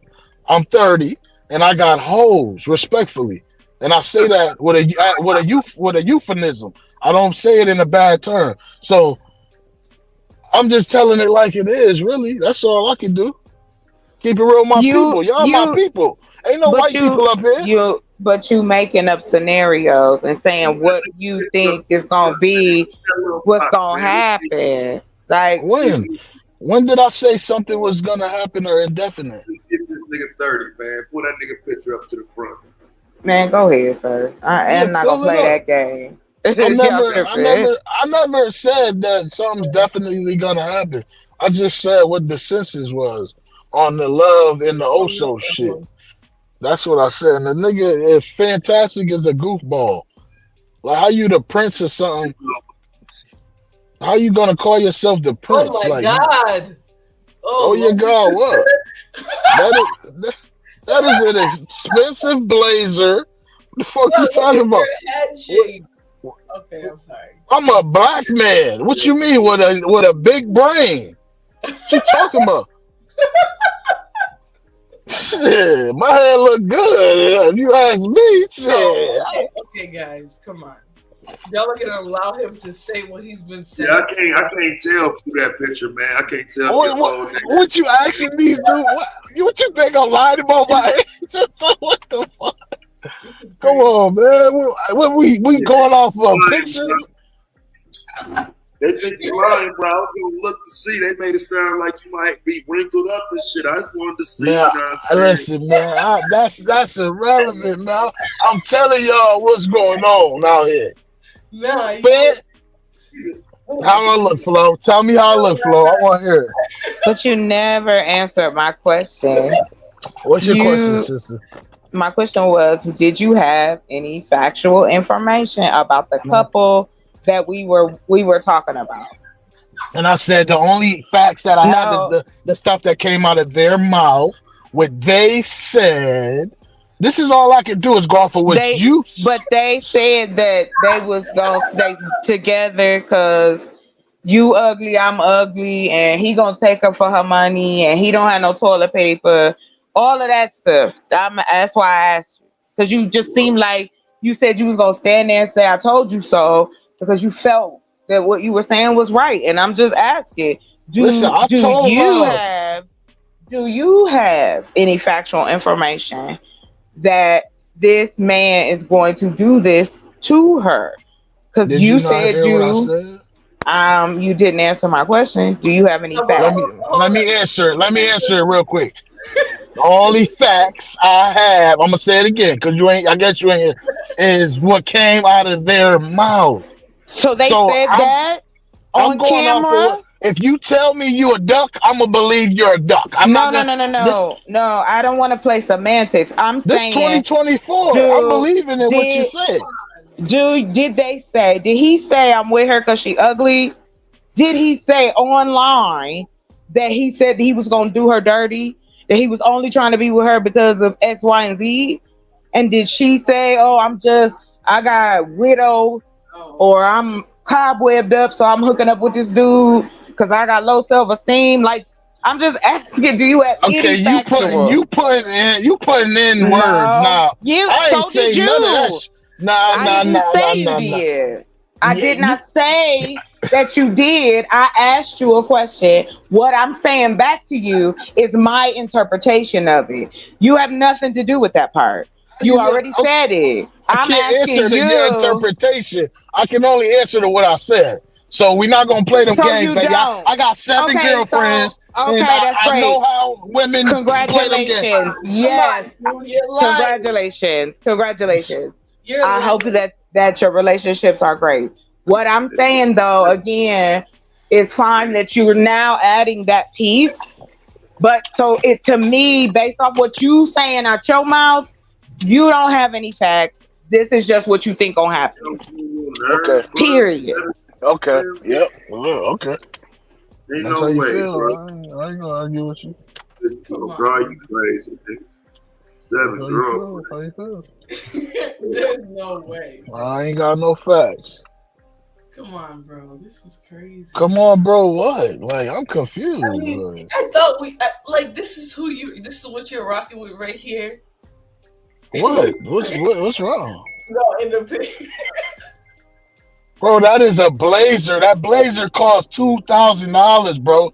Like, I don't know where, but I'm in New York City though, so it's different. Like, I don't know. Like, that is an expensive ass blazer. That's a $400 t-shirt. Like, I don't think y'all really. I don't know, but that's just me. So don't say y'all, because I'm not interested on that. I'm not looking at your photo like that. I just want you to know. No, I'm just saying, if you in New York, no no judgment here, sir. No judgment here. That's all I'm in telling New you. York, you do what the fuck you want to do. Let me just put it like that. And motherfucker feel how they want or think how they want. I don't give a fuck. They don't pay my bills. Shit, they don't put no money in my pocket. I don't give a fuck. I'm going to live my life. Motherfucker think what they want, say what they want. All these bandits and blazers. I might do a stream called that. Bandits and blazers. I'm sick of you. Hey, what up? What up, Tab? I thought that was you. What up?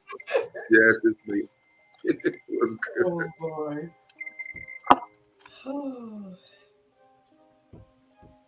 That is the Flo dressing keep room. playing games, man. Flo keep playing games. Flo, what's going on, baby? This nigga inside the Macy's dressing room and took a picture, man. What's going on, bro? Macy's dressing room. No. You said I work I'm for in where? Macy's. I hate it. It look like Macy's dressing room, nigga. Nah, baby boy, that's my closet. Like, that ain't Macy's. I'm sorry you think that's Macy's, but that's my closet, baby boy. Is that Well, yeah.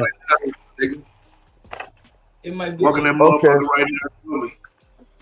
For what? I ain't got nothing to prove to you, boy. What's wrong with you? You ain't a lady, a pretty girl. What's wrong with you? Listen, I do this for ladies, homie. Like, I don't give a fuck with no nigga who got you stand up pissing, right? Okay, homie, I don't give. What type of weird shit was that? Like, why you niggas always instantly say some other shit? Like Show you the drip, to show you the splash. That's weird. Fuck, I niggas do that for? I don't know. I stopped showing up for niggas when I was 6 years old. So You why is understand? why is your hand on your hip then? Is that for women? Sweetheart, I'm African. I'm a black African man. No. I am African, and the niggas I know don't put their hands on. Yeah, in Africa, Okay, you get Google. stoned like that. Google Africa. You'll see niggas standing around hot as hell with just their hand on their hip, and they not with that shit. Y'all think so? Google Africa. Go look at some pictures of Africa. Is that Google And tell me Earth? how the Africans stand. Show an African standing there. Which Africans? There's like Google how many Africa. how many questions? How many It's one countries? continent. It's one. Well, Listen, how many countries are in Africa? All of them aren't the same. I gave you the specifics. You Africa. What specifics? You said go to Africa. Google I said, Africa. Exactly. And look at And what you then gonna what see. happened? And then what happened? Click on the first video. I'm not gonna do it. I just asked why. Because they saying that niggas don't stand. Niggas stand how they like. Like straight up though, bro. Now, like Okay, for real. okay. Like, are you in a mirror? Yo, you said get your head up, your hip. Yeah, bro. Like in the back, like you you saying it's a closet. At best, it's a bathroom, nigga. Okay, Tyler, we about to go in with you then. How many cigarettes you smoked today? Nigga, I ain't smoked a cigarette in 3 weeks, nigga. Congratulate me, little nigga. I quit. I could just tell the tobacco is just it's in your throat. Congratulations. It's in your throat. Now this sister asking me questions how I know shit. You think I just guessed that nigga smoked cigarettes? There's stuff that indicates. Listen, hold on, baby boy. Another black man talking about my mouth and my throat or some shit, bro. Like, I wish you niggas would stop saying weird shit. You're talking about me with a hand on the hip. So Hand on your hip in your picture. I'm going off of what you're saying. I wouldn't dare. I'm going off your words. Cancer is bad. Y'all niggas weird, bro. I could tell you smoke cancer. That's because you sound like you do. You sound like I'm smoking weed. I'm smoking weed. You sound like you drink Natty Daddies. This what 33% you? THC. What your shit tapping in at? Or you I bought hear your you. shit off the streets off some nigga? Say it again. Where you get your weed from? Mm-hmm. What you want? My social security number 2, officer? You bought your weed from some nigga. You need my social security number 2, officer? No, You asking about where I get my weed from? That's irrelevant. I'm in New York State. I live in a state where you can just go buy some weed. It's legal, bro. Nah, I'm in New York, Hey, baby. It's illegal here. You from the boroughs or you from like the outskirts? I ain't hear you. What you say, my boy? No, I was just asking, was you from the borough or you was from a borough in New York or you like from outskirts? Mount Vernon. Oh, Mount Vernon. Okay, money on Mount Vernon. Okay. So yes, you could say it's the outskirts, I guess. I don't know. So why is your hand on your hip then? That ain't even no bass in that cough, bro. Like you smoking a paper joint, a zigzag, nigga. No, Cash. Not the zigzag. Oh, smoke zigzag. You got some tops. Slide them over on the table. Oh, so that's some jail white people shit. Shit. No, it's not. Zigzags and tops have been a part of the black staple for many, many years. Yeah, we went from not down here. It ain't. I mean, they went from zigzags to swishes, right? From zigzags to swishes. Well, we smoke backwoods. We smoke broad papers with a little fire in it. I'll just say this: they're still in business, so I guess people like them, so they still using them. Yeah, I don't know who, zigzags, but they using them. I was coming up. Still in there. Yeah, Grandpa, he be rolling his own. 1.5s and everything in that bit. Everybody around me was smoking what? Zigzag switches, Atomos, and I don't know how much of that shit is still around today, but back then that's what everybody was smoking. I would tell you the majority of it is still around, and then you got a lot of younger smokers who are reviving a lot of the older shit. So yeah, you're a little bit older. You're around that age range where it was cool to wear tight ass blazers and shit. Like, you know what I'm saying? That shit hugging you like a motherfucker. It's really not, bro. Well, you can think what you want. Yeah, that shit.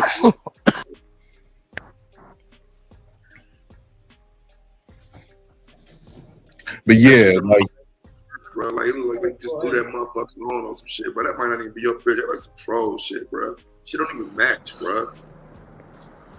It's crazy. Blazer with the graphic. I can't hear shit. DB, it's crazy, but you know what? We're gonna leave. Well, salute to y'all though. You heard? I'm gonna holler at you. All right. hey, shout out to you. Shout out to you. Live your life. Stay black. Thank you for being an experiment. Water. Thank you. Okay. Bye-bye. Oh, Lord. Let me get JP out of there before he starts doing crazy stuff. Right. Oh. You said you finna get up out of here? No, I'm going to play the video. I just want to change this. What video? Where they were hating on Osa and Love's little love reunion. Is that shit that's that I saw from DJ Hemp channel? Yes, it is. Okay, so now who are they? Just a quick synopsis. I don't know none of it, fam. I don't know nothing. So Osa and Love are, I guess Love does like the she does like a women's POV show on This Might Be Risky, and I guess they were both there at some point, and now they're in a relationship. They decided to come and ask for smoke or whatever. That's kind of what's going on right now. And Fantastic and others were coming up and they were questioning it. The first thing Fantastic said was she was dating down. And so it just kind of went left from there.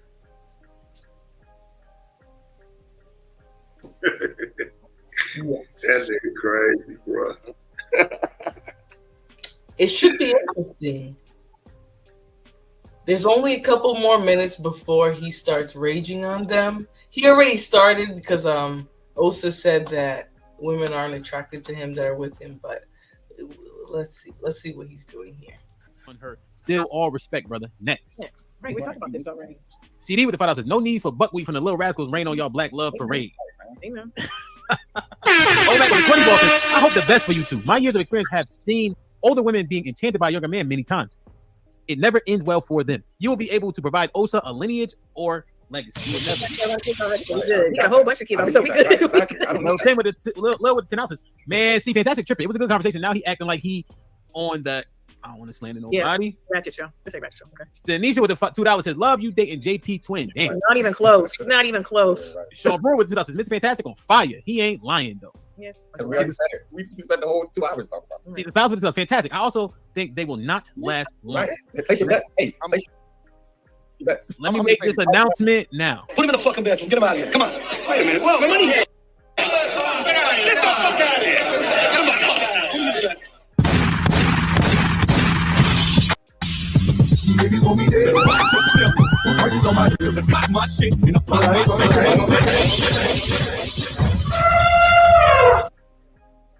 All right.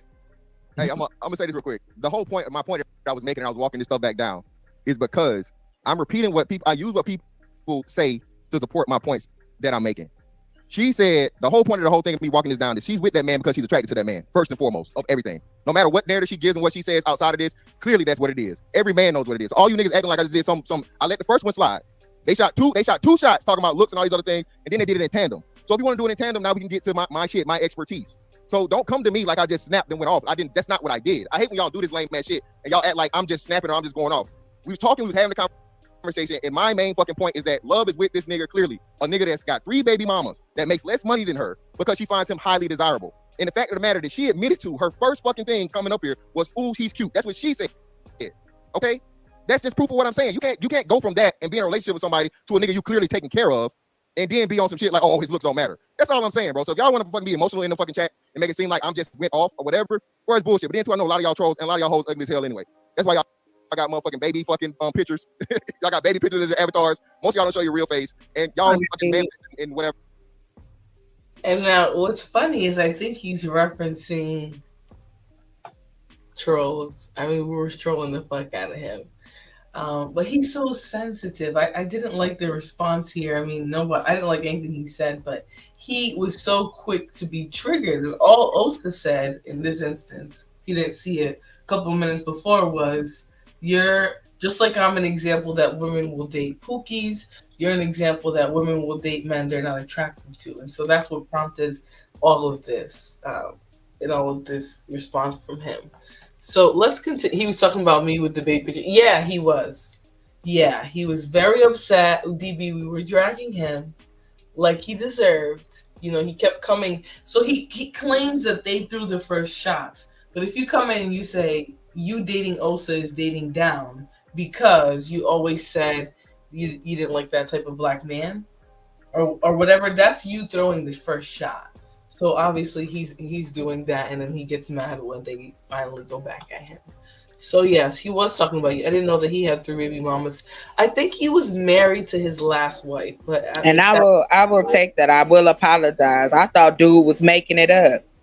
He really do got 3 baby mamas, so I apologize. I thought he was making that shit up. All right, bye. Yeah, that was a fact. But I think he was married to the last. So here's the thing, though, right? Here's the part of it where, you know, I'm just, like I said, I be being nice. So that's not some lame hating, all in niggas' business, wishing for somebody downfall, bitch made shit. Oh, it is. I mean, you know what I'm saying?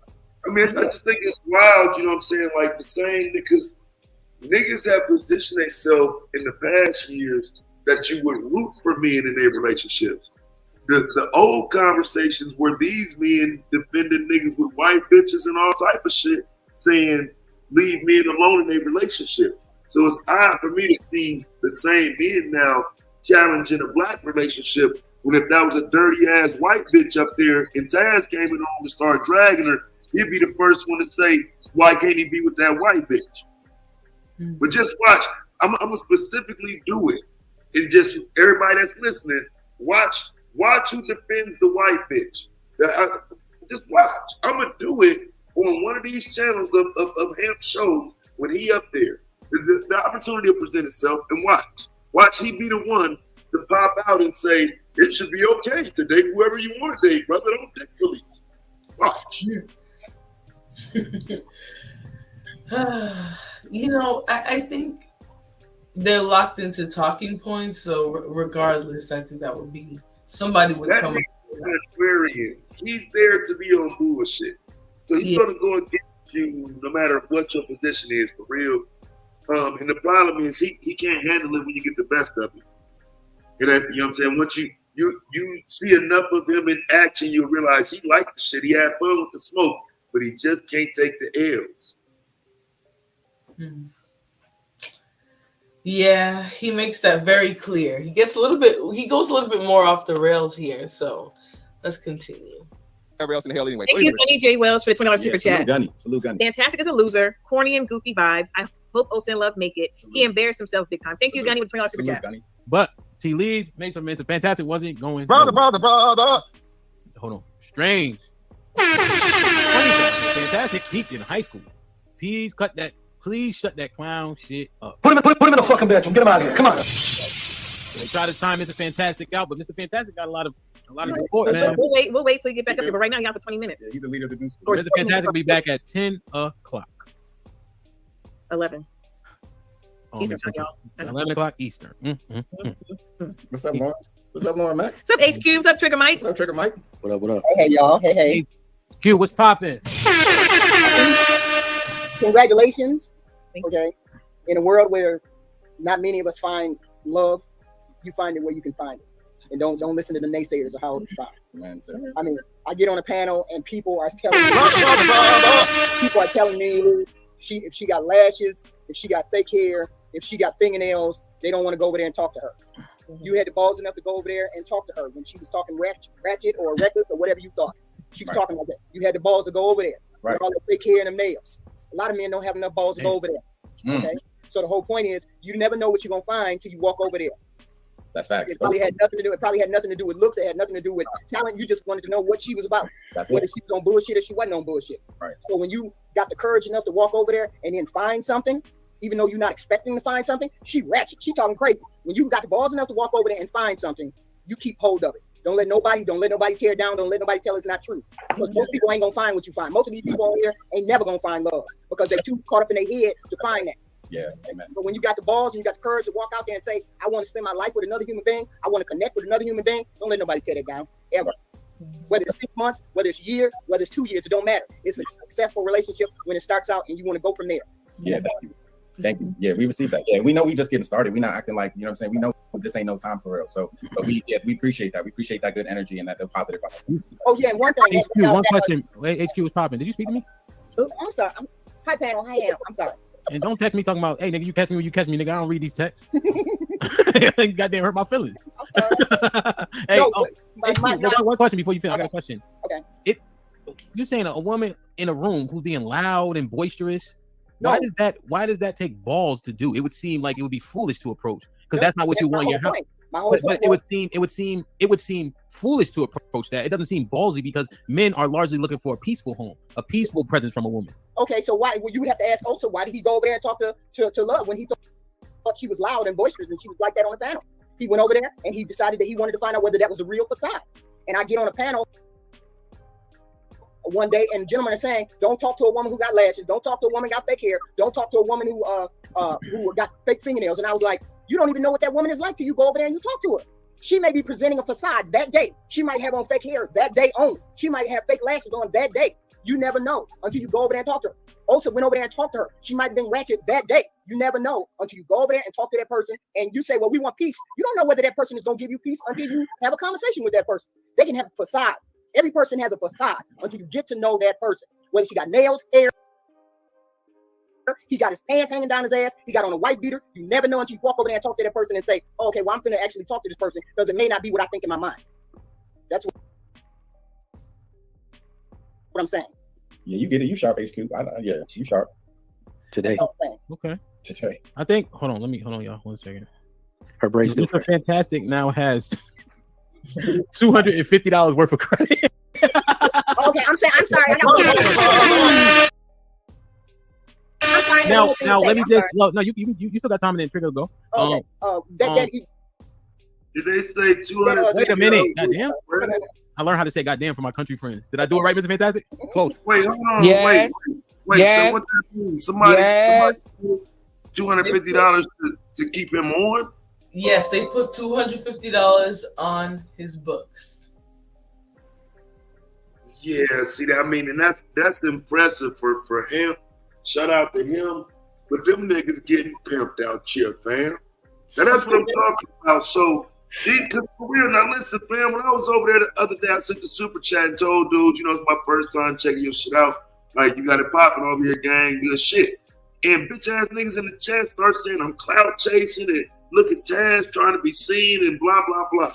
You mean to tell me these niggas sending this nigga hundreds of dollars for another nigga that's a content creator that got his own check? Man, these niggas clowns. Because I just don't like the way these niggas talk. But then you find them virtually chasing clout on another man's shit. But you call somebody else a clout chaser. Niggas is weird, man. Yeah. Shout out to him, though.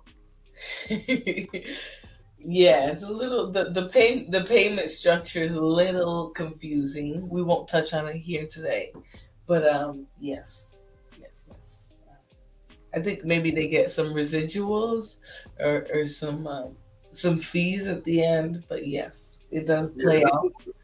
I mean, shit, he's a smart man if he putting that shit back into the show though. But yeah, I don't know, man. I could say, man, I just remember. Okay, so let me say it like this. Let me say it for what it is.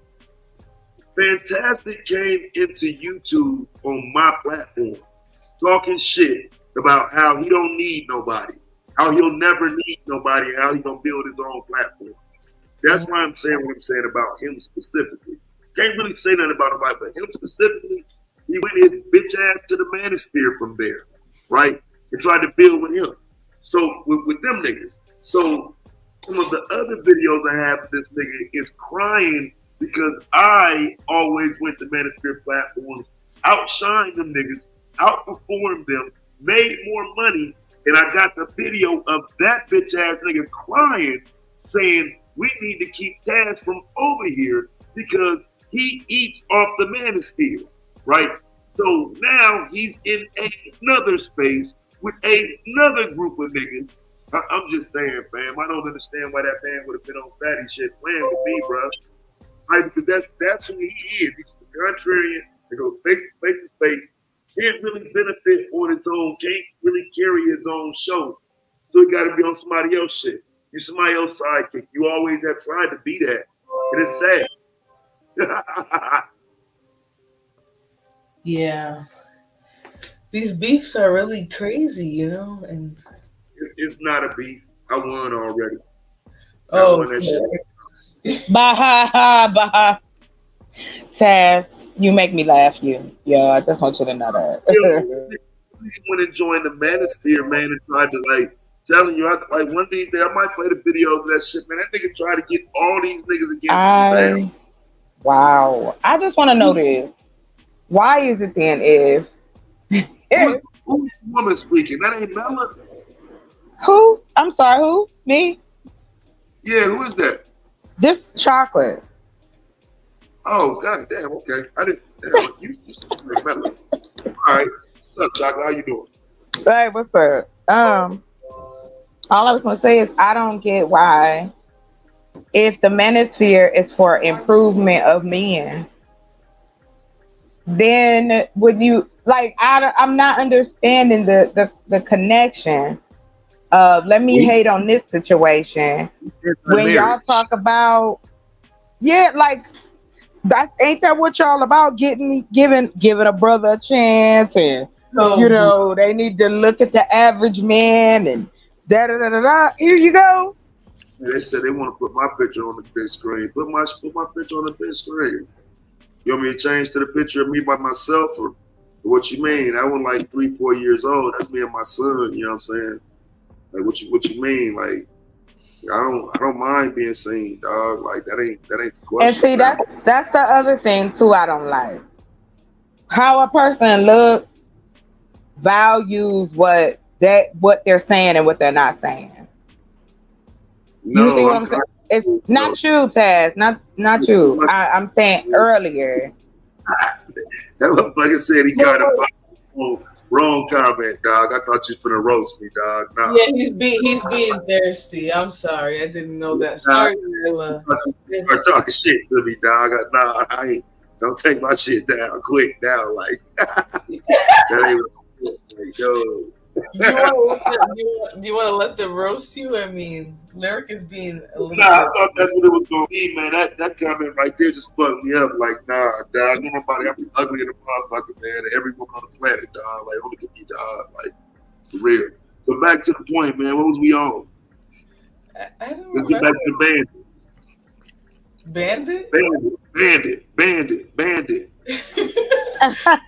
What was up there too? That is hilarious. But you know what? I was just saying, like, well, why don't they help each other get women? If that's the complaint, because that's the biggest complaint. There are plenty of women out here who want to be submissive, who want to be told what to do, who want the things, will be the peace for you, but she's not wrapped in, you know, she may not be wrapped in that paper you think you want. So like that do sound like kind of wild, but like the thing, I do think men, for the most part on these platforms, they're setting out to get women for themselves. So if you're talking about a woman, for the most part, they're going to want her for themselves, so they don't really have time to be trying to hook nobody up. They want her, you know. Like this is a dating app. I agree, right? Like I agree with you, but I'm gonna say this: our counterparts, they saw it was a need. They saw that there was men in their culture that wasn't the most attractive or wasn't this or that, but had other things to offer. They started dating services for these men. They make big money off of matchmaking and dating services for their culture. We don't have that. So that's why I'll be like, okay, well, where is she supposed to meet these good average guys walking around, going to work every day? I'm an average black man and I want to marry an average black woman. Where are these men? Well, y'all got it. Get my picture up there, Flora. Get my picture down. Well, I will say, like, when it comes to, like, it depends on what you're saying when it comes to the manosphere, because I frequently visit the manosphere, and they're not even always talking about women, anything like that. And a lot of the cases, they talking about the economy, they talking about what you can do to build yourself up. They be talking like where the country is heading. Like, for instance, when I was over there watching certain particular channels on the manosphere, they was talking about this economy tanking 2 to 3 years ago. No, I'm not. I want you to understand. I'm not saying that y'all don't do any kind of type of conversations or however outside of women. I'm just saying there's certain segments, it's certain sections too. It's really, but that segment, right? That segment overall though is larger just by voice. Let's just say by noise. That negative part of it is louder than the positive things. Would you? And here's the thing, because I'll flip that right back to you, because I'm hearing you speak, right? As a woman, you seem like a respectful woman, the way you carry yourself, your energy and everything. But the voices of other women that always got something nasty or real mean and demonic to say, their voices are louder on that other side as well. You know what I'm saying? So, but that's because, and then what makes their voices louder, women like that, is that men will go over to these particular type of channels, give these women clout. Hold on real quick. Give these women clout that are louder, just like the men who go and pay to listen to the louder men in that section. My thing is this, and we know this is true. Yes, you can be attractive. Yes, you could be smart. Yeah, you could be all of those things, but that doesn't guarantee you a good mate, right? It doesn't say, oh well, because you have integrity or you are more empathetic, that guarantees you a man or woman that's gonna be that. It's not like that. We have to see each other first. And then if we like what we see from each other, or some people have met over the phone, once we see each other, then we want to know more. It's not like we looking at each other and walking around like, oh, I know his brain is amazing inside. Like nobody says that. It is based on what you look like, where you at, the environment, all of those things when it comes to how we date and how we deal with one another. And I do feel like there's a huge ball dropped in places where men are supposed to be motivating men, but then on the same breath, y'all talk about the women that you don't want, but don't talk about the women that you do want. Like it's a very, I don't understand it. And I've gone over to the area, to the different sectors. So I'm not hitting on nobody particular. I'm just saying when the men speak, because it's majority men out here that have platforms, and yes, you got your women, but it guys still outweigh it. So yeah, I'm going off of what's being said out here. I don't know, because like I can't say I completely disagree with what you're saying, because I guess it depends on where you like, the channels that you visit. Like for instance, me personally, I go to Dr. T. Hassan Johnson's channel. That brother is college educated, I believe got a master's degree or a doctorate degree or something like that. And he breaks down things from an analytical standpoint and a statistical standpoint. He talks about the history of misandry in our community. He talks about a lot of stuff. I go to other brothers' channel. They talking about the economy. They talking about, different things like that on how to prepare yourself. For a lot of the brothers that don't get women, most of the men that I know or the men that I've been around, if you can't get a woman, brothers are just quickly say, look, man, go to the gym, build your confidence up. If none of these women ain't checking for you, then go elsewhere and get a woman. If you got to step outside the group or whatever woman that's feeling, because men tend to go with who's feeling them. If yes. Like that's pretty much what it is. If it's a woman that's feeling you, don't matter what race or anything like that. If she's feeling you, that's what men is going to gravitate towards, and men is going to, No, go ahead. I'm sorry. No, that's all I was just saying. I mean, like, and if it's a woman that's like, if no, girl, that nigga corny or that nigga lame. He don't Yeah. Okay. After that, but he gonna go somewhere else where someone else is gonna be interested in it. Well, see, that's the thing. What is interesting about the person? If you just telling this man go to the gym and get your confidence up, that's not good advice. What about the rest of this person? What about what type of woman is he looking for? Does he have the security to do that? And just because you go to the gym, that don't give you no confidence. Do you know how to carry a conversation? Do you have goals? Are you looking for a wife, or are you looking just to date? Yes, you have to have intention. And if men are telling other men, you can't find a woman that's interested in you, then go to the gym. No. What about your? No, hold on, sir. I didn't say that's what you said.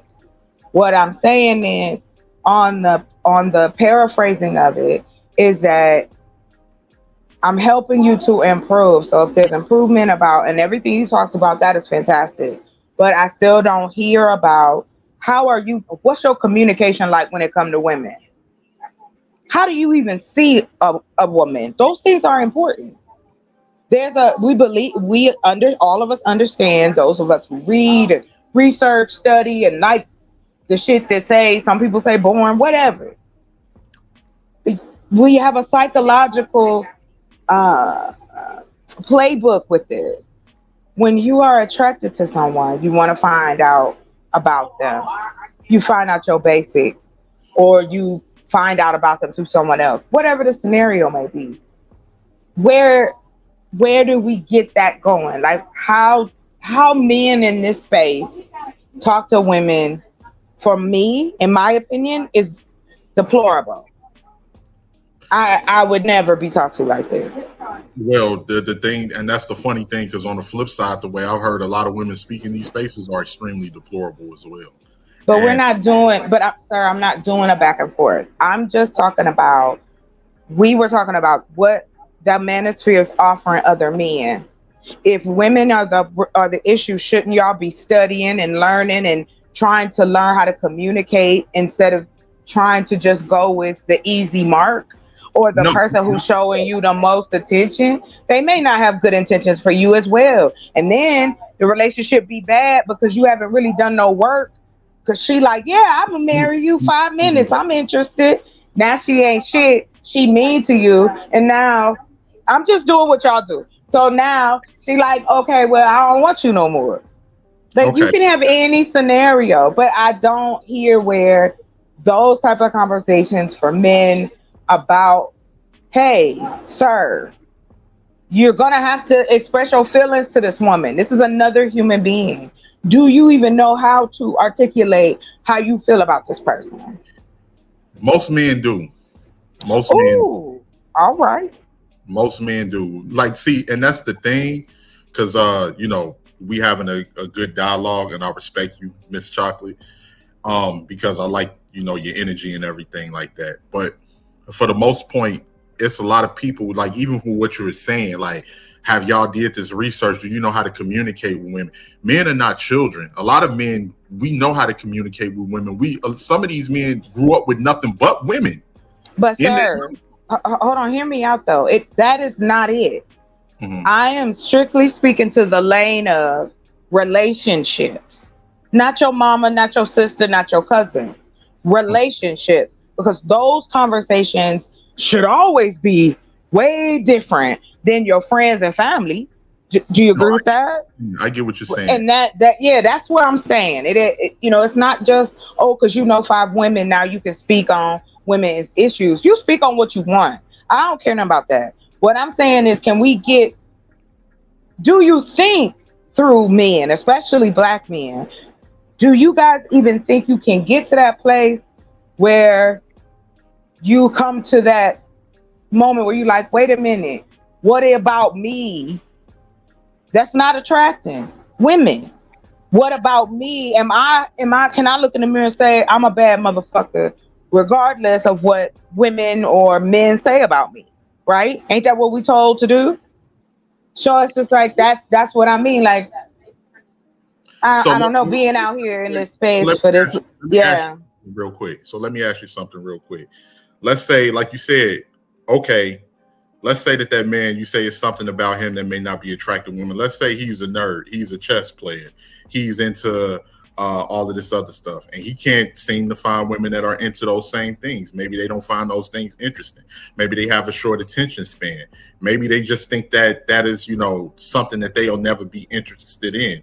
If he happens to find other women that are interested in that, or they find him interesting, or you know what, you seem so intelligent, you seem so smart, you may be able to be a good provider, and those women are willing to date this man, and on top of that, they're willing to be under that man's leadership.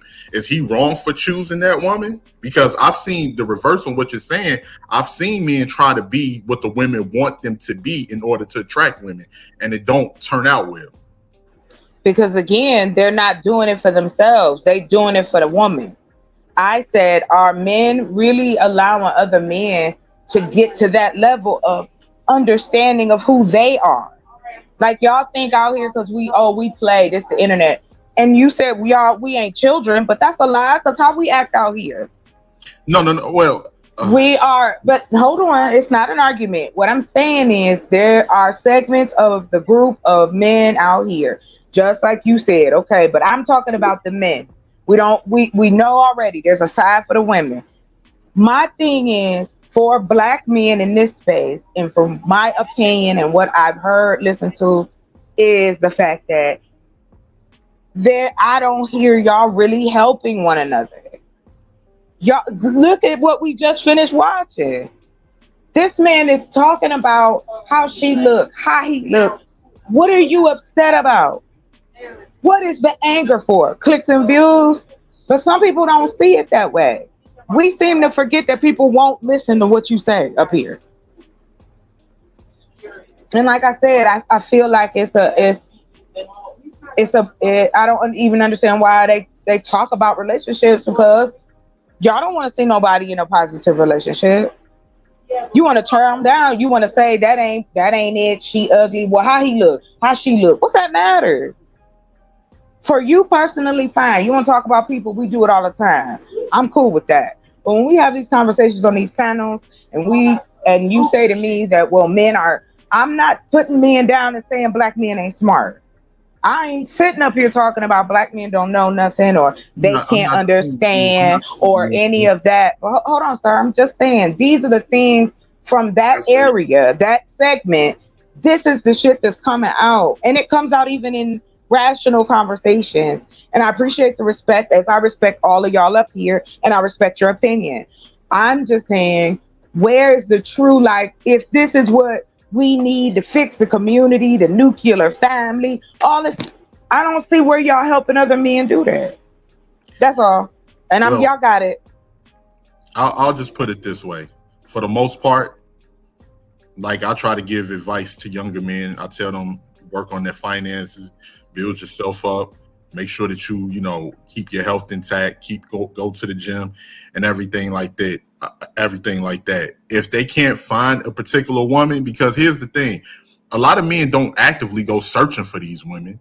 They just meet women wherever they are, inconvenience. It can be at work, it can be at school, it can be at a trip to the grocery store.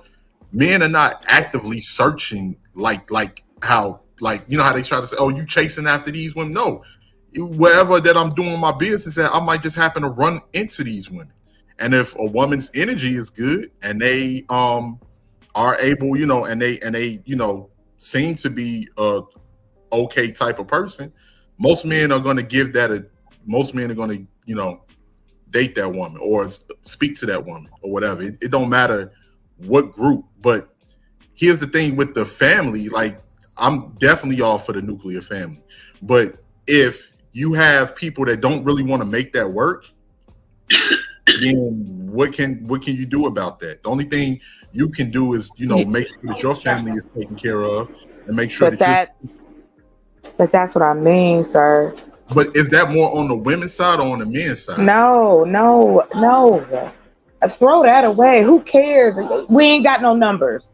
We know what we see based off. Hold on. No, we don't. Listen to me. I am speaking to.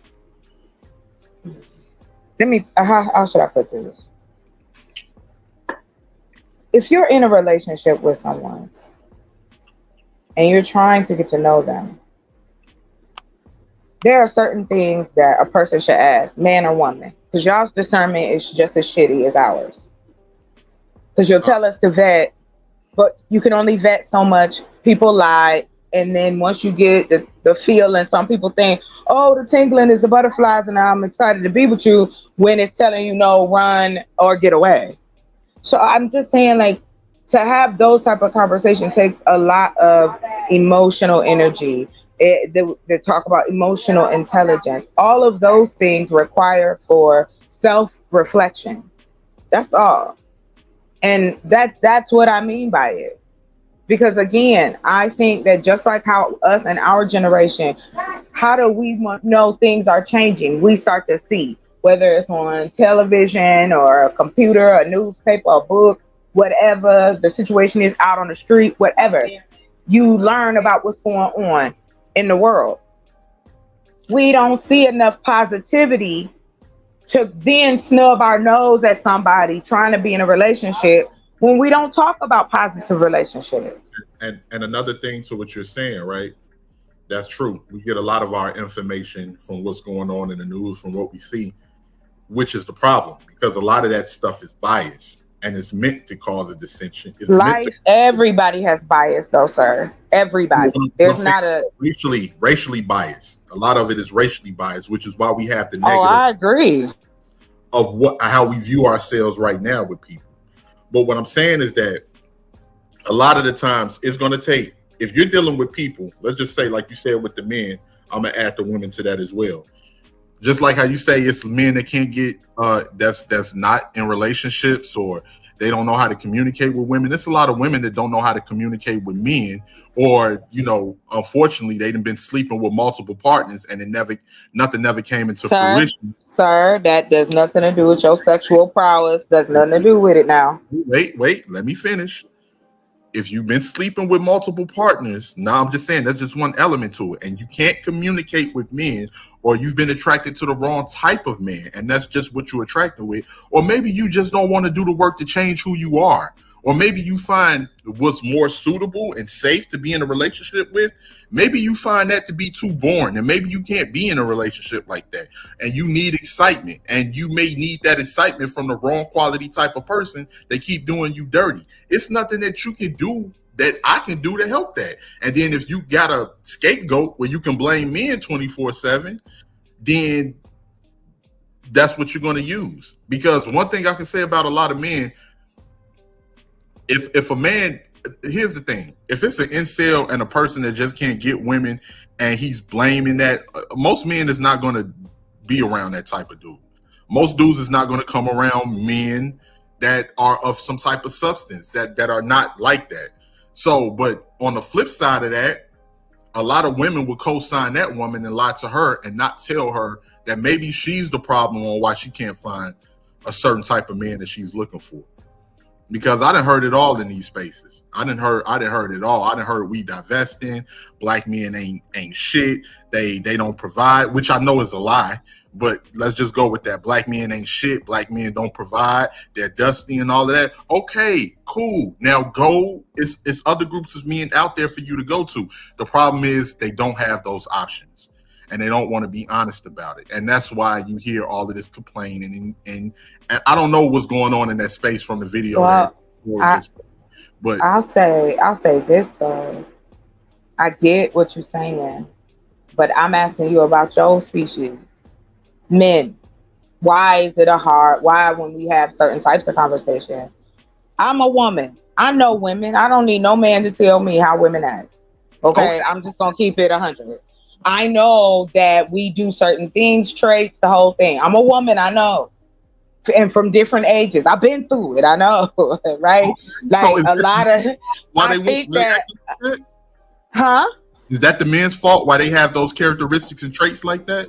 Nobody is saying it's anybody's fault, because again, when you come into this world and your experiences guide you from a child to an adult, now we have the knowledge and the ability based off of science and study that these are the things that we see. If this child is given XYZ, they may grow up to be F, Y, and J, right?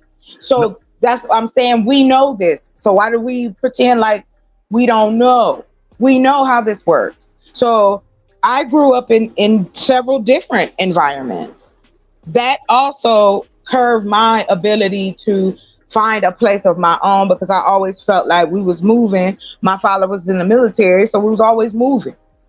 Hey, I'm a Section 8 baby. I know exactly what you mean. But listen, let me just say this real quick. I just want to say this. So based off you saying, I don't have to tell you about women, you know how women think. No, I want to know how men think, and men how they rock. Yes. But let me just finish this. So you as a woman, you know the problematic women out there, right?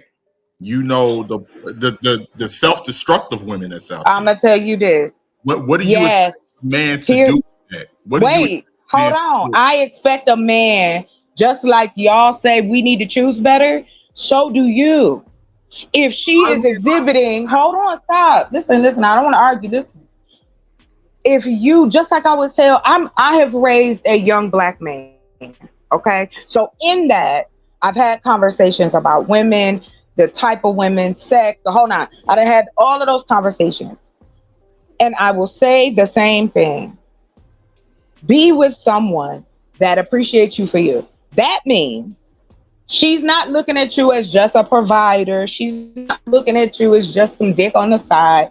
It also, just like with women, your self-esteem and your confidence dictates the type of relationships you end up in. Because Men who want to save women end up in relationships where they saving them, and sometimes those women don't repay that in the expression of it. I don't get where we continue to keep talking about the negative parts of relationships. There are people in positive, loving, caring relationships out here. And if you keep going back to spaces where women are saying things like that, then I'm going to say to you, why do you keep going back? Why would you want to even hear that? I don't go over to nowhere. If you start talking sideways about women, I'm gone. I don't want to sit and listen. I don't need to take a dictatorship. I don't need to do anything. I need to leave because I don't like it. And that's the same for men. Like, if you don't like what a person is saying, then say that. But this is what I mean about true communication. Just because I'm a woman and just because you are a man, that does not mean that we cannot share traits. We cannot share spiritual beliefs. We can't share those type of things. And we always go to the negative women. Why y'all worried about them women that's broken and hurt? Worry about the women that's out here struggling and fighting to have some kind of normalcy in their life. I'm gonna tell you why. Because this goes deeper than just relationships. It's not about relationships. The same women that you say that I'm talking about relationships. That's all. Okay, because I was just gonna say, hold on one second. The same women that you're talking about, the negative, toxic type of women, they're the ones with the loudest voices. And not only are they we're not talking about them in relationships, they're in academia, they're in a lot of the places that we have to do business with. And a lot of men have the same experience of growing up and dealing with these type of women with bad attitudes. Black men was hearing women talk bad about them way before the internet. I know because I grew up. Of course, just like we've heard black men talk about black women before this. What does that matter? We're always going to do that. Keep asking. We're always going to talk to each other. Why does it matter, man? You gotta let. No, I'm saying, hold on real quick. You're answering the question. My apologies. I did cut you off. Let me just I'll rephrase it because I ask questions rhetorically. It's not for you to answer me. If I'm asking you a direct question, then I'll say, come on. What? We gotta each other directly. You can't ask rhetorical questions. Yes, I can. It's a conversation, babe. You can ask rhetorical questions. Everybody can't answer all the questions for me up here. I know that. We gonna hit on some things and we gonna miss on others. I'm with you on that. So no more interruptions, sir. My apologies. Y'all, you got it. Go ahead. No, I was just gonna say, so like we've seen that from the Ricky Lakes to the Jenny Jones to all of the different talk shows of women talking negative about men, from Waiting to Exhale to The Color Purple, all of these different things of speaking down about black men. And a lot of this stuff wasn't even truth. A lot of this stuff was fallacies and it was made up. And I can remember black boys being treated negatively in their schools by their black female teachers. I know for a fact, and a lot of this stuff extends way beyond relationships. And that's the problem. It's the fact that certain women just don't have no respect for black men and they're not willing to change. And guess what? Do you, boo-boo? It's not my place to change you. I'm going to go where I'm celebrating. I'm going to go where I'm respected. I'm going to go where I'm celebrated. So if I go get another woman or a woman of another group, that shouldn't be no problem. But the women complain, they don't want you to stay and they don't want you to leave. So which one is it? Oh, honey, you have a choice, babe. Like, everybody has a choice. Nobody's making black men go out here and be with other women just because off of one or two incidents. There are black men marrying black women. There are good black women out here that's single, that's not on the internet, or they are on the internet and they are doing just fine. They are smart. They're funny. Their intentions are positive. There's only 330 million people in this country. Now, out of that, we are 48 million people. And those women find men. Those women that you're talking about, they find No, they don't. This is what I'm trying to tell you, sir. No, they don't. Now, we'll have listen, and I'm going to just say, all due respect, you are not a woman being hit on by men. That is a different dynamic.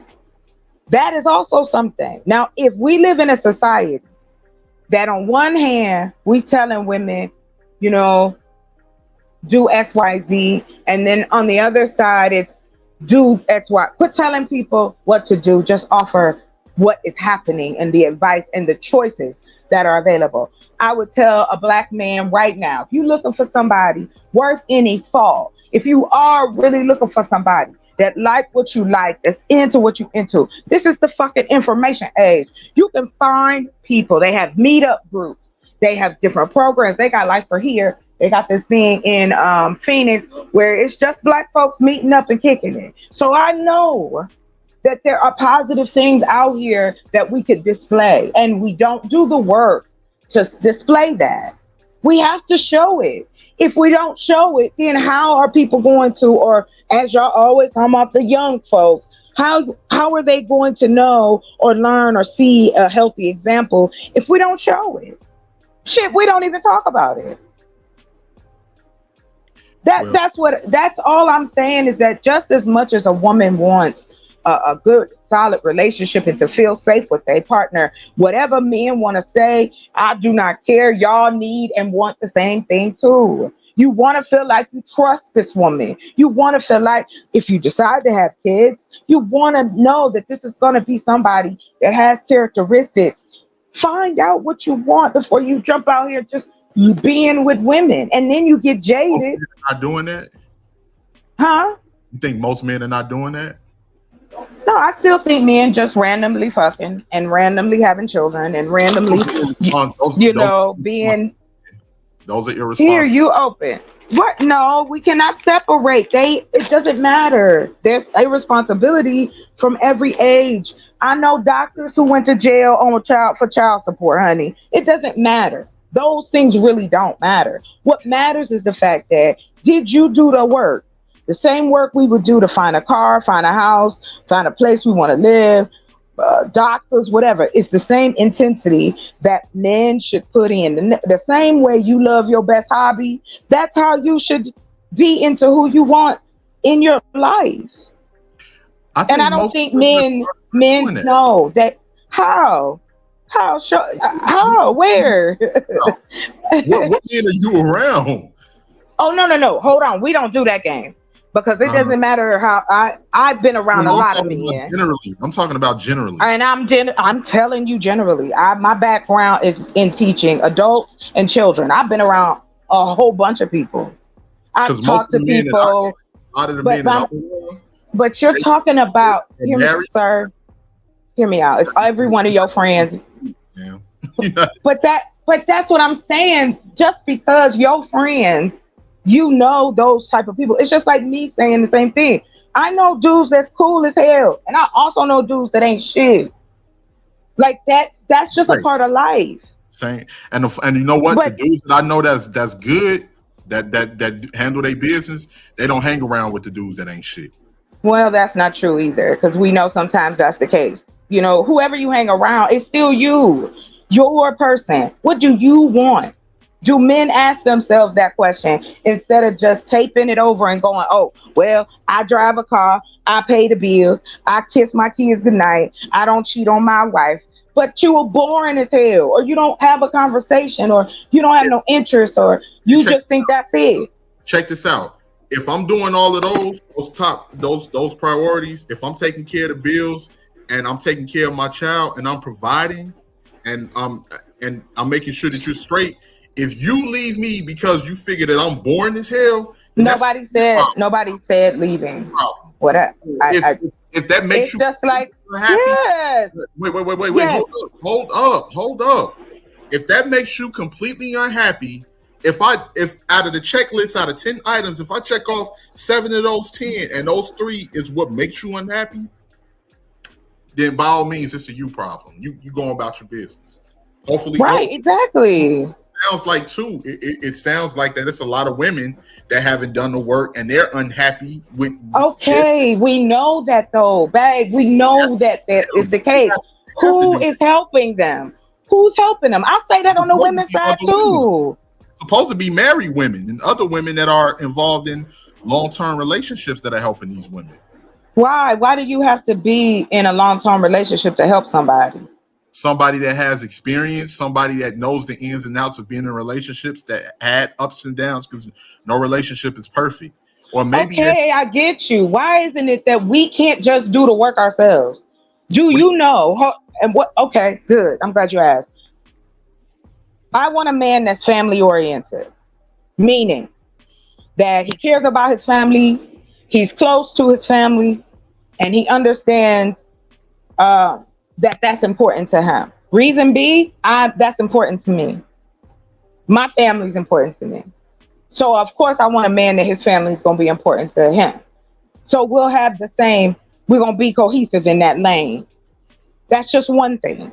I like a man that like to eat and like to cook, because I like to eat and I like to cook. I like to travel, but I can be a homebody. I want somebody that's like that too. And guess what? I believe that there's a man out there that's like that. I haven't found him yet. There might be a dude saying that right now. We don't know, right? So it's on me. If I ask you, 18th letter, we go out on a date and I ask you these things. Are you family oriented? You tell me what? Yes. Oh, I love my family. Da, da, da, da, da. Okay. Next. Just like you said, if I'm checking off these boxes, relationships are more than just tangible things. A lot of women, I think the segment of women, are complaining about that piece. We want to say, well, I'm a man because I have done X, Y, F, and Z. I need your brain. I need your spirit. I need your heart too. I'm giving that to you. I need you to give it back to me. That way we keep each other energized. Because if one continues to drain off the other, then yes, they are going to leave. And that is the type of communication I'm talking about. Not because y'all stayed together because he cheated, or they stayed together over some old extra shit, whatever it may be. If you're not happy, you have the right to find happiness. Right. But that's not what we talk about. We have the right to find joy and peace in our lives. And ain't no human being gonna give you peace. You gotta first have it yourself. We look for so much from one another, but then we scared to give to anybody. And then you wonder why the tug of war, why the hesitancy, why women have decided to just stay single, why they do say, I enjoy my peace, rather than trying to entertain someone. But that is because, hold on, hear me out now. That is because, of course, you're going to hear the good and the bad. You hear women say this. You also hear women say, I love my husband. I'm glad we met. We got beautiful kids. Blah, blah, blah, blah, blah. But chocolate, the thing, like what you're saying right there, right? Like the women that say, I love my husband. I love being with my man. I love my kids. Those women get bashed by the women that you say that enjoy their peace. They get talked down on. Like they no. That's I don't think that's why they talking down on them. I think what it is the way. For instance, I'll just say this real quick, and I'm gonna let you finish. Continue. Nah, you got it. I promise. Here's the thing: you have women that will defend black men. No, I know a lot of good black men. I know good black men that ain't like that. And these women will turn around and call them mammies. Okay, and they talk on them. And these are women that are in relationships. These are women that are married. You just called. Didn't the brother just call another man a simp up here because he in a relationship? Y'all call each other simps. If you nice to a woman, if you give a compliment to a woman on a panel, and then turn around, we joking? No, you're not joking, because y'all always say it. Oh, he's simping. Oh, he up here simping because she up here. What? And then you shit on each other just like you are explaining. I don't agree with that. That's why I don't frequent spaces like that, because I don't believe that. And I'll say this. Like, here's the thing. It's a lot of people in these spaces that really don't want to change. They don't want to do the work. A lot. This space has become long gone are the days of honest conversation. YouTube is about making money now. Ever since this platform's been monetized and people see that there was money to be made, especially, you know, a lot of these people on here, they're just doing this to make money. I like coming on YouTube. I like having conversations. This is not what I get my source of income from. So I'll be as honest. But when people now, it's just like a television show. People have a particular audience that want to hear certain things. So whether it's right or wrong, they're going to lie to that audience to be able to get super chats and cash apps. And reality, a lot of people they don't want to change. They don't want to do the work. As you can see with the comment section, look at the things they saying. Don't nobody want to do the work. They want shit to come to them, or they want that person to come already ready made to them. But I guess my thing is we don't even have any opportunities to see different. We don't show different. We always show in drama in relationships. It is never positive. And I do believe that we scared when it comes to words like happiness and joy and love and care and concern. That's all. Or what you talking about? Life is hard. And okay, I got you. But you don't do that shit every day. I don't want to do that every day. Yes, I have to go out here and protect myself. And I have to go out here and worry about somebody might try to come on and do something to me or whatever. I got to pay attention to all those things. Or I'm paying attention to somebody, you know, might be smiling at me. I might meet somebody. It's happened. But that doesn't mean that there aren't those segments that we continue to talk about. Leave them where they are then. There are plenty of positive people in this country. Stop with this. Listen, here's the thing. That's the funny thing about it, right? A lot of people leave these people where they are, but misery loves company. So misery comes following to where the people that are peaceful are at. They not happy within themselves. That's what we got to be honest about. Well, like I said, I'm being honest about it. I don't think that y'all give each other, but y'all don't. They talk about themselves. You got a lot of women that's finger popping themselves to sleep at night. So what? And that's their life. That's a segment. If you don't want that type of woman, why are we talking about them? Okay, if they don't want those type of guys either, why are they talking? Oh, come on. We on this conversation right now. Why are we talking about it? What bothers you about the manosphere if it's something that you can just turn on? I'm not bothered by any group up here on YouTube. I'm gonna tell you why. Because it's the same thing. You can find it every color, culture, creed. It's the same setup. You got your hierarchy. You got the people that's got the most folk. You got the people who are the stragglers. You got the folks that's doing something different. There's all kinds of shit on YouTube. I know because I get it. Because I have a lot of channels I subscribe to because I'm into a lot of different shit. So I know that there's diversity out there with us involved. We go do things, to go trips to skiing trips, and we go out of town together and we do all that kind of stuff. That's great. I'm saying if we want to talk about why Black folks are in this space and they feel that they cannot communicate to Black men, can't communicate where Black men and Black women are concerned, and I'm speaking to Black men and women in a heterosexual sense, and the reason I bring that up is because that is such a staunch point out here among the Black men in this space. So I want to make sure I'm clarifying. And on top of that, again, y'all talk about excuse me, Flora, let me know if I can't say that. Y'all talk about you can say whatever. Chocolate Flora asleep. Oh no, she is asleep.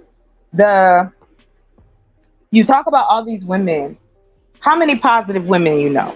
Who can you give me somebody that you know that's positive that you know about? I know quite a few of them. Okay, great. So you do know that this can go the other way. That's all I'm saying. We seem to move away from that and go, it's just the negative. Look at how women are wearing their clothes. Y'all talking about sexy red. These are children in the sense of what knowledge we may carry. You know this is a business. And if we want, hold on real quick. If Black men owned the music business, then they could have that kind of push and control of seeing their own Black counterparts black women that can be your sister, daughter, maybe it's your mama, whoever. Change has to be made from within, like y'all want so much. But when we say let's fix it, what you're saying, but when you say that record industry, you don't think it's been black men that's been trying to own their record industry to promote positive images of black? We're not talking about that though. It's been sabotaged. So why now? You stop? No, listen.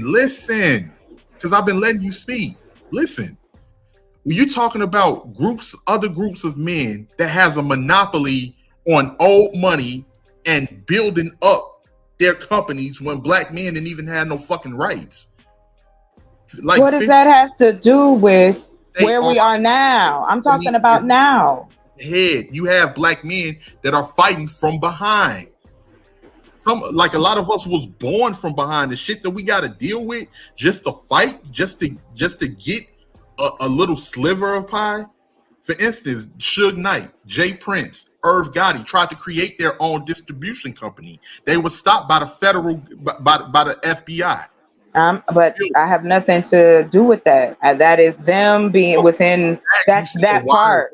No, but why do you have to wait? Hold on, but you don't have to be what they are.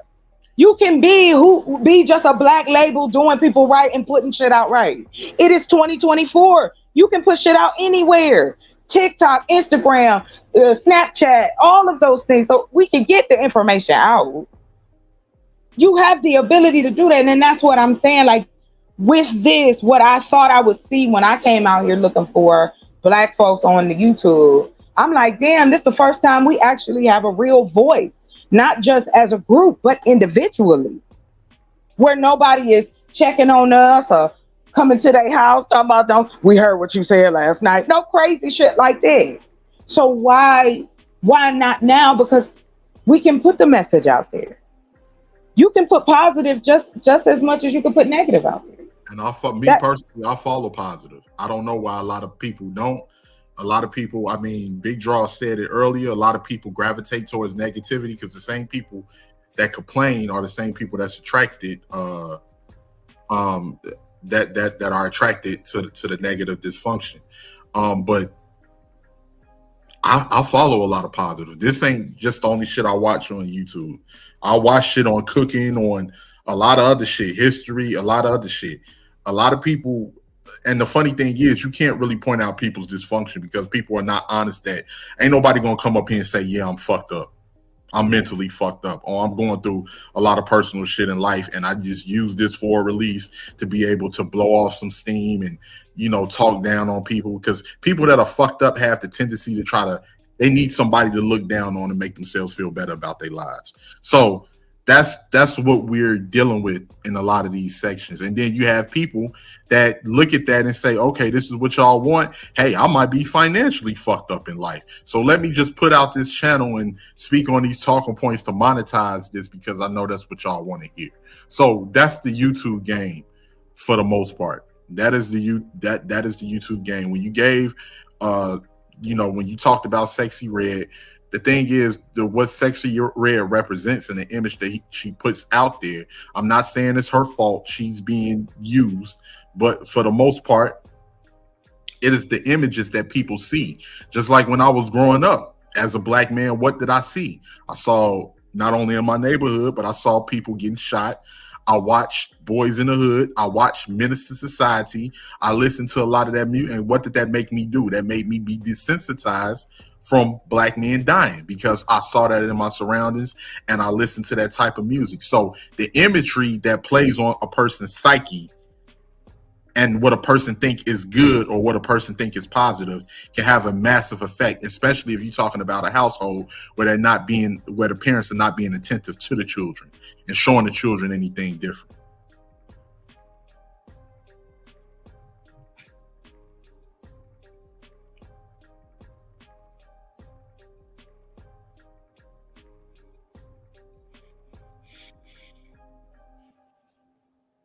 You still there?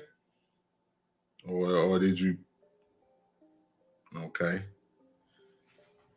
Well, I guess this is the 18th letter show right now. To my nest. All right, y'all. We finna end the show. Shout out to 1-8. Shout out to Chocolate. We finna end the show, big dog. Hey, JP, you just woke up, man. You done dozed off. Yeah, I end up dozing off.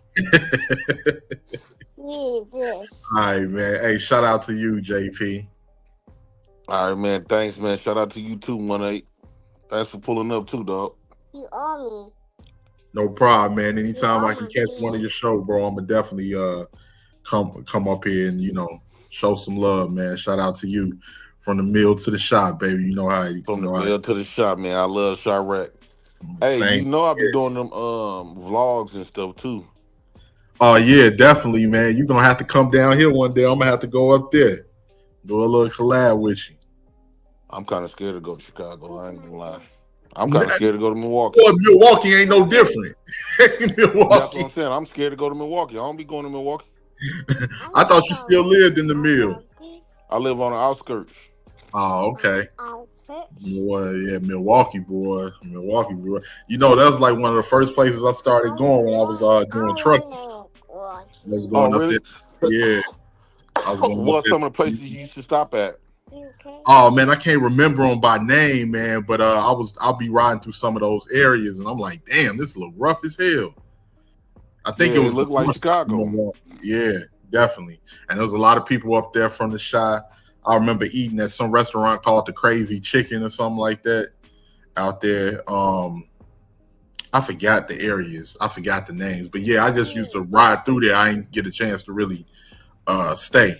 So, but yeah, man. Yeah, the mill rough. You know, the mill, one of the most dangerous cities on the list. Yeah, that's why I've been reading up. A lot of people think we just white people with cheese and beer. Nah. I try to tell them it's like Chicago little brother. Exactly. It's right there. Ain't number 2 hours away. Right there. Then it depends how fast you driving. Yep. Probably an hour and 40 minutes, 45 minutes. And you know, we be going to Kenosha and Racine too. There's a lot of people. Yeah, I was just gonna say Kenosha and Racine. I used to run through Racine and all of that. Hell yeah, man. But yeah, that's what I say, man. Keep doing your vlogs, man. I like, when you do the cooking and everything, you're doing something different, and you're showing, because it got to be a balance. You had a balance, and people, they may argue and get go back and forth, and then you got a balance of times where it's calm and it's peaceful. As long as you got that balance, man, that's the good thing right there. Yeah, that's what I try to be, and then I try to bring more like productivity. Especially for the people that come from our cities, man. Especially if they've been following me for a while, they'll know like I started from the mud, and they done see me progress, and now I'm living in my dream now. That's something I done started, and I want my people to know. That's why I take it upon myself to be very transparent and show them genuinely when I be doing my vlogs. Like, okay, this is a step. I done been through lights getting cut off. I show them that. I show them all of the about to be evicted and everything. I show them all of it. I tell people, man, like, and that's the thing, like, ain't nothing wrong with transparency, because like, don't none of us come from money. You know what I'm saying? And I hate when people like get up here and try to front, because we use the same things that all of us was born with to put each other down. Like I grew up with rats and roaches. I was a Section 8 baby. I moved from one part of the city to the other part, and living in different apartments, getting into it with niggas over in the neighborhoods because I wasn't from there. All types of shit. I remember using the fucking oven to heat the house up.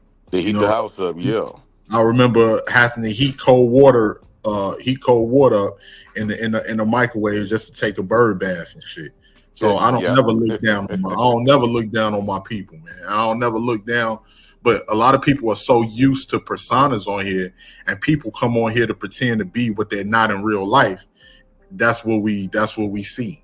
It'd be a lot of people on here faking the funk. So like me, I'm what you get. If you see me in person, I'm the same nigga that you will hear on the internet. Some people got their internet personalities and they offline personalities. Me, I ain't got no reason to stunt or front. I'm doing decent in life. I'm doing decent in life, but I'm only one paycheck away where I can be homeless. You know what I'm Right. saying? My I never. bathroom still got the shoestring hanging out the toilet. So so you know what I'm saying, and I like a lot because Lana Love say that's struggling. I've never been there. Well, congratulations to you, Lana. Majority of the country have though. Like It I builds like, character yeah, too. I like a lot of nice stuff. I like designer things. I'm a big cologne addict. I love wingtip shoes. I like pea coats. I like my Pelly and Avirex leathers. I like for when I'm dressing up when I gotta go somewhere to an event. Yeah, But, what's that one Pico Alwasan? I got Michael Kors. I got some Michael Kors up in here. But for the most part, like if I'm in the hood, if I'm going to Harold's, got my Avirex or my Pelly on with my Timbs and all of that. But yeah, man, like so yes. Okay, you haven't been there, Lana. Congrats to you, sweetheart, because there's a lot of people that have, and I wouldn't wish that on you either. But congratulations. Yeah, congratulations that you never been through that. But we made it out. When we was actually going through it, it was rough, but eventually we got a meeting. We thought that was just the way of life. Everybody bathrooms and shit. You had to pull the strings, whatever. Right, eating hot dogs and pork and beans for dinner. And oh man, I'm so tired of eating hot dogs and pork and beans. hey, getting the multi meal bag cereal. Like niggas ain't have the big old bags of cereals. We had Fruity O's growing up. You had what? Fruity, not Fruit Loops, Fruity O's. Yeah, Fruity O's, but we used to have them welfare cereals that didn't have too much sugar. We had to put sugar in the cornflakes. We had to put sugar in all our cereal chats. You remember them kits? Man, I remember having to eat cereal with carnation milk. Man, I hated that shit, bro. Yeah, or powder milk. Yeah, that was oh my God, man, I fucking hated that. Let me see what else. I do remember like on welfare, like when you would get like the canned peanut butter and the it used to come in like a black and white tub. And a white and black tub, yeah, white and black tub, and the motherfucking cornflakes in a white and black tub and powdered milk. I remember all of that shit when I was a shorty, man. I remember all of that. That shit bring back old memories, boy. Yeah. I remember when motherfuckers letting off shots when the Bulls won the championship and shit. When the Bulls be winning, they like, get down, they shooting. All types of shots going off when the Bulls used to win the championships. Yeah, because y'all used to win a lot. We just like the Bucks just damn near won. We won a couple years ago. Yeah. So like that's. I don't know when the last time they won before. I think they won sometime in the 90s. Oh, who the Bucks? I don't think the Bucks got any in the 90s. I think for the most part in the 90s, it was the Pistons, the Bulls, then the Rockets. Those was the three. I remember Irvin Johnson. I used to work at this car wash. Irvin Johnson gave me 2 pair of I think there was AN1s. He signed them. He had gave me 2 pair of shoes. He's come up there on this Good Hope car wash. I used to work at the Good Hope car wash with my dad. And he came up there. He used to get his car wash there. And he came up there and gave me 2 pair of shoes. Yeah, man. I remember being made fun of because you know how it is in the hood, man. Kids are ruthless. I remember having fucking Pro Wings. Pro Wings, oh my God. I used to get my shit roasted. I thought I remember I didn't think Pro Wings, I thought it was some nice pair of shoes. I was just so happy to get some shoes. My mom took us to Payless. We used to love going to Payless. I don't think they still have Payless no more. But I got some Pro Wings. Huh? I think it's still. I remember having Pro Wings, man. I had motherfucking. I remember BKs. I remember British Nights. I remember my mother came in the house with some fucking Spalding. She was like, these Hakeem Olajuwons. I was like, Hakeem Olajuwon? This is Spalding. I don't want no damn Spaldings. I need some fucking Grant Hills or some Jordans or something. I can't wear these. And the worst thing that topped it off, man, the motherfucking rugged Outbacks, the Payless Timbs. My God. Oh, man. Yes.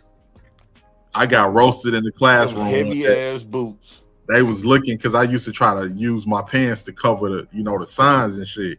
And I saw these niggas, man. These niggas I knew in school. I see them in the distance. They whispering and shit.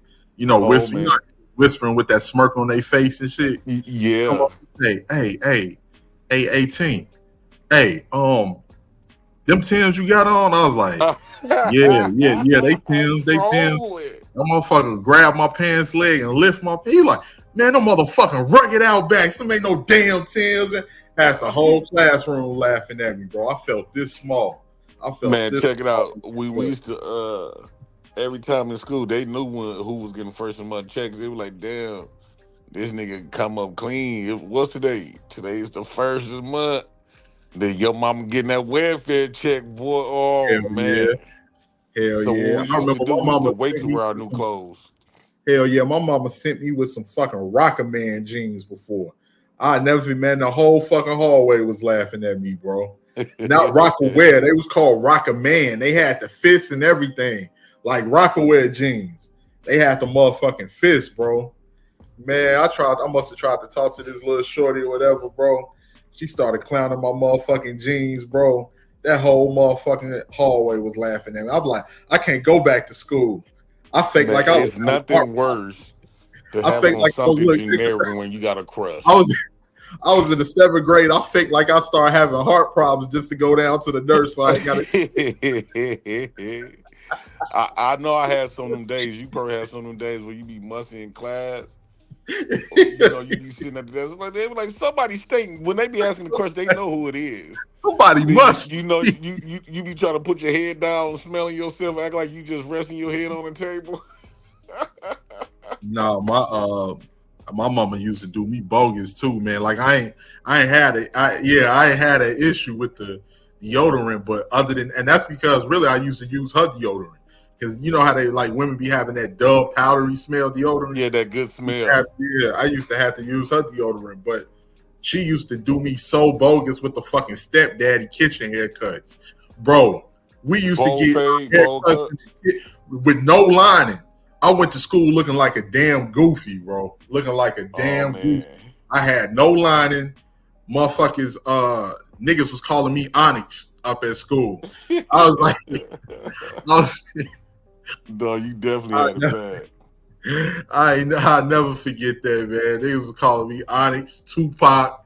I was down bad, bro. I was down bad. Man, that's the worst thing, especially when you're going through something like that. When you got a little crush in school, oh my god, that'd be the worst.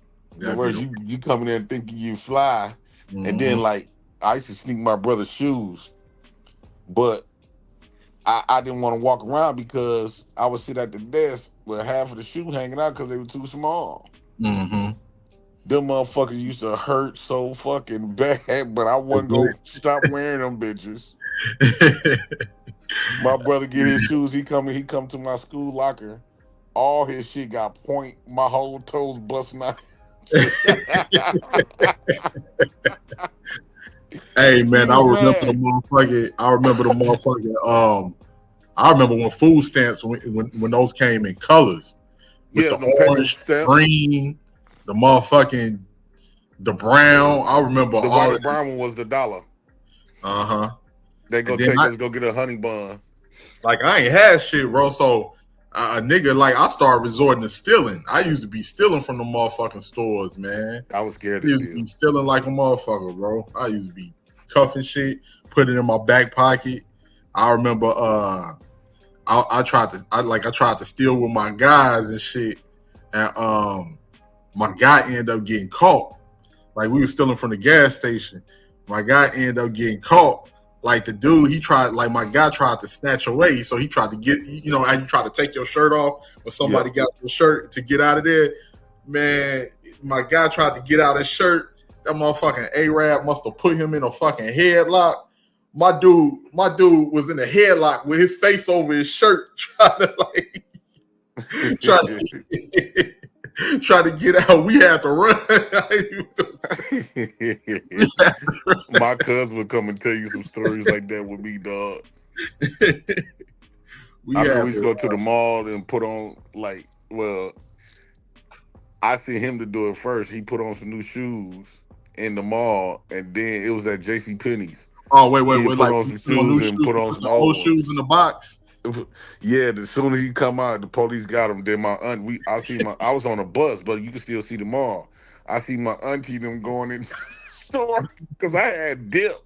My auntie and my sister was walking in the store and seeing him popped. They took him to the station and she called his mama.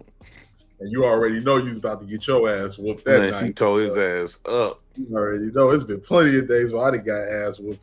And the funny thing is, they'll be like, won't you just tell the truth? What's the whole point of telling the truth if I know I'm gonna get my ass beat anyway? Yeah, you know you're gonna I get your ass beat. To the lie and leave that little bit of doubt that I might not have done it. Right. Boy, I thought I was the best liar in the planet. I swear I did too, bro. When it's funny that when you get older, you see, because remember when your parents used to tell you, all of this shit y'all think y'all doing, I done did this shit already. Man, you could have sworn you thought you was doing some new shit when you was a shorty, man. Yeah. You could have sworn you it thought seemed like your parents know exactly what you're doing. Like you cannot fool them for shit. And then my little brother, he started following in my footsteps because we ain't had nothing. And the funny thing is, my little brother was going to the store, and he coming back with like $6-7 worth of shit.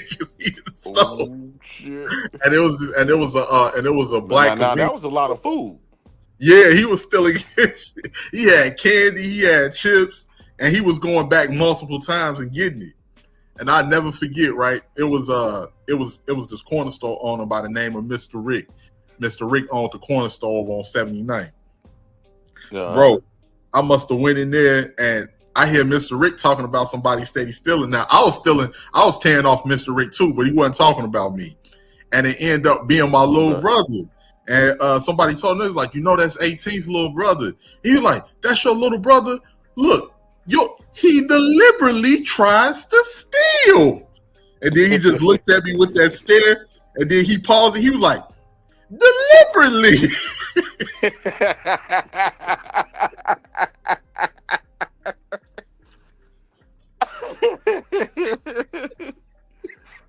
No, that shit hilarious. Because they will be sitting there and like in awe and shock. Deliberate. No, that sounds just like my aunties and them, like Mississippi type of people. He had to capitalize this. He paused for a minute. He said it again. He said, deliberately. Like, I need you to understand that this is some serious shit right here, man. Oh, man. So I was like, oh, man, bro. But back in the day, dog. Back in the day, man. Out south, out west, all my Chicago people know. Of course, the mobs, the organizations in the streets and shit. Growing up, some of them organizations was in Milwaukee too. Oh yeah, I already know. Y'all ain't number two, Saint, Milwaukee, Gary, all of that. Yeah, all of that right there. I don't think they hit Detroit. Nah, they ain't hit Detroit like that. But like all through other areas in the Midwest, the Mill, Iowa, Indiana, back down south, it was the same shit. So like Milwaukee was on gangland with that. Yeah, I saw that. Back in the day. They had like 8 or 9 different episodes about Chicago. That's the land. All through that motherfucker, man. So, but it was fun, man. I say growing up too. Like I look back on that, and you gotta laugh. But at that time, that shit was not funny. That shit was not funny. It was not fun. And them organizations, man, they took them handshakes, like how people be freely like throwing them handshakes and throwing them signs. That shit was serious. Like, boy, you just don't go around just throwing up that stuff or just shaking up. Like, you could tell who ain't really in it for real. Right. Not only that, but when I was growing up, because it's all through my family. That's how I grew up. You know what I'm saying? So yeah, I'm saying with mine. Yeah, like, and I'll say, they had meetings, violations. It was wars over blocks of making money and different shit like that. It was a very serious time, even all the way with the projects and before the projects got torn down, motherfuckers sniping in the projects. This organization over here got 3 or 4 buildings in the projects. This other organization got 5 buildings, and you can't cross Hudson or you can't cross Chicago Avenue down by the row houses, so you got to be careful. But the funny thing is, it don't become dangerous until you become an adult. As a kid, because my family originally came from the projects. As a kid, running through the projects was fun as hell.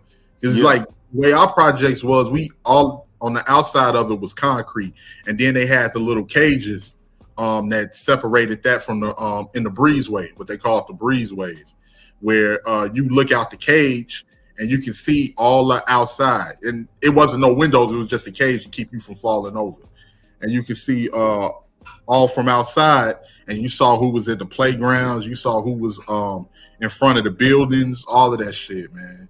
And you run up and down the hallways, you know, kids play in the hallways, shit, man, flipping on mattresses, motherfucking playing basketball with a crate, cutting the end of a crate out, putting it on the light pole, and nail it to some plywood,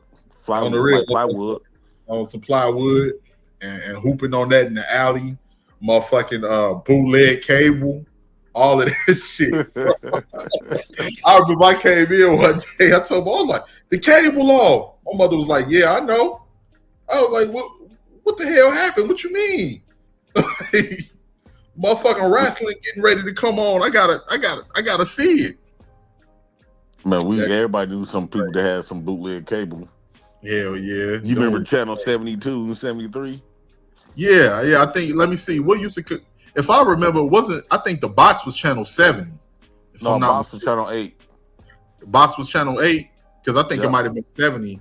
The video music box might have been 70 for us, and then they changed it to MTV2. Like down. The box used to come on, and then we used to be able to call and request a song.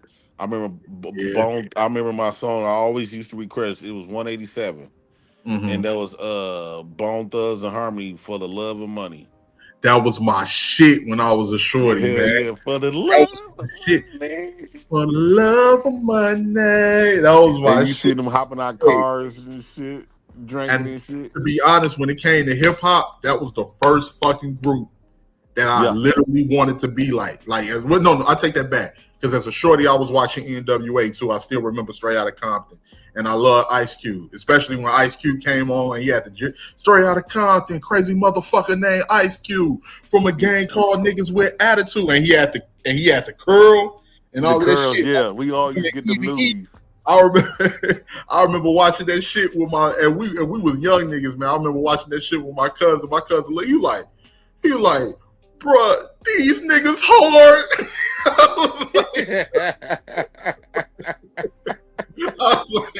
I used to like Knockout. Well, it's the Knockout. Studio Gangsters, Busters. Now this time you fucking with some real ass trusters. Oh, BG Knockout. Yeah.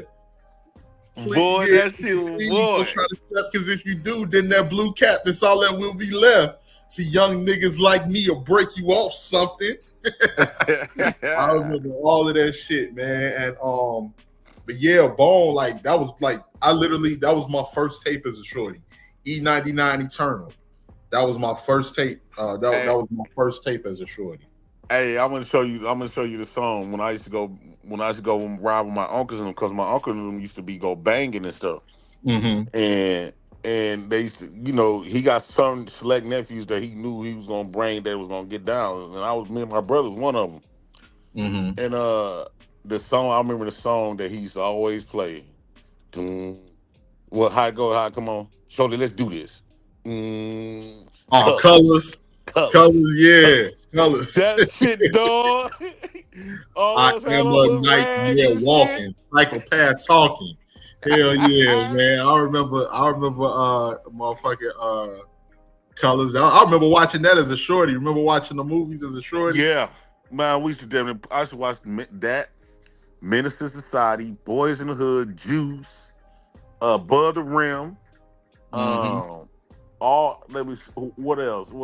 Hey, somebody asked in the chat, JP, Joan Nesson, for more, asked what the fuck are cages? And I think I was trying to explain to him the breezeways. I wanted to know, can you share my screen? And if I can show them the way that the Chicago projects was. I think it was y'all caves was like a whole bunch of little poles together, wasn't it? Nah, like on the outskirts, like on the outskirts of like I mean not the outskirts, on the outside of the apartments. When you went into the hallways, it was nothing there but a breezeway, and the breezeway was like the cages that was where the windows would be or where the wall would be on the outskirts. That was matter of fact, see if you can just Google this for me real quick. Chicago I'm Project. on my phone. I won't be able to do it. Okay. No, if I can share it, if you put it back there. Okay. Let me see. How do I do it? How do I put it back here? Just go to guest. Go to more, and then if you're on your phone. No, I'm on a laptop. Well, go to present. I think that's present settings. Let me see. It's like you trying to share something on your page. Yeah, let me see here. See if I can see if I can Let me see what other songs used to get us turned up though. Shit, man. You know what was my uncle shit?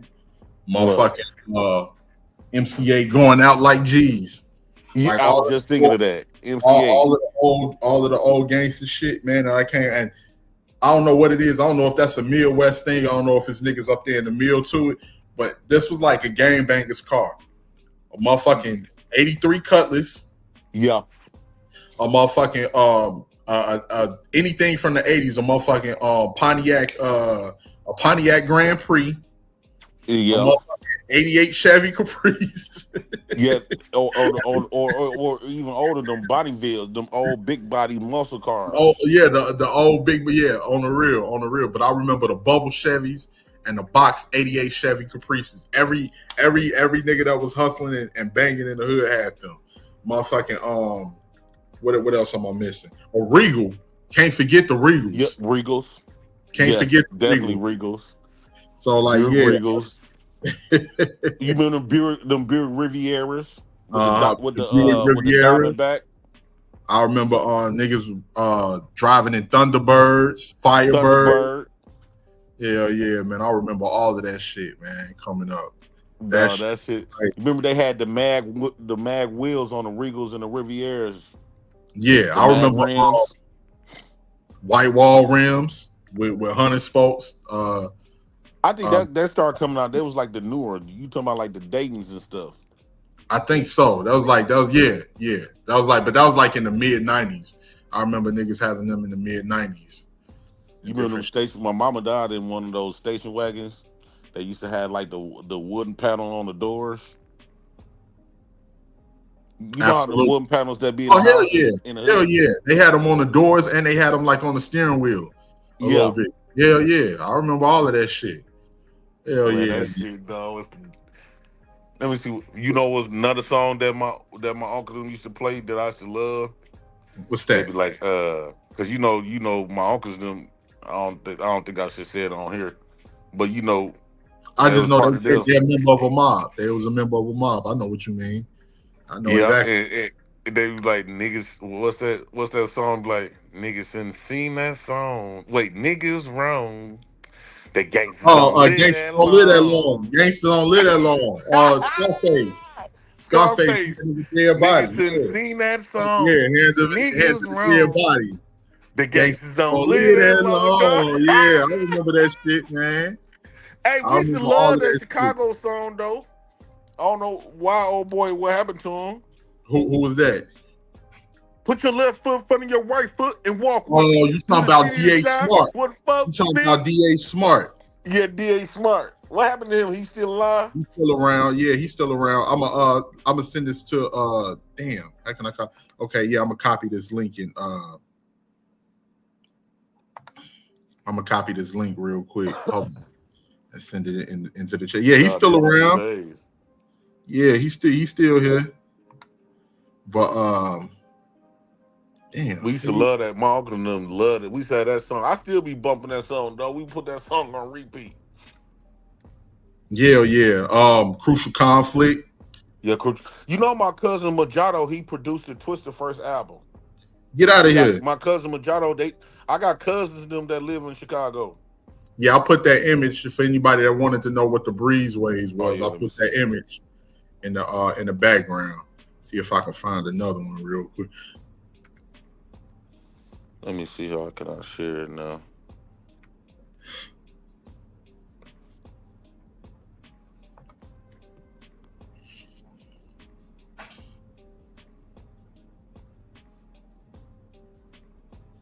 Hell Oh, yeah. it was like a fence. Yeah, it was a fence from the outside. It was a fence from the in the hallways. It was a fence in the hallways to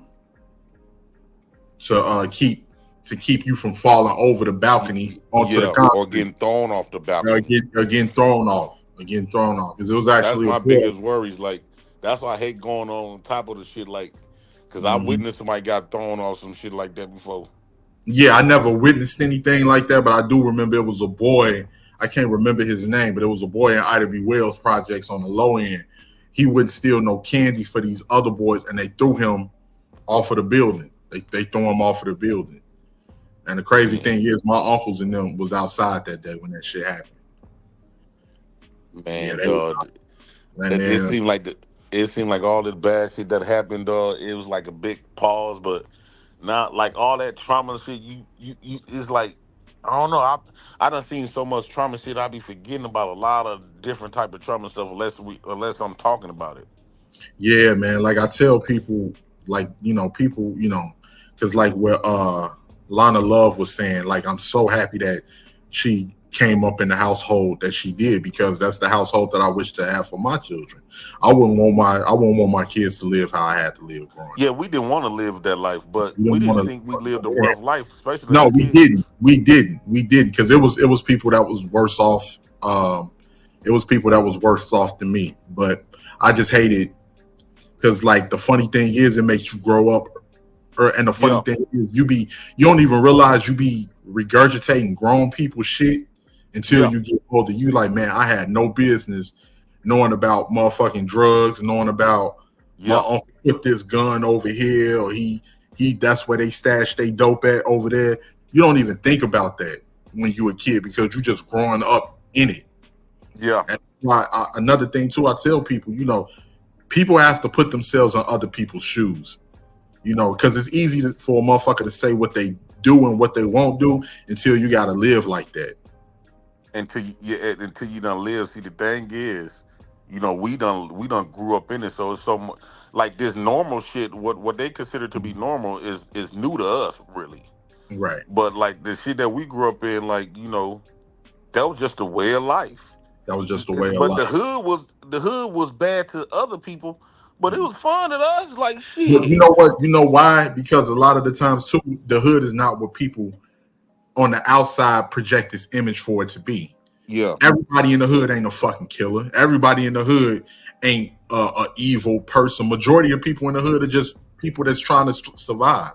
The hood even was a people that kill combination. People ain't no evil people. Even the people that kill people ain't no evil people. It's people, and we don't condone taking the life of somebody, especially another brother, but it's people that did shit, and it's revenge, and it's revenge killings in the hood. It's revenge killings. Like it's easy for people to say certain shit when you don't have to live like that. But I guarantee you, if you were stuck in a situation where somebody took your relative or somebody did something to one of yours, you will want retaliation. You definitely gonna get that retaliation. And you would definitely be getting back. I know. And nobody talk about calling no police. Like back then, they didn't want to call the police. Like, no, they wasn't about no police. When something happened to us, we're gonna do it to them. Yeah, and then it ain't like I can remember as a kid getting jumped. I can remember. Yeah. I can remember people. Like for the average person, they'd be like, their parents, which is the way it's supposed to be, but their parents would tell them, no, we're not sending you back out. We about to get ready to move. The family members I had, I couldn't move. We didn't have no money to move. I had to go around that block. I couldn't let niggas think that they was just gonna pump me and that was gonna be it. No, I had to go around that block. I was sent out by relatives to fight. Like I got my ass whooped a couple of times. And that's the thing, people want to be honest. If you ain't never got your ass whooped in the fight, you ain't fought enough. Or you are no real fighter. You are an extremely good fighter. I done got my ass whooped a few times, and I done gave a lot of ass whoopings too. But a lot of people, they not. Man, I remember this one motherfucker I was fighting, man. I had to be like in the 8th grade. Man, this motherfucker so quick. By the time I was feeling one place he was punching me, I was already getting socked in another place. I was like, God damn, man, this motherfucker. That's how it was when I fought my cousin. Because he was more athletic and shit. And my uncle used to put him in like boxing and shit. So he was, because I was one of the coldest fighters. But once that nigga started learning boxing and shit, he dancing around. I'm trying to hit it. He'd come in, he just throw me a jab. Bow! Right. And I'm trying to hit him back, and he just bouncing me. I said, hey, fight, motherfucker. Shit. I'm used to we get into it with each other. We just hitting each other. Just slugging it out. Yeah. Yeah, just slugging each other out. I was a good wrestler. Like, if a motherfucker was quicker than me with my hands, I'll take that motherfucker to the ground. Boy, my brother, he like to do the wrestling shit. Man, the fuck out your ass, boy. A lot of niggas in the ghetto, man, they love to come and pick you up by your legs and throw you on the real. I get you by that waist or by them legs, lift your ass up. The next thing you gonna hear after I lift your ass up is damn, because I done slammed the fuck out your ass. But you know one thing everybody looking to be in. Them headlocks. Them headlocks. I hated headlocks. Niggas always want to they like, let me up. And you punch them, you like, bitch.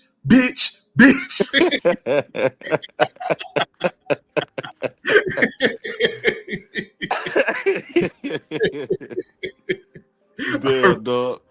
I remember, dog, they used to put me in headlocks I used to hate those headlocks. I remember this girl, it was this chick named Cayenne. I remember getting into it with her in class and shit. I think we was like 8th graders or something. She was quick to tell that my brother, a 4-corner hustle from out west. I'm gonna get him to smoke your ass. I was like, go get your man. That was this girl named Brittany. She's the same way. Your fuck ass brother. I'm gonna have all the BOSs over here. Go ahead and get them. I was like, nah. But yeah, them was the days, man. Them was the days. That's in the day. These Londons, they ain't tough as we was back then. Nah, and that's because really now they have social media more, so people don't really use a lot of guns. They use a lot of guns. See, back then we ain't had nowhere to get no gun. You had to pick up a gun. Or we knew a few people that had them, but they weren't about to give them to us. Like, all we had was our motherfucking fists. Like, and as time went on, you start seeing motherfuckers with like a 38 here, with some tape, with some tape on the 38, some duct tape. Yeah,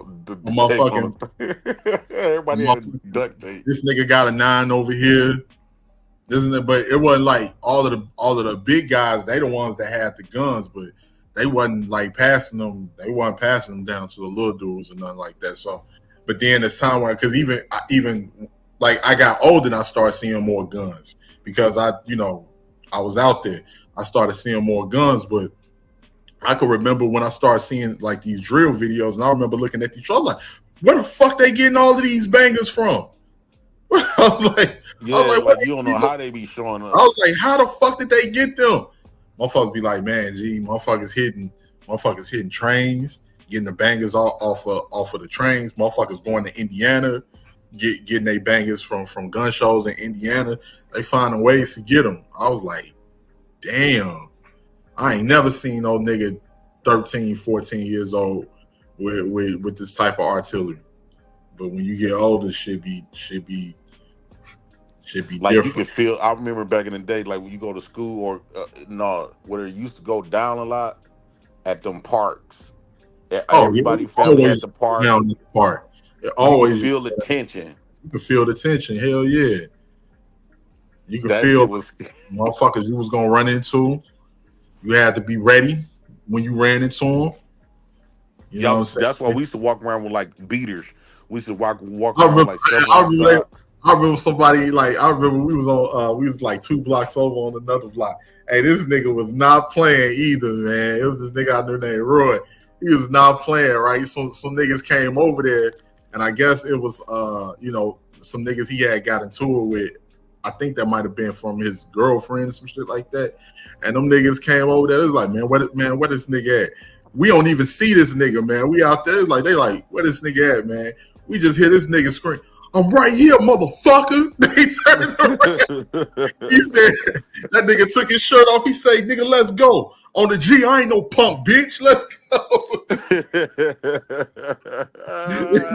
You know what niggas say on the G, they serious. On the real. Hey, that nigga gave they ass the blues, too. It was two of them. He gave their ass the blues, man. One nigga he slammed, the other nigga he knocked out, and the nigga he slammed tried to help the nigga he knocked out. He was like, what's up, nigga? You can get it too. On the G, you can get it too. after he knocked old boy out, old boy ain't want no more of that. He was like, G, I'm good. I'm good. On everything, I'm good. It be my guy. He from Chicago. He live up here where I'm at. Mm-hmm. And he said he be watching us and shit. We be sitting up there chopping up about the same type of shit, dog. Hell yeah, man. Hell yeah. I mean, we all in the same area. We ain't like all of this shit is practically the same area. I was running the Yeah, because there's a lot of Chicago people done came up in Milwaukee. We got a lot of Chicago family members. Yeah, definitely. Because it's right there, hop, skip, and the jump. And with them tearing down the projects and gentrifying everything, most of the people, they're going either one of four places. Either they going to Indiana, they going up there to Milwaukee or parts of Wisconsin. They're going to Iowa, or they going down. Oh yeah, and Minnesota, in the middle and Minnesota, yeah. And or they going, or if not, they just leaving altogether and going back down south to Mississippi or somewhere. So yeah, like Vic know my people. Vic know my family in Mississippi. Oh, he do? I think he know all our people in Mississippi, boy. You know all my people, Bernard, Mudbone, he know all of them. My uncles, all of them. Because that's, most of us, our peoples come from either Mississippi or Alabama. So, yeah, that same as mine. Yeah, or Louisiana or Tennessee, one of them four. So, like, that's where, like, most of us up in it. Because people, they be like, man, why Chicago people talk so country? And it's going to show you, like, when we talk about, like, the prejudice and shit, right? And the reason we retained our Southern accent is because back in the day, we were segregated. We wasn't allowed to live in certain areas of the city. Chicago is the most segregated city, big city in the. They said Milwaukee was. It could be. I don't know. I know when Martin Luther King went to Chicago, he said that Chicago was one of the most racist cities outside the South that he had been to, because he marched over there in Marquette Park, and when he marched in Marquette Park, he got hit with bricks, eggs, bottles, all types of shit. Back in the day when he that's marched. Crazy. Like in Milwaukee, the north side is the east, west, and north side, that's black folks. South side is like Puerto Rican Mexicans. That's where you get the Spanish Cobras, Latin Kings. The outskirts is the. And all of them came from up here too. That's funny. The Cobras, they came from Humboldt Park. Well, all the Latin Kings and shit all up through there? Humboldt Park is their motherland. That's where they was created at. In Humboldt Park, which is Puerto Rican, Paseo Boricua. They was on the west side of the park. They controlled the west side of the park. On the east side of the park was Spanish Cobras, Latin Disciples, Imperial Gangsters, all through there. Yep. Oh, damn. Yeah, that's where the Kings come from. They started here. They was all on the south. They all on the south side in Little Village, all on the east side, all through here. And they still them Latin Kings in Milwaukee. They still be begging. They still take that shit serious. Yeah. All of them. Same thing here. They still on that. All the Cobras, all of them. So yeah, man. Like, yep. And I said, like, out here, the south side is the black side. And the west side out west, but and that's the thing, because that at that time too, it was considered the black belt, and when it was the black belt, it's because like all of the black people was forced to live in that one area between 16th Street on the west side and 49th Street on the south side. And the reason why the projects was built here, because the racist aldermen didn't want black people in their wards. So they put y'all on top of each other. So they put us on top of each other in the projects. That's why, like all along State Street, That's where all of the projects was out south. Robert Taylor, State Street, Computer Greens. Cabrini Green was up north. That was near north. Yeah. That was north. Computer Green was north. But all of the south, like all of the other projects. So we used to think Computer Greens was the worst projects, but I thought it was Robert Taylor homes. Yeah, Robert Taylor homes was the worst. I had family in both of them. Cabrini Green was cool. I got into fights in Robert Taylor, trying to help my cousins and shit. And motherfuckers thinking this sweet, oh, he ain't from the projects, his ass weak. He soft as hell. We'll beat his ass. All right, nigga, come test me then. Come test me. I ain't gotta be from the buildings to show you I'm with the shits. Come test me. And we out there fighting motherfuckers, man. I remember when they used to come up here in school, they tell us they were from Chicago. They were like, where you from? Where you from Chicago? I'm from Computer Greens or Robert Taylor. We go, oh, he's from Robert Taylor. And Robert Taylor, that was the vulture. That's called vulture. We call that the city. We call Chicago the city. So everybody in Milwaukee, they be like, dog, you finna go to the city? You know, a lot of people would go to Chicago, you know, get some work. Yeah. Like, I'm finna go to the city. We already know what that means. Hell yeah. And that's the thing, man. Because like even on the outskirts, when you live in the suburbs, they call Chicago the city. They like, where you from? You from the city? You from? Because we got some badass suburbs too. Because ever since they tore down a lot of the projects and shit, a lot of people live in the suburbs. Harvey, you know, the super mayor, Dalton, motherfucking Dalton, like Dalton, Illinois is right outside the city. I used to actually live over there in Dalton for a minute. That's where the super mayor. That's the. I ain't never heard that one. I heard of Kankakee. Kankakee, yeah, that's like a little far south. But you know, you be seeing the super mayor on the internet, right? You know, like the super mayor, the one that be talking about the woman and shit. Yeah, she the mayor of Dalton. Dalton is right outside of Chicago. Like when you go, you talking about that dark skinned lady with like the fro? Yeah, with the blonde hair. Like she be having like the blonde hair. No, she young. Yeah. They call her the super mayor. Did she hung up? Did she take pictures with Lil Durk? Nah, that's Lori Lightfoot. That's they call her Lori Mo Lightfoot. That's Lori Lightfoot. No, but yeah, the super mayor, she run the city and shit. I mean, she run Dalton, and that's a ghetto ass suburb, man. I remember my cousin. We used to drive on a semi truck. We used to always go through Chicago. Mm-hmm. And when I used to be so enthused about Chicago because listening to all the stories. I go there, I told my big cousin, I was like, shit, this look like Milwaukee. Mm-hmm. Different parts, yeah. And you know what's crazy? It share the same shit. Like Milwaukee, Cleveland, Chicago, it got that Rust Belt factory type of feel. Mm-hmm. With depending on where you at. Exactly, dog. That's crazy. Depending on where you at, like because you would think Chicago would be more like New York if you were around the downtown near North area.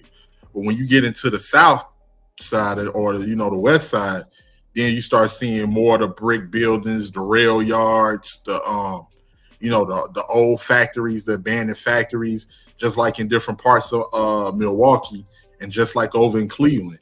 And you know that tells a story within itself because when you think about it, when you see all of that old factories and shit, you be like, damn, this is why my people came up here to Chicago to work for them jobs in these factories and shit.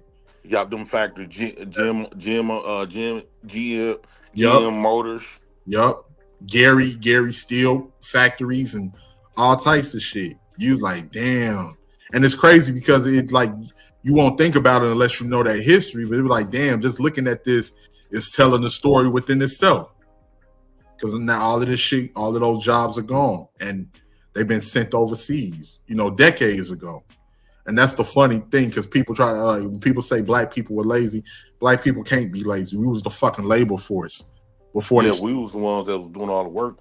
Yeah, and they didn't want to pay people. So what do you do when you don't want to pay people? You implement other immigrants to come in here and work for cheaper wages. Because at the point they did the same strategy that they're using for other people today is the same strategy that they used for black people when they didn't want to pay the Irish and they didn't want to pay all of those other people. They said, well, why I'm going to pay you when I can just get the niggas to do it for cheap? Less than nothing.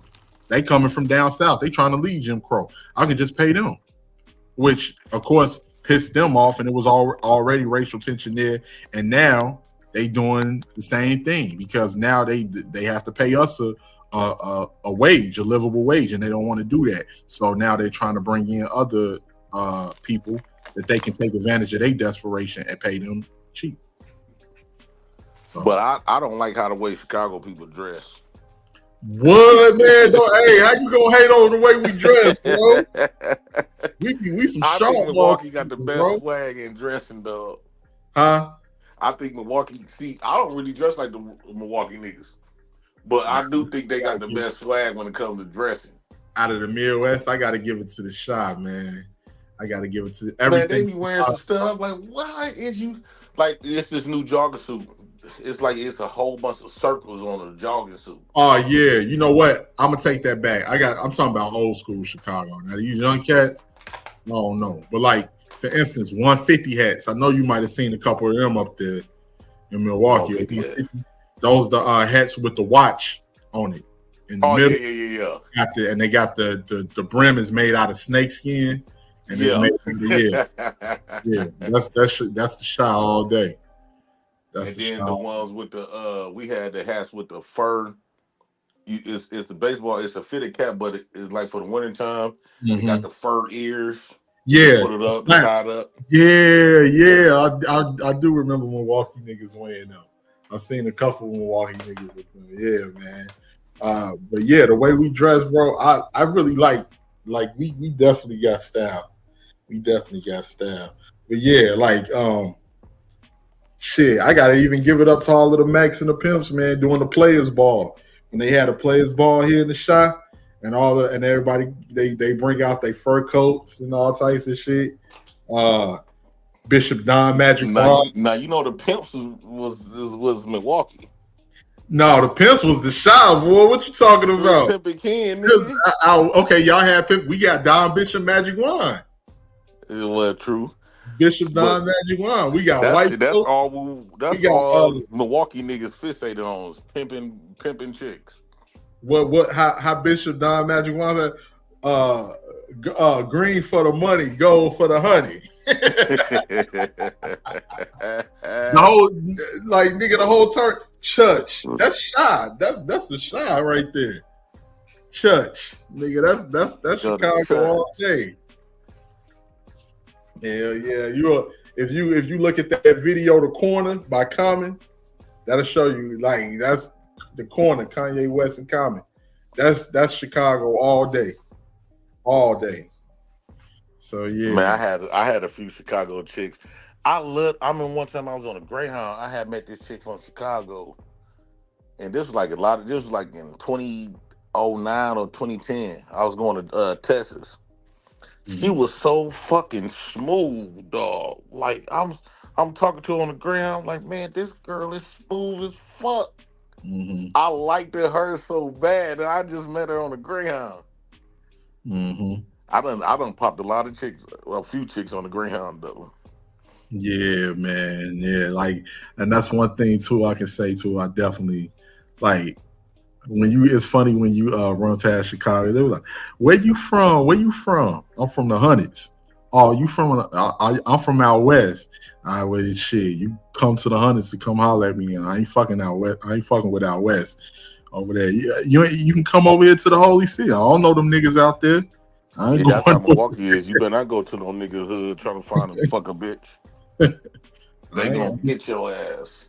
And even like it's crazy, like even with the whole drill situation, like even though I don't really care for the drill music too much, but you know what's funny? King Von father, I knew him. Oh, you knew his dad? I knew his dad, Silk. BD Silk. He's from my neighborhood. He was from Ada Park. You know, I grew up over there on 111th and Bishop. His daddy grew up on 113th and Aberdeen. King Von's daddy, Silk. My whole family knew him. He actually used to talk to my auntie. Used to let me borrow Super Nintendo cartridges and everything. He was a cool dude. I never would expect that Von would have turned out like that. That's crazy, but yeah. His boy was a menace. Yeah, Von was out there. And out there over there. And it's crazy now because you hear everybody, they say, old block, man. I remember when Parkway wasn't even called O Block when that shit was called Wick City.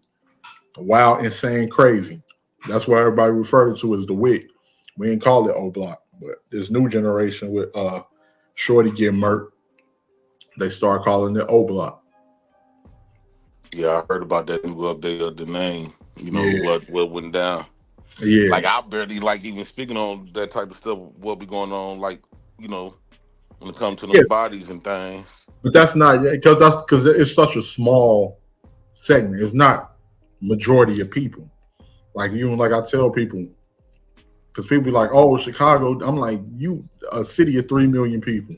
We're gonna have our spots, just like Milwaukee got its spots, but Milwaukee got a gorgeous downtown. You can go downtown. Man, I'm downtown fucked up now. Really? Hell yeah, dog. It looked nice when I was there. I swear to God, my sister, she was calling me every day, like, man, I gotta get out of Milwaukee, man. It's nowhere you can go. Everybody's getting killed everywhere. Mm-hmm. I was like, man, you lie. You know how people be exaggerating shit. Man, I went up there. I said, what the I was at Juneteenth with my hot dog cart.